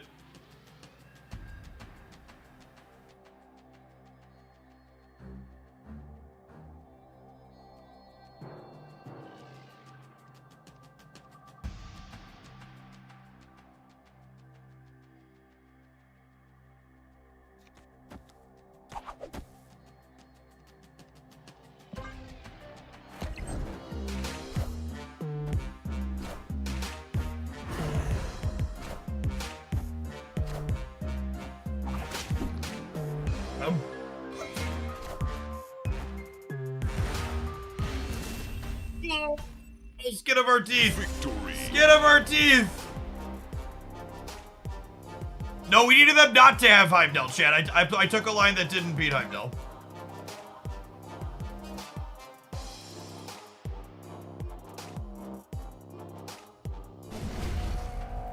We had two shots at their last cube here.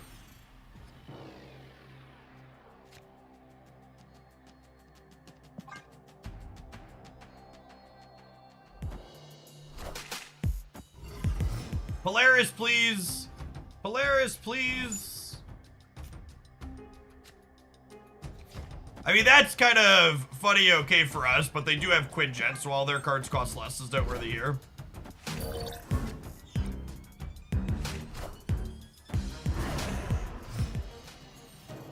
Maybe I'm supposed to wait on the cloak to make my vulture better.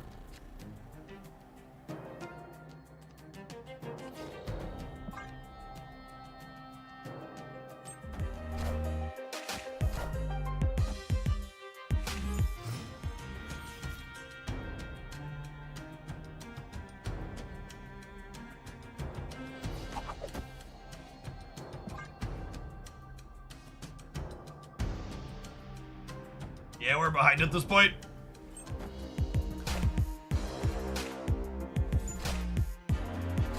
They just got a 1 energy, 2/6 Mysterio.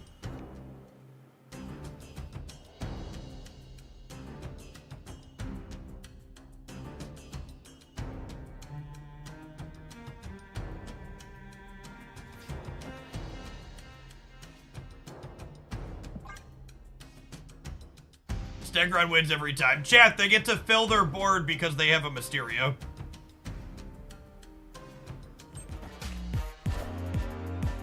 Oh, you think I should Stegron this turn and take the 50-50? I don't know.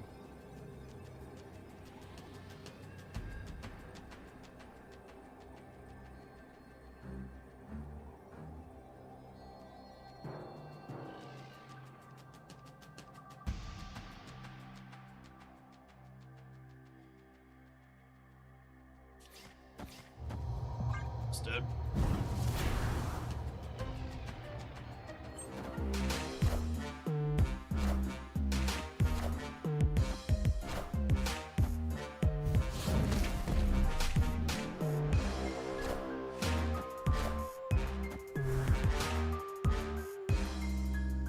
Wait, what?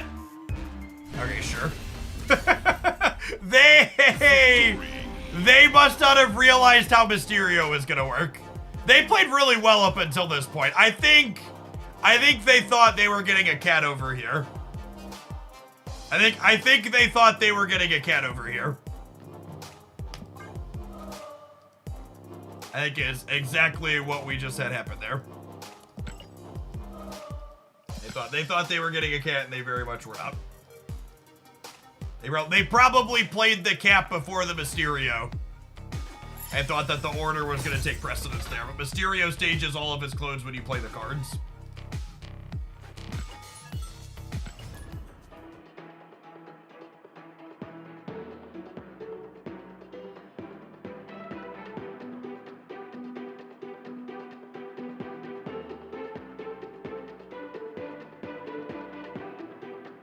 They thought they were getting a cat, but never ever was going to get one. Must be my daughter.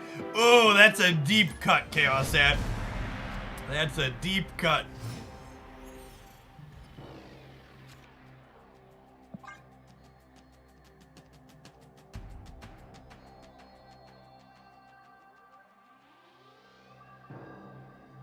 Our opponent's a sea creature of some size, chat.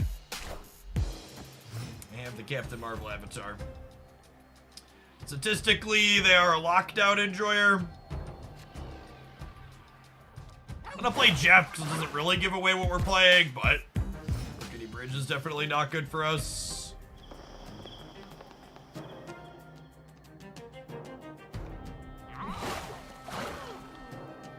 Let's burn some information.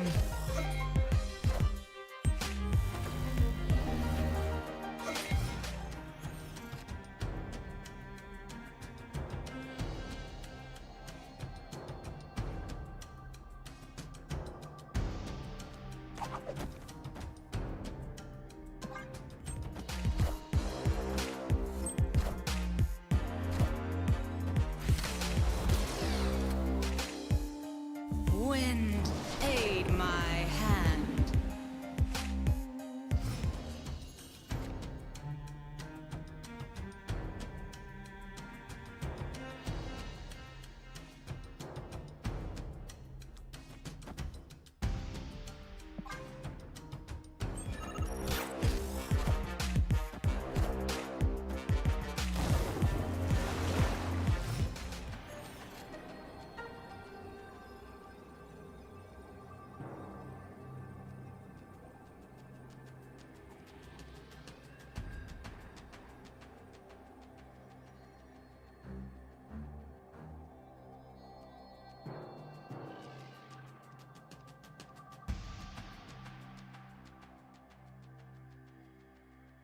Yeah, we needed Cloak or Ghost Spider to maybe have a shot, but I don't think it matters. I think we're dead either way. Doc Ock was objectively the worst draw in the deck, but I think it was irrelevant. Escaped. There's a big difference in Polaris versus Spider-Man here. All the spider people deserve to be together. Polaris just gives you a little bit more control over what's going on in Spider-Man's higher variants. They're similar cards though. Oh, they also retreated. That's funny. I must not have had their Doctor Doom, huh?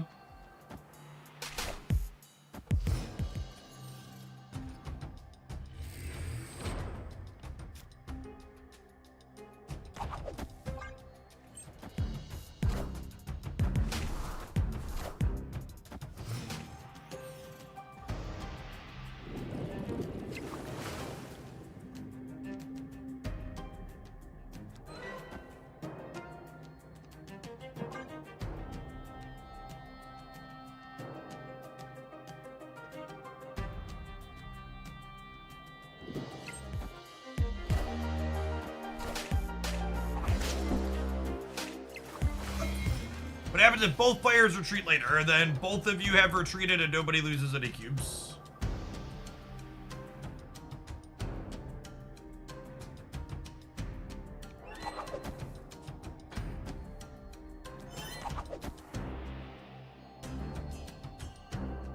Oh, snap.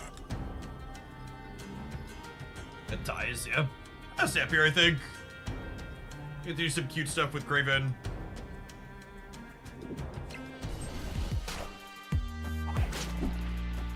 Lost that 50-50, unfortunately.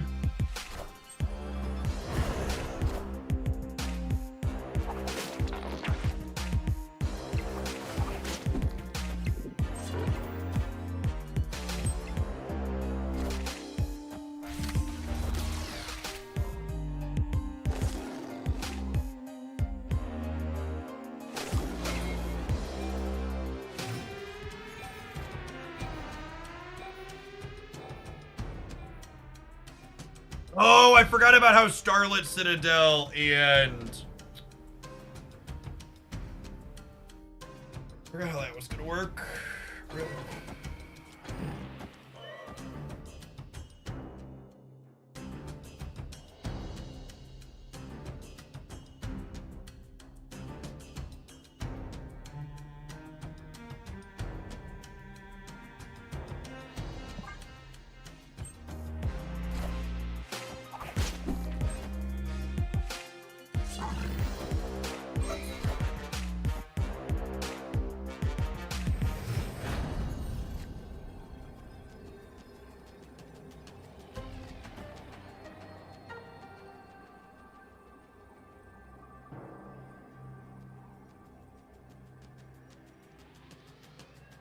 I mean, we've won every other time we've played Heimdall today, right? Right? Every other time we've played Heimdall, I've won the game. I've been conditioned. It's a little unfortunate that Silk is on the left and she prevents Miles from moving.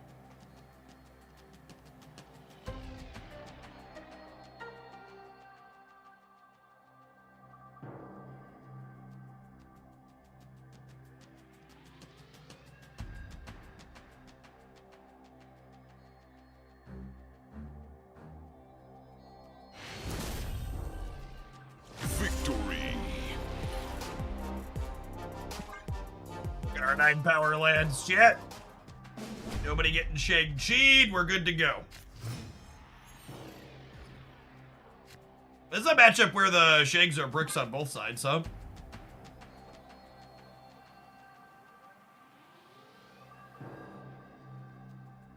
Yeah, the opponent had a really disciplined retreat in the first game, too. They've been playing really well.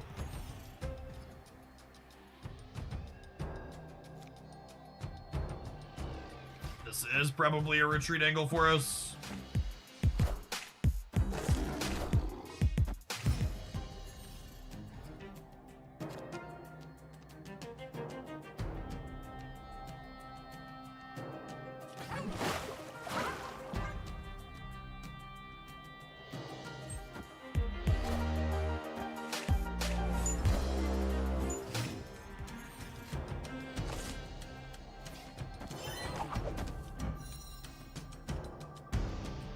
That could be the answer to, oh, they're definitely an Alliance deck. Their opponent is playing stock lockdown yet. What are their missing cards? Their missing cards are Doctor Doom, Alliance, Miss Marvel. Doctor Doom, Alliance, Miss Marvel, Shang-Chi. No, Leech isn't usually in their output range. No, Professor X is not a card these decks typically play anymore. Storm, Doctor Doom, Alliance, Miss Marvel, Shang-Chi are probably the 5.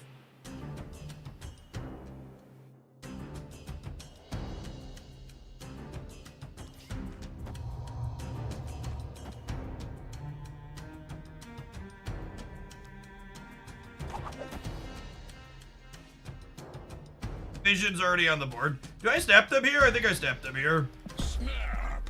They might leave after we won the Whiteout room. They've been pretty disciplined.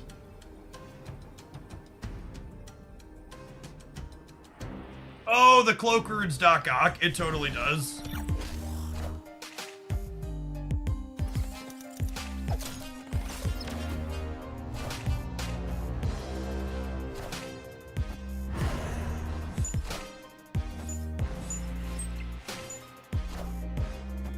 Wind, aid my hand.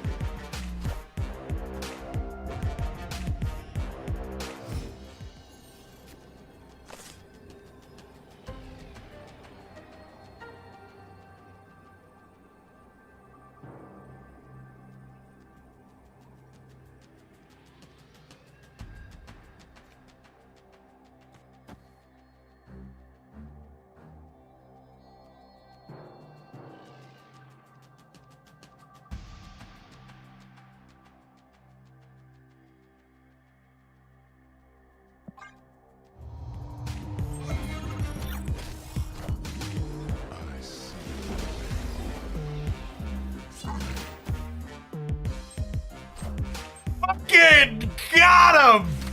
Yippee-ki-yay! Woo-hoo!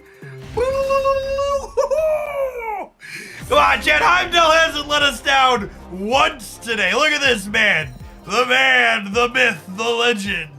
He can't keep getting away with it. That was... The only thing more beautiful than that is this Heimdall split. That was so clean. It was so clean. Did your brain feel huge? My brain feels huge.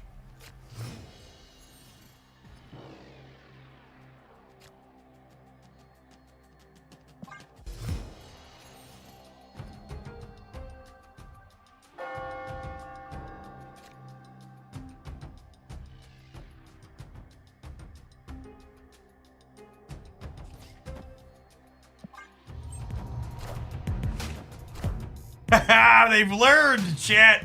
They've learned. Polaris? Polaris? Polaris?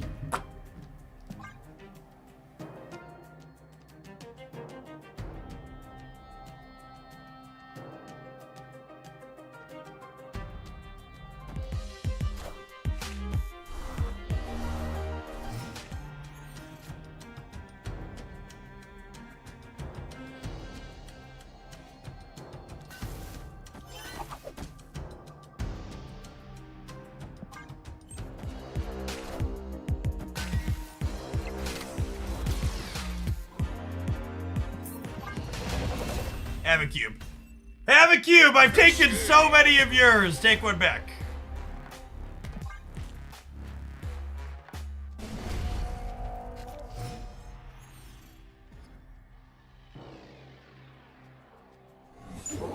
Hey look, Shang-Chi has text.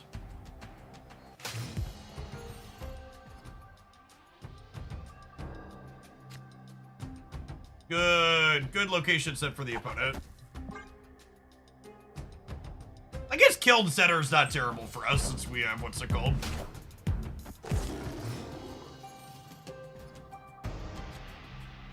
I am going to Polaris their Zabu into the center because it makes their Miss Marvel worse, and I'm gonna snap them on the Ant Maze flip up, I think.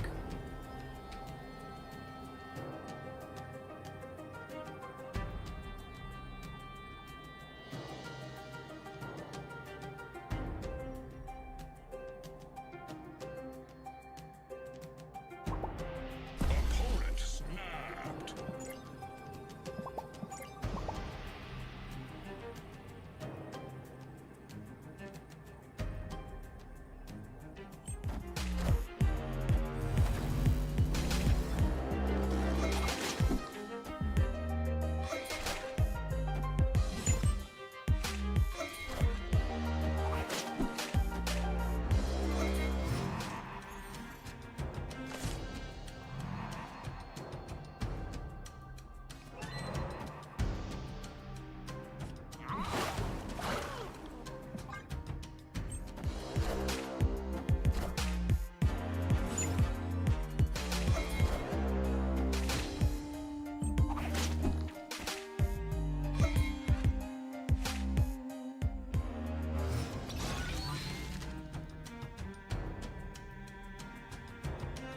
Okie doke, gamers.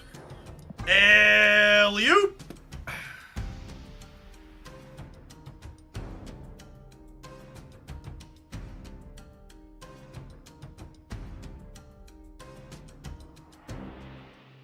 This is a dangerous doctor, chat. They're a Doctor Doom Vision deck that also has Shang-Chi. Their face down card is Doctor Doom.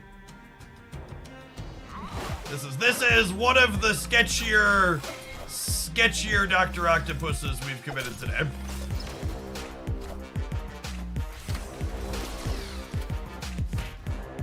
Doom rules all.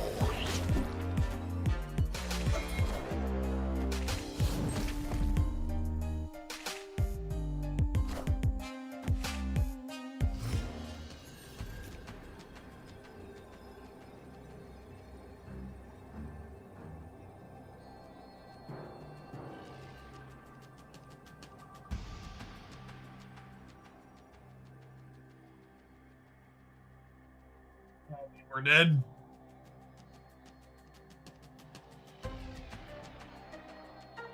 This is vision. This is vision. Is the problem.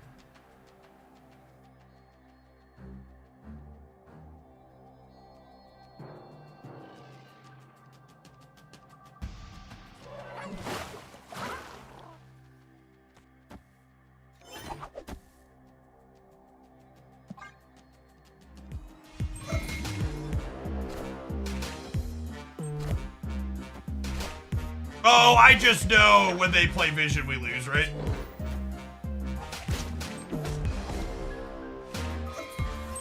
Yeah. There's no outs there. Spending 6 energy and having the result be worse than a Shang-Chi. Just Spider-Man 2099 things. Yeah, I shouldn't have Dr. Octopus. That's on me. I win that game if I don't Dr. Octopus, I think. This is Doc Ock has been really good in a number of our games. This is not one of the matchups in which he is good.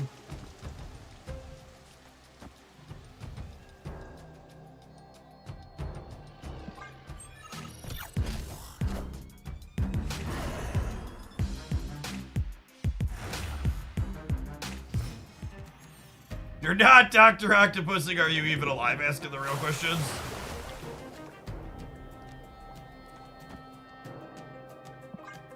This is so unfortunate, means I can't play Miles this turn.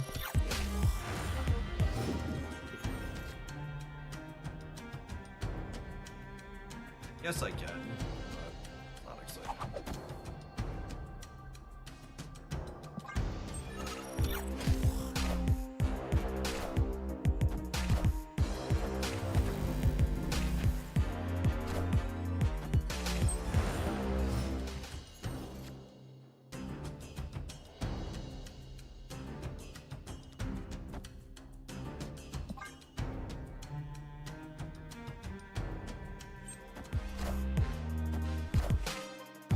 Wind, aid my hand.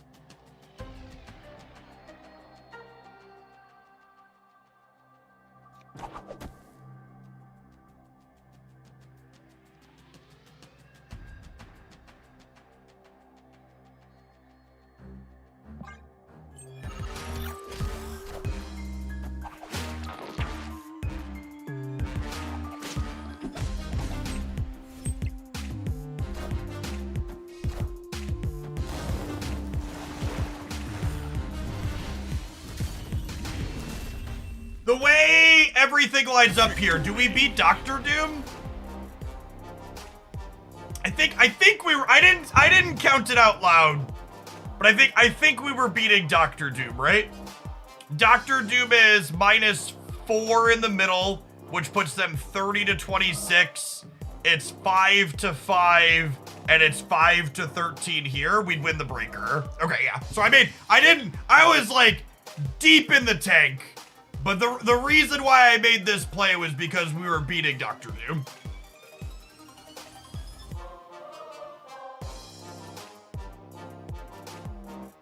I guess if they move Jeff left at Doctor Doom, no, I'd still win the breaker, right?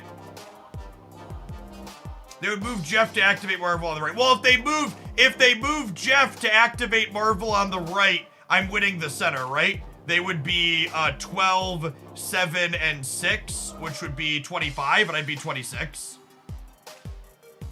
So if they move Jeff here, I'm 26 to 25 and I'm 13 to 5 and I win here and here.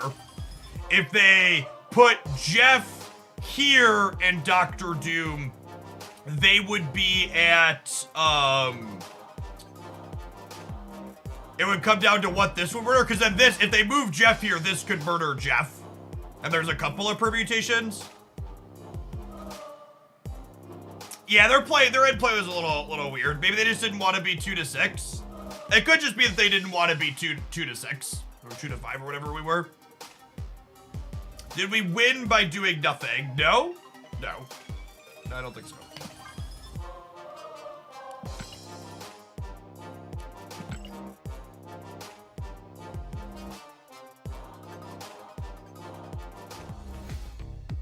If they Doom right and Silk jumps left, they could have won. Sure, but then it's just a coin flip, right? And I win if Silk goes center. 50-50. All right. It's time for some adverts. I think I might retire this deck. I don't know. I kind of like ending decks on a really positive note, so I feel happy when we finish. And that was a pretty good set overall. So I think I'm going to go ahead and move along to our next pile of cards to close things out for a little bit. But I'm gonna end that one on a high note. That was a fun set. Thanks everybody for hanging out. We'll see you in 120 seconds. YouTube gamers, 11 likes off of 200. Can you get us there before we're done today?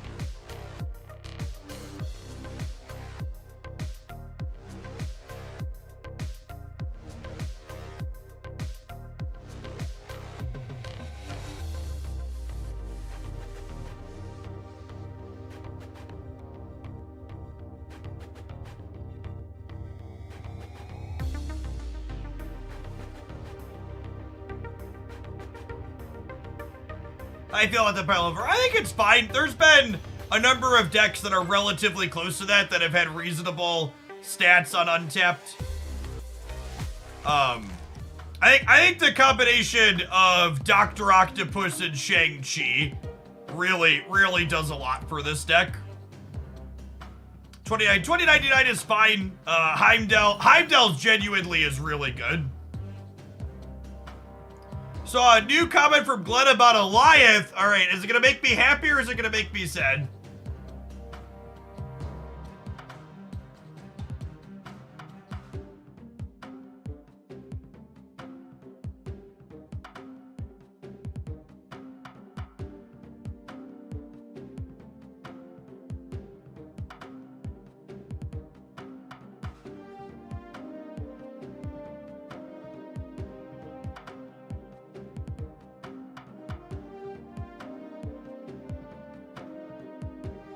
Do you have a link to the actual source, Sergeant Pepper, instead of a screenshot from someone else on Twitter?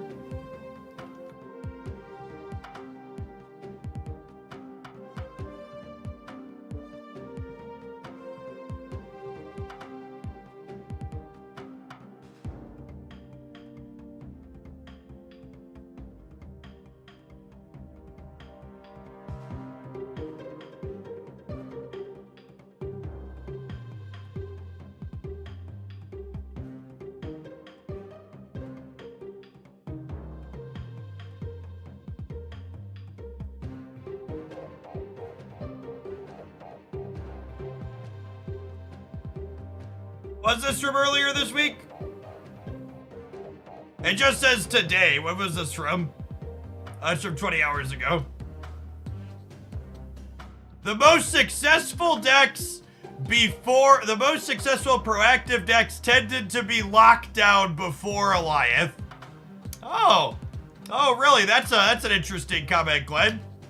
Please tell me more about how Alioth has diversified the proactive lockdown decks.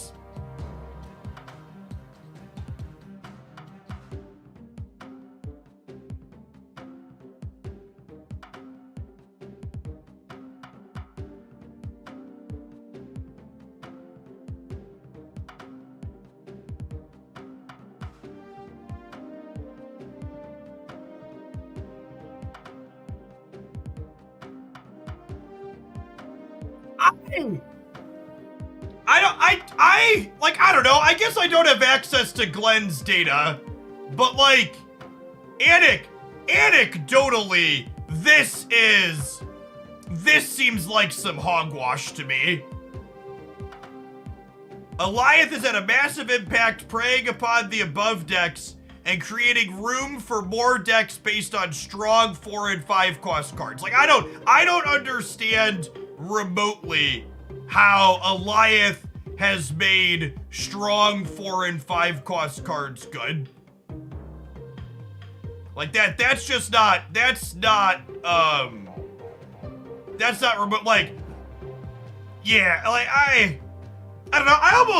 I've like sat down to half record a video talking about why I think Alioth is one of the worst designs in Marvel Snaps a few times.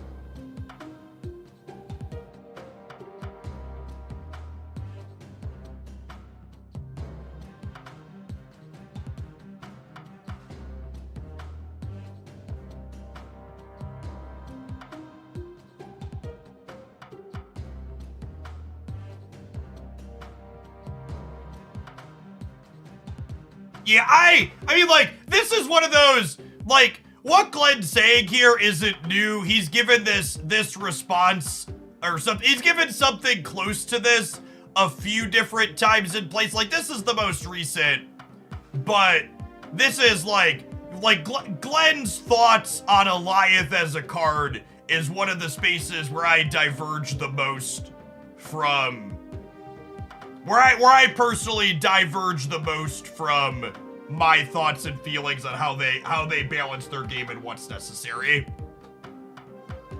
Like genuinely, I think Marvel Snap is just a fundamentally, functionally worse card game with Alioth existing. I think creating cards that explicitly reward players for having priority, something they want to be doing anyways, with the way Alioth rewards it is bad. And the fact that Alioth and Shang-Chi go into the same decks doesn't actually reward you for having priority so much as it makes it so you win no matter what condition you're in. Because basically all of the good Alioth decks are Shang-Chi decks too. So like, Alioth doesn't explicitly reward priority so much as it makes it so if you're winning or losing, you still have a card that fucks your opponent.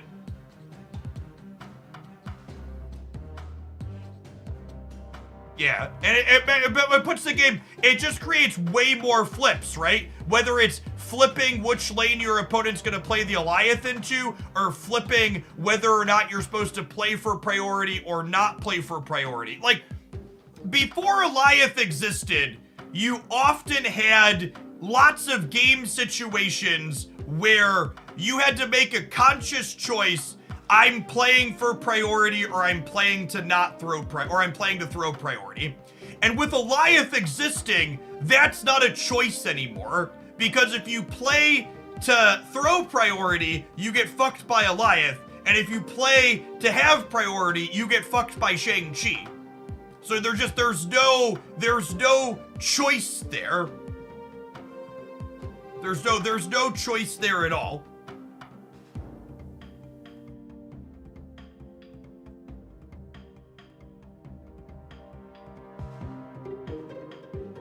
KM Best had a Hearthstone Pro in one of his videos, and he showed him Eliath, and he said, that looks like a Ben Brode card. I think about that often. Demon Jeff, thank you for the quarter of a year. Do you feel like Glenn is correct that throwing priority? No, I actually, and this is why I think Glenn and I have such different opinions on Eliath as a card, is choosing to throw priority in Marvel Snap was skill testing and interesting. It created a set of dynamic gameplay where you wanted to put as much power into play as possible, but not so much that you were ahead of your opponent. Having both players play to throw priority in a game creates tension, and that tension gives players the ability to leverage skill. And the addition of Eliath to the game has removed the need to manage priority in many games of Marvel Snap. Because if you have priority, you Eliath them, and if you don't have priority, you Shang-Chi them. Yes, I agree with Presto in chat. Cards like Armor and Cosmo are the appropriate way to reward players for having priority. They are cards that they make you want to jockey to have priority, and they reward you for doing so, but they don't create the bullshit like Shang-Chi and Eliath does together.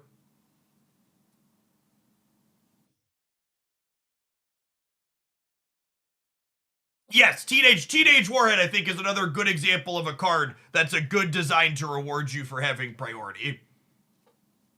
Yes, a Teenage Warhead is like a fun, interesting way. Her current design is a fun and interesting way to have an Eliath style effect, basically.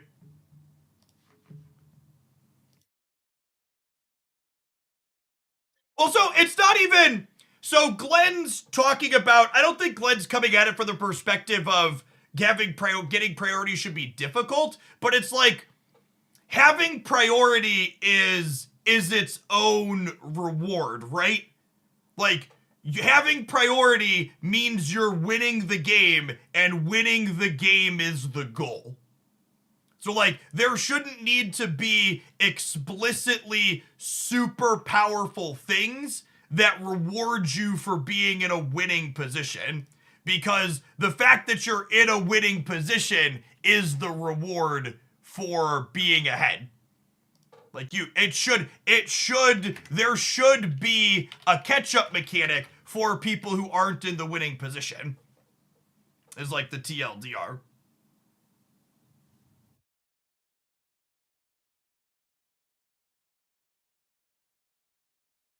Based on how many decks wanted to be behind on priority before. You're right. You're right. Honestly, I think it's so fucking right. The one good thing that Eliath did is Eliath made it so cards that reward you for not having priority are worse now, and they don't really see play.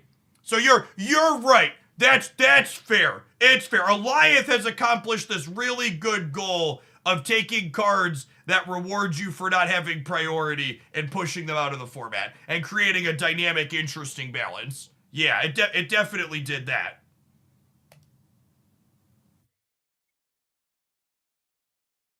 The decks being played were overwhelmingly throw priority decks. No, stop it. Get some help. It's not true. It's revisionist history. I played probably more Marvel Snap than you. I lived through all those timelines. And then if you really like, this problem is an onion that has layers. And I wanna honestly, do you know what might be the singular most impactful card / change in Marvel Snap's history? Is the change to Kitty Pryde that made it so she ducks back to your hand. That change, single-handedly, I think is one of the reasons why Eliath exists. I think you could definitely have said that all of the Kitty Pryde decks where she lets you have a bunch of power that's not on the board, they're like, oh, we need a way to stop this from being a thing, right? Yeah, so they changed her design because of a technical bug, and when they changed her design because of the bug, they made her better. They made the entire dynamic of having priority and not having priority different.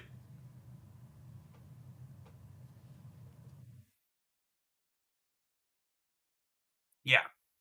Oh, sure. So, Kitty's original design for people that weren't playing then is Kitty Pryde stayed on the board, and her text box said, "You may return this to your hand once per turn, and when she returns to your hand, give her plus 2 stats or +1 or whatever it was." So she stayed in play, meaning she didn't help you throw priority, but she allowed you to pull her back and then replay her if you wanted, or just keep her in hand.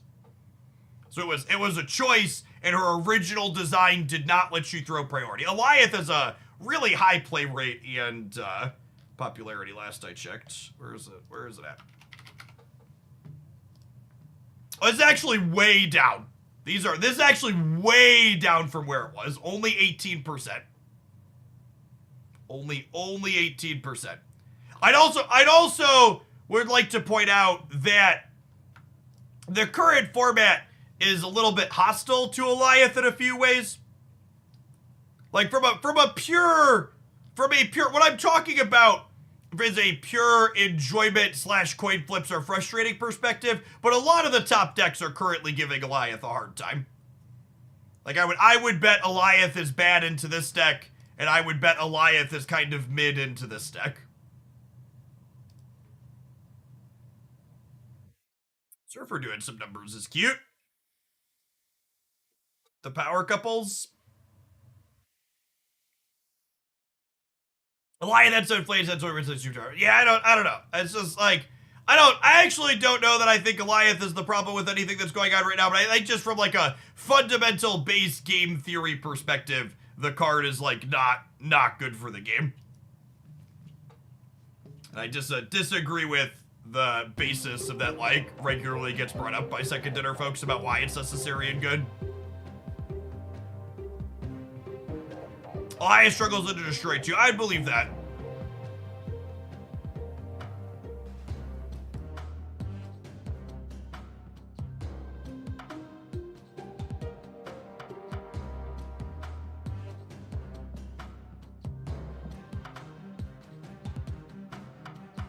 I think I'm spent, chat.